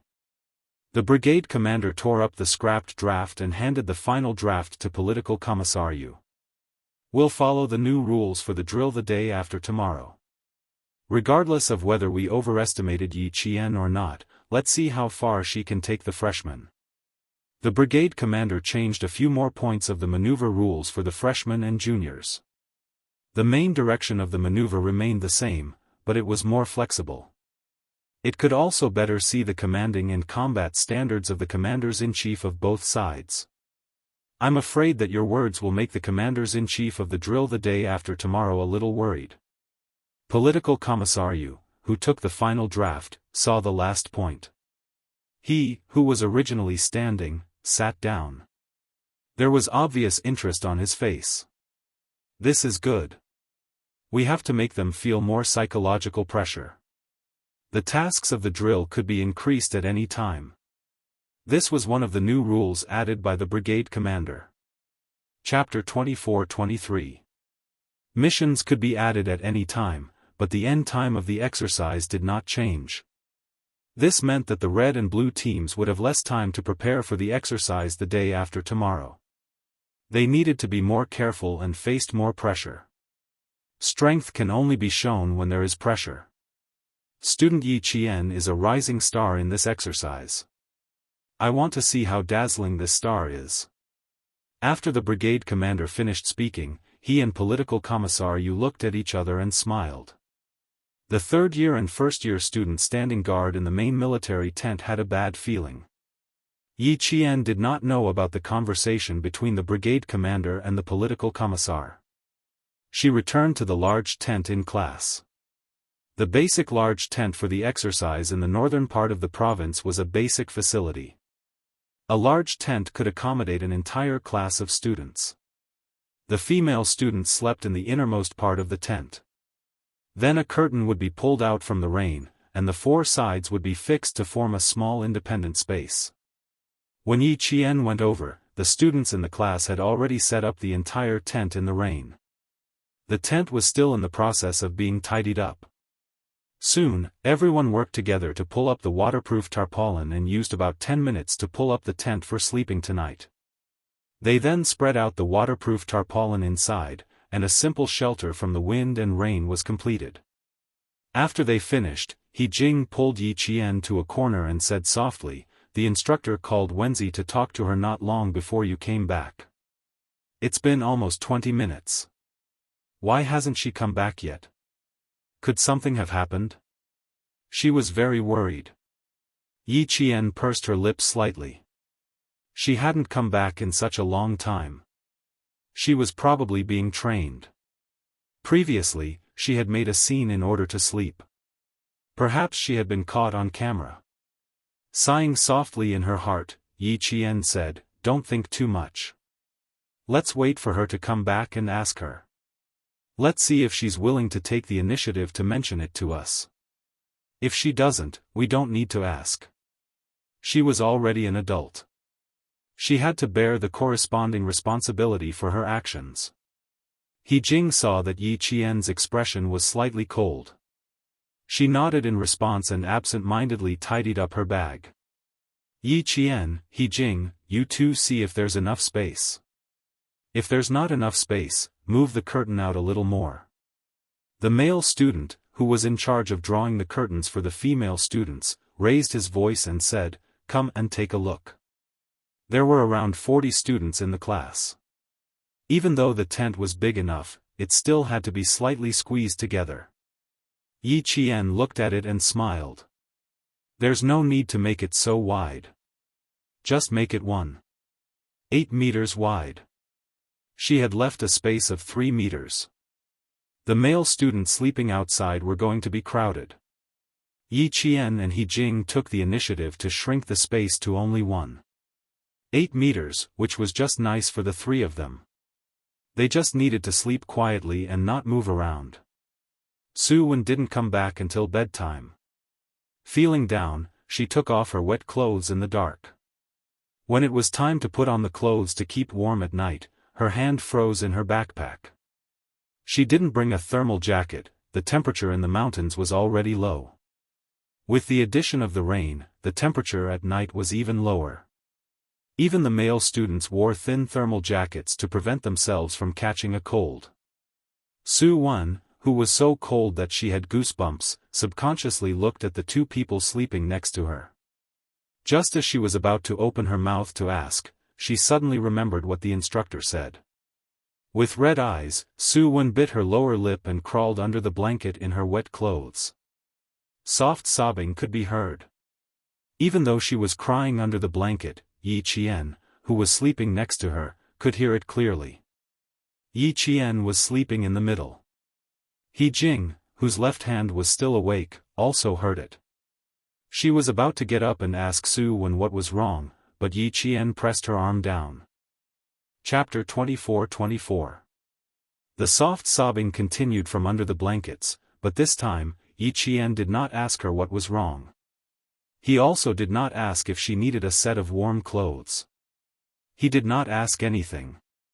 He just closed his eyes and quietly waited for Su Wen to stop crying. Su Wen was used to being taken care of. She was used to people taking the initiative to help her whenever she needed help.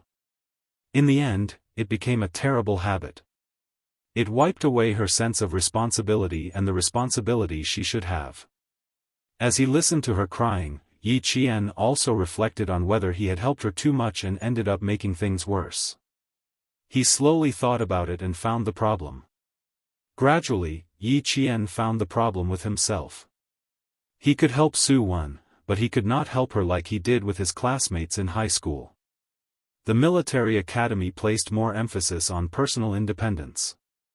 If he helped too much, it would hinder Su Wen's growth and make her dependent on him.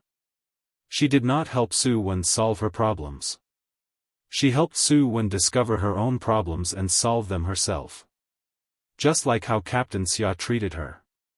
He never took the initiative to help her. During training, he was even cold and cruel. He would watch her make a mistake and then use an even crueler method to make her remember what her mistake was and what it would affect. Grandpa Zhen and Uncle Chen were the same.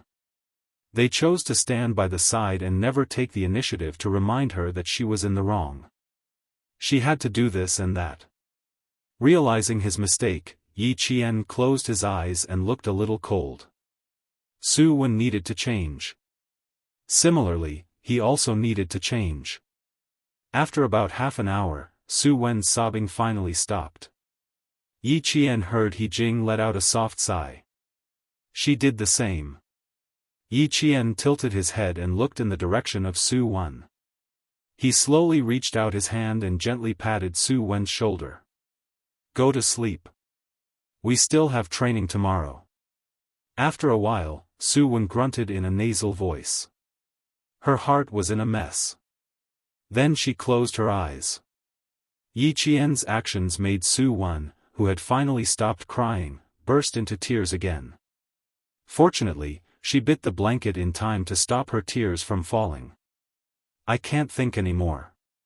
I can't cry anymore. I still have training tomorrow. I can't affect Yi Qian and He Jing. Su Wen bit the blanket tightly and forced herself to fall asleep as soon as possible. The sound of the wind and rain came from outside.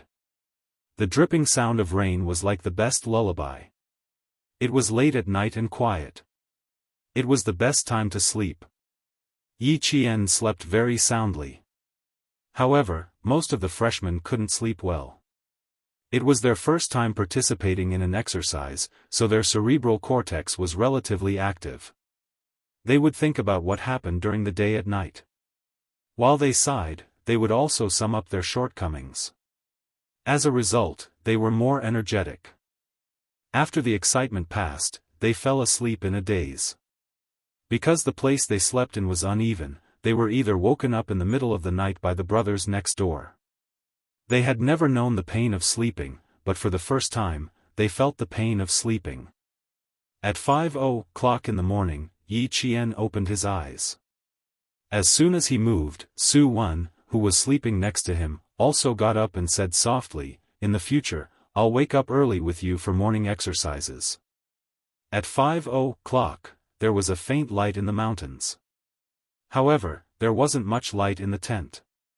Yi Qian, who was dressed, smiled and nodded. Okay, but you have to take the initiative. In his heart, Yi Qian breathed a sigh of relief. This meant that Su Wen hadn't been expelled by the university. Or rather, she was temporarily staying on campus for observation. Chapter 24-25. Su Wen did not mention last night's incident again, and Yi Qian did not ask again. At 6 p.m., all the students got into formation and started exercising. They ran around the drill grounds and completed a 10-kilometer-long run. The students who did not sleep well were still a little tired at first, but after running for a while, they woke up and started chanting 1, 2, 3, 1, 2, 1 in unison. On the second day of the holiday, in addition to their normal physical training, the freshmen watched the red and blue teams' drills. Compared to the freshmen, the third-year students' drills had a much higher level of technical content. In the end, the third-year blue team won. They fought for the high ground at 3 p.m. and defeated the red team. Yi Qian had been sitting in the commander's tent the entire time and watched the entire drill from beginning to end. The third-year students' combat thinking was much more active and incisive. They changed their maneuver route midway and were able to quickly complete the following maneuver route. From this, it could be seen that they had a high degree of adaptability to the terrain. After watching the drill, Yi Qian had a better understanding of the third-year blue team. He loosened his clenched fists. Tomorrow was the duel between the freshmen and third-year students. As the third-year students were stronger than the freshmen in terms of electronic information warfare, the brigade commander sent out 10 third-year students from the Computer Science Institute to support the freshmen. At 7 a.m. the next day, the first-year red team and the third-year blue team officially started their drill. Similarly, the winner would be determined by fighting for the high ground at 5 p.m. When the red team's commander-in-chief, Yi Qian, received the rules of the drill, he pursed his lips slightly. The difficulty had obviously increased. This time, it's really going to be a little tricky.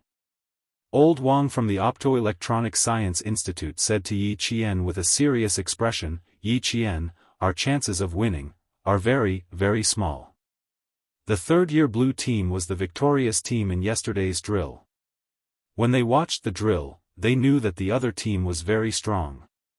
Now that the third-year blue team had become the main attacking team today, if the first-year red team bumped into them, there was no way for them to survive.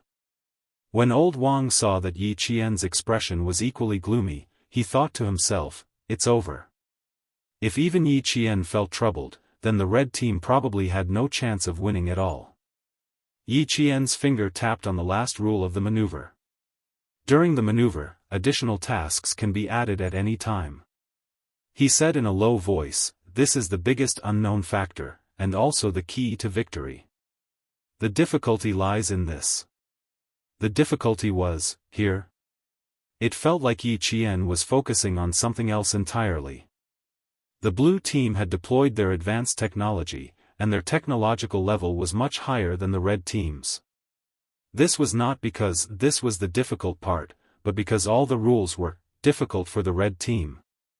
Yi Qian, what are your chances of winning? They didn't ask about anything else. The few students in the red team tent who were in charge of deploying troops directly cut to the main point. They just wanted to know what the chances of the commander-in-chief winning were. Yi Qian looked at the third-year technical support senior she had just met, then looked at the first-year students. She smiled and said, it's fine as long as everyone works hard. Let's make some arrangements first. Did that mean they could win? Seeing the faint smile on her face, the first-year students from the red team felt their spirits lift. Meanwhile, the 10 third-year students who were providing technical support looked at each other secretly. There was a faint light in their eyes. His junior sister in her first year of university seemed to be quite confident. But today, they were facing the third-year blue team that even the third-year red team had lost to yesterday. Even they had lost by a bit. Could these first-year juniors win? Chapter 24-26. Let's listen to her deployment first. This is Junior Yi Qian we're talking about, not just anyone. A third-year technical support student said in a low voice. There was a hint of curiosity in his tone. I've heard so much about her. Since we can work together today, we can watch her up close. Another student nodded and smiled. That's right, there's nothing to be ashamed of even if you lose. After all, they're only freshmen. If the third-year students lost to the first-year students, that would be embarrassing. Now that the blue team is the main attacking team, we'll be the defending team. Yi Qian asked the technical support student to project the electronic battle map onto the projection screen. She pointed at one of the points with her baton. We're here. The terrain is low-lying, so it's easy to attack but hard to defend. Therefore, we need to move as a whole.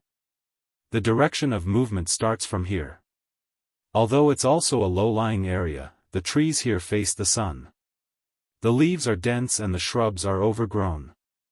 This area is enough to ensure the passage of a larger army. This is the main team's marching route. After we get out of here, we'll march in a standard column formation. At the same time, we'll widen the distance between each battalion and each company. And here. Yi Qian drew another marching route. This is the route that our knife-sharp battalion will take. We'll be responsible for the march of the main team and the timely reporting of any enemy movements. Look over here. The main attacking team is the main force of the blue team. We need to send out a battalion of assault troops. It's equivalent to a suicide squad. We have to draw the attention of at least 3 battalions of the blue team. After Yi Qian finished speaking, someone said, I have a question. Please ask. Yi Qian turned around and smiled at the first-year student who asked the question. If 1 battalion of soldiers draws the attention of 3 battalions of the blue team, we have to trick the blue team first. Otherwise, this so-called suicide squad won't work at all. This student sharply pointed out the crux of the problem. The smile in Yi Qian's eyes deepened.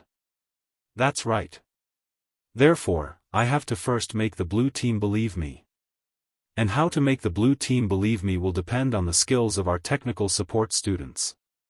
We have too many shortcomings. The blue team can suppress us in every aspect. Therefore, we need to be the first to occupy an advantageous area. Here, we also need the support of the technical students. The infantrymen only need to march according to my arrangements and keep a close eye on the blue team's movement until the red and blue teams are at the same speed. Yi Qian's words made the freshmen in the tent somewhat uneasy. However, they trusted Yi Qian very much, so even though they were uneasy, they did not doubt the credibility of Yi Qian's words. She was the commander-in-chief of the red team and the decision-maker of the entire maneuver. Her subordinates could ask questions and be puzzled, but they could never not trust her. Otherwise, it would be a big mistake on the battlefield. This time, Yi Qian didn't explain too much. She needed to make full use of the time to carefully deploy the troops. This was the deployment of the infantry. Next, she needed an even more important deployment, a deployment for information warfare. The red team was up against a strong opponent. Although the possibility of winning was not very high, she would try her best to win. Even if she lost, she would lose beautifully. This is the deployment of the infantry. In accordance with the final rules of the maneuver, I need to keep a battalion of soldiers by my side in case of emergency. The maneuver mission could be increased at any time. The water here was too deep. She needed to have a mobile force at all times. A battalion of soldiers wasn't a lot, but it wasn't a small number either. Chapter 24-27. After all the arrangements were made, Yi Qian looked up from the battle map. His dark eyes scanned his surroundings, sweeping across the faces of the students who had just listened to him. His clear eyes were sharp as he confirmed, "Is there anything you don't understand? You can tell me now." "No." "Understood. No problem." Seeing this, Yi Qian nodded slightly. "Very good.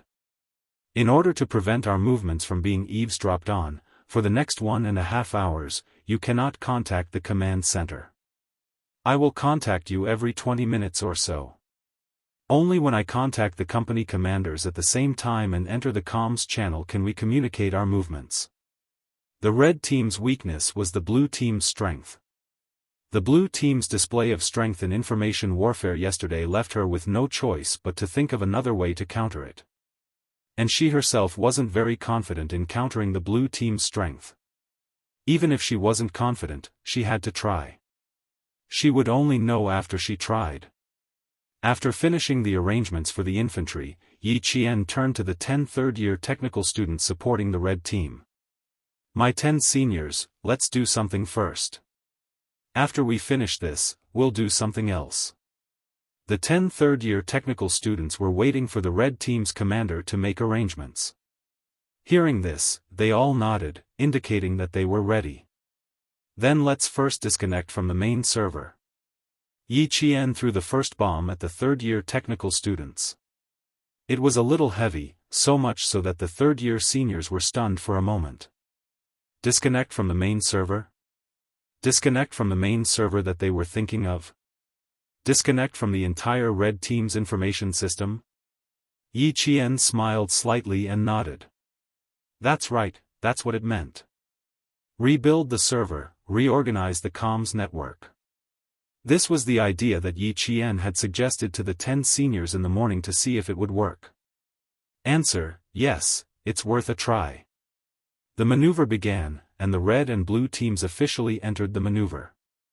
The 10 third-year seniors' brains were already stretched taut. They hadn't guessed wrong. The bold commander of the red team, Yi Qian, was about to do something big. Something big that they hadn't done in the few drills they had participated in so far. The maneuver outside had just begun, and both sides were stuck in a sticky situation. Both sides were ambushed by each other during their maneuvers. After half an hour, the red and blue sides had the same number of casualties. In the third year's blue tent, the third year's commander-in-chief, who was in charge of this command, pointed at the dynamic electronic battle map with his baton and said in a deep voice, "Think of a way to get rid of the strongest freshman, Yi Qian. If we don't get rid of her, we will be bitten to death by her." The cold-eyed commander-in-chief drew a line across the battle map with his baton and pointed at a certain area. Their main command center should be in this area. Send a team of scouts out to scout this area and see if they can find the red team's command center. Being bitten so tightly was something that Blue Fong hadn't expected. They had all heard of the famous Yi Qian back in school, mainly because this junior sister had stunned all the fourth-year seniors during their military training. Her results after that, to be honest, there really weren't many in the military academy who could match her. Now, knowing that she was the commander of the red team, and that she was also the commander of the freshman drill 2 days ago, the third-year students sitting in the military tent felt a layer of cold sweat break out on their backs. Chapter 24-28. Junior sister, are you planning to become an all-rounder? You know how to fight, you know how to command, is that really a good idea? Yi Qian was a little busy. There were only a few first-year students guarding the main server, and this main server was in a half-dormant state.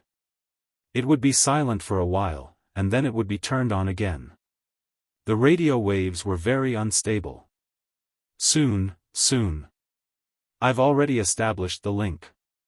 At a place at least 5 kilometers away from the red team's tent, the 10 third-year students of the red team were rebuilding the main server in a hidden place made of tree branches. As for the server left in the red team's tent, it was just a distraction used to confuse the blue team. Rebuilding the main server was no small matter. It was feasible and testable, which meant that there was no guarantee of success. Rebuilding the communication network was much simpler. It was equivalent to building a wireless local area network. Electronic communication was a back-and-forth process of intercepting each other's communications. What Yi Qian wanted was to first control the flow of information and information to gain the initiative on the battlefield. From there, she would continuously obtain useful information. Then, she would use military deception, combat secrecy, and electronic warfare to block the blue team's information system from exchanging information. At the same time, she also needed to create false information for the blue team to steal. Then, step by step, she would lead the blue team further and further down the wrong path. This was a type of military deception warfare. The main server left in the red team's tent was the first error message to lead the blue team. The 10 third-year students were shocked by her information warfare strategy, but this was a challenge. A challenge that they had never challenged before. Whether it succeeded or not, they wanted to try. Band connection testing. Sharing testing connected. Server migration testing. Firewall reconstruction, information reorganization, all preparations are in place. The red team began preparations for the next major event. Every third-year technical student was nervous, but they didn't panic. They kept their minds clear, used their knowledge, and began rebuilding the main server. Her bold combat style shocked all the leaders in the main tent. From her first suggestion, the leaders' hearts skipped a beat. After listening to her bold plan, they were shocked by her boldness. Rebuilding the server, rebuilding the communication network, what a bold student. The technical soldier in charge of technical support muttered softly.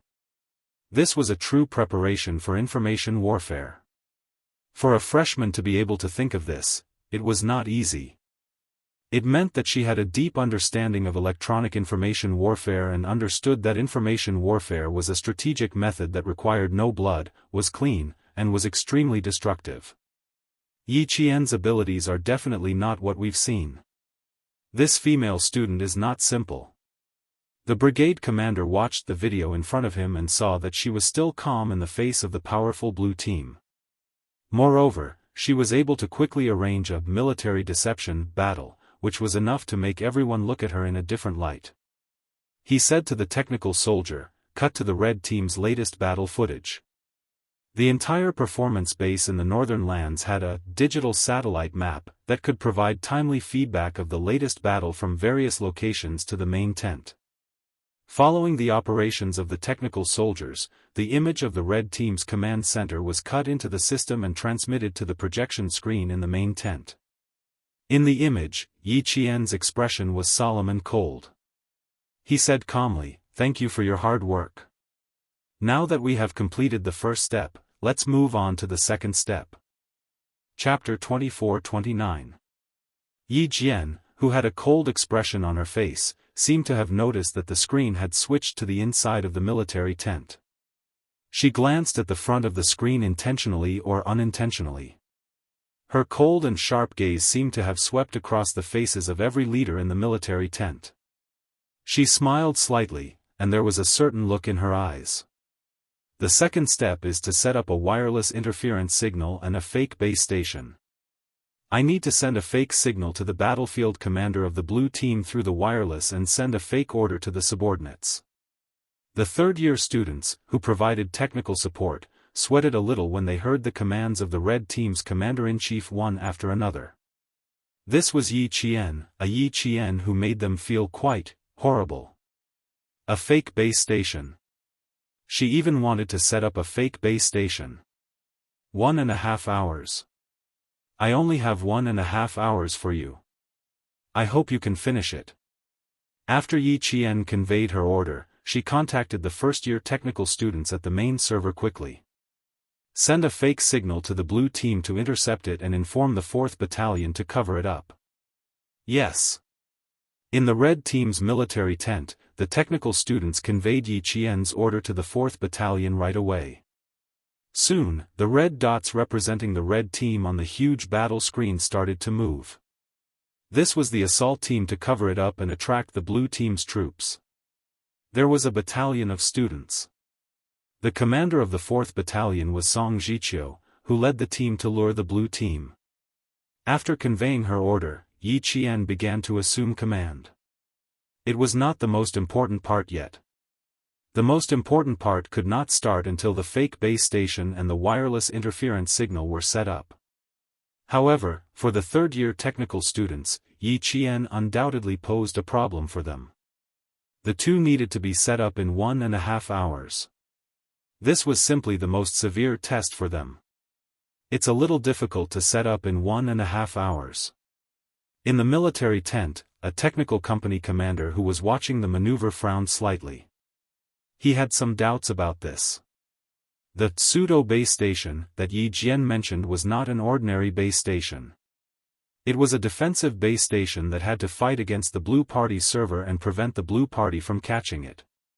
Just this point alone made it very challenging. But these 10 technical students didn't say that they couldn't do it. Political Commissariat smiled. So it's possible to set it up. Indeed, it could be built. Back when he saved K7, Han Zheng of Z7 used less than 50 minutes to build the pseudo-base station and the wireless LAN. That was under the condition that he didn't have any good equipment. Han Zheng used only 50 minutes to complete the two. Now, the equipment was complete, and she had given an extra 40 minutes. With the amazing people in the computer science department, they would definitely be able to complete it. Yi Qian didn't know how long it would take. A soldier's duty is to obey orders. This is an order, and your duty is to fulfill it. The third-year students knew better than the first-year students the sacred meaning of the phrase, a soldier's duty is to obey orders. Therefore, they did not stand out and say, they can't do this. They didn't dare to say that. Yi Qian had a kind of fierceness that made people obey him unconditionally. He also had a murderous aura that would kill once he unsheathed his sword. The 10 of them quickly got involved in the maneuver and didn't think it was just a maneuver anymore. Yi Qian told them, setting up the two is equivalent to setting up a combat platform without shedding any blood. It can attack and defend. This is what I want. I hope you can do it. Chapter 24-30. Since this maneuver involved communication and information warfare, the red team had to show some hard skills. Informationized warfare was a modern military battle that was bloodless and smokeless, but the overall situation was under control. The students of the National University of Science and Technology all knew the importance of informationized warfare, and they definitely had their own specialization. Then, as the commander-in-chief, she had to play everyone's strengths and let everyone find their correct position, so that she could achieve the true goal of applying what she had learned. The third-year students were already stunned by Yi Qian. She let everyone know that the person who gave them the orders was their junior sister. She really treated this exercise as a battle. Now that our main server has been established, the red team will continue to move. The main force will march quickly. Next, the assault team will hold back a portion of the blue team's forces. The main server will stabilize the blue team and send out fake signals to confuse the blue team. Meanwhile, you all should seize the time to establish the pseudo-base station. This is the most time I can buy for you. 1.5 hours, the maximum amount of time, no more. Yi Qian revealed her entire deployment to the third-year technical students. The speed of her speech, her expression, and her actions all exuded a majestic military might. While the 10 technical students were shocked, they also understood that the influential figure of the National University of Science and Technology, Yi Qian, did not have an undeserved reputation. Leave the establishment of the pseudo-base station to us. Although we have never actually established one on the battlefield, we usually do experiments. 1.5 hours is fine. The senior brother in charge of the overall technical support had a serious expression. Following Yi Qian's orders, the soldiers had to obey the orders of the general. This was a military order, and it was also the responsibility they had to shoulder in this exercise. When Yi Qian saw this, her rose-petal-like lips curled up slightly. This was a soldier. They had a noble sense of mission and responsibility. When they wore their military uniforms and stood on the battlefield, they used their towering bodies to carry the weight of the country and its people forward. Even if they died, their heroic fighting spirit would never be erased. It would continue to influence generations of soldiers. When the two sides fought, electronic communications were exchanged. The positive side allowed the enemy to intercept intelligence. When the red team established the pseudo-base station, the blue team's technical students finally broke through the red team's communications and intercepted them. When the sound of small frames of electric current came from the radio waves, other than the radio signal being unstable, there was also radio interference. When Yi Qian heard the TSS sound coming from the small frame of the comms, he knew that there was radio interference. The blue team had begun to take action. Sitting firmly in the command center, she took the military binoculars and walked out of the temporary command center. The rain in the mountains had stopped, but there was a thin mist. After being washed by the water, the trees in the mountains were green and beautiful everywhere. Scanning through the binoculars, there were no red or blue trainees in the maneuver. There were only a few birds flying across the valley, leaving a string of crisp bird cries. Although the rain had stopped, the sky was still gloomy. The weather forecast said that there would be light rain in the next few days. It seemed that they would have to continue the exercise in the rain today. With the wind and rain, they would probably take down a few more people. Last night, there were 4 freshmen who had diarrhea in the middle of the night. The accompanying military doctor didn't even sleep as he checked on the students and gave them intravenous drips and medicine. At this time, it was actually the best time to see if the students' physical fitness was strong. Chapter 24:31. He didn't know how Su Wen was doing. She was one of the students who had been knocked out last night. She had a stomachache in the middle of the night and had to go back and forth several times. It wasn't until 3 in the morning that she couldn't take it anymore and went to the military doctor. With He Jing by her side to take care of her, she was more or less at ease. In addition, she was going with the main group and had a military doctor with her. If she really had any problems, she would be able to get treatment immediately. Hopefully, Miss Jiao's temper wouldn't act up again this time. Just bear with it for a while and it'll be over. Also, let the school leaders see how much she had changed. Yi Jian was worried about Su Wen, but the people in the general tent were all cheering for her battle strategy. You can never have too many students like this. How great would it be to have more than 10 of them at once? Once the false message is released, even if the blue team is suspicious, they will still be baited by the assault camp she arranged. Although the hook is small and the bait on it isn't very heavy, Yi Qian's genius is that the bait on her hook is a good piece of material. The blue team will think it's the real deal and will be able to open up a path for the red team if they kill it. The red team's commander has talent, substance, and guts. The blue team will most likely fall for it. Faced with Yi Qian's strategy, the more the leaders in the general tent analyzed it, the more they felt that the layout was quite ingenious. It was simply interlocking, luring the blue team step by step into the trap. The hook that was thrown out was the route that the red team would take. This was a route that would allow them to overtake the blue team and attack the high ground. Once they passed through, it would be equivalent to leaving the blue team's main group behind. Moreover, the most ingenious part was that they might run into the blue team's main group midway. Not only did they have to overtake the blue team, they also had to think about how to safely escape even if they ran into the blue team's main group. The troops sent out should be at least elite. Not only did the troops have to be elite, they also had to have enough troops. Therefore, Yi Qian's false message to confuse the blue team was that she had sent out 3 battalions of troops. In reality, it was just 1 battalion of troops. As for whether or not they were elite, that would have to wait and see. Only when the red team's troops matched up with the blue team's troops would they know whether or not they were elite. The hook thrown out was the route of the red team's battalion, and the bait thrown out was to make the blue team think that the red team had sent out 3 battalions. Coupled with the fact that the blue team had stolen the information from the red team's communication system, the blue team would at least be 80% convinced that the red team had indeed sent out 3 battalions. After analyzing her battle strategy in detail, the leaders of the general military camp all felt nervous on behalf of the third-year students who represented the blue team. Even if the blue team had the advantage, even if they won, it would be an extremely difficult victory. Report: Deciphering the red team's communication. There are 3 battalions heading towards this area.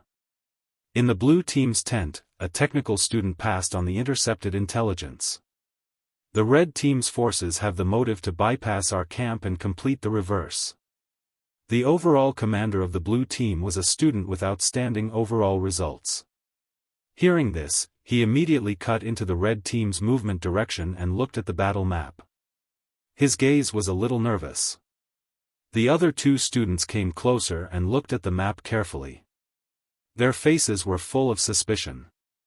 Something didn't feel right. 3 battalions going around in a circle to achieve the goal of overtaking the blue team. What if they ran into the blue team's main group? Not only would they lose their troops, but wouldn't they also waste time? No matter how they looked at it, it felt a little off.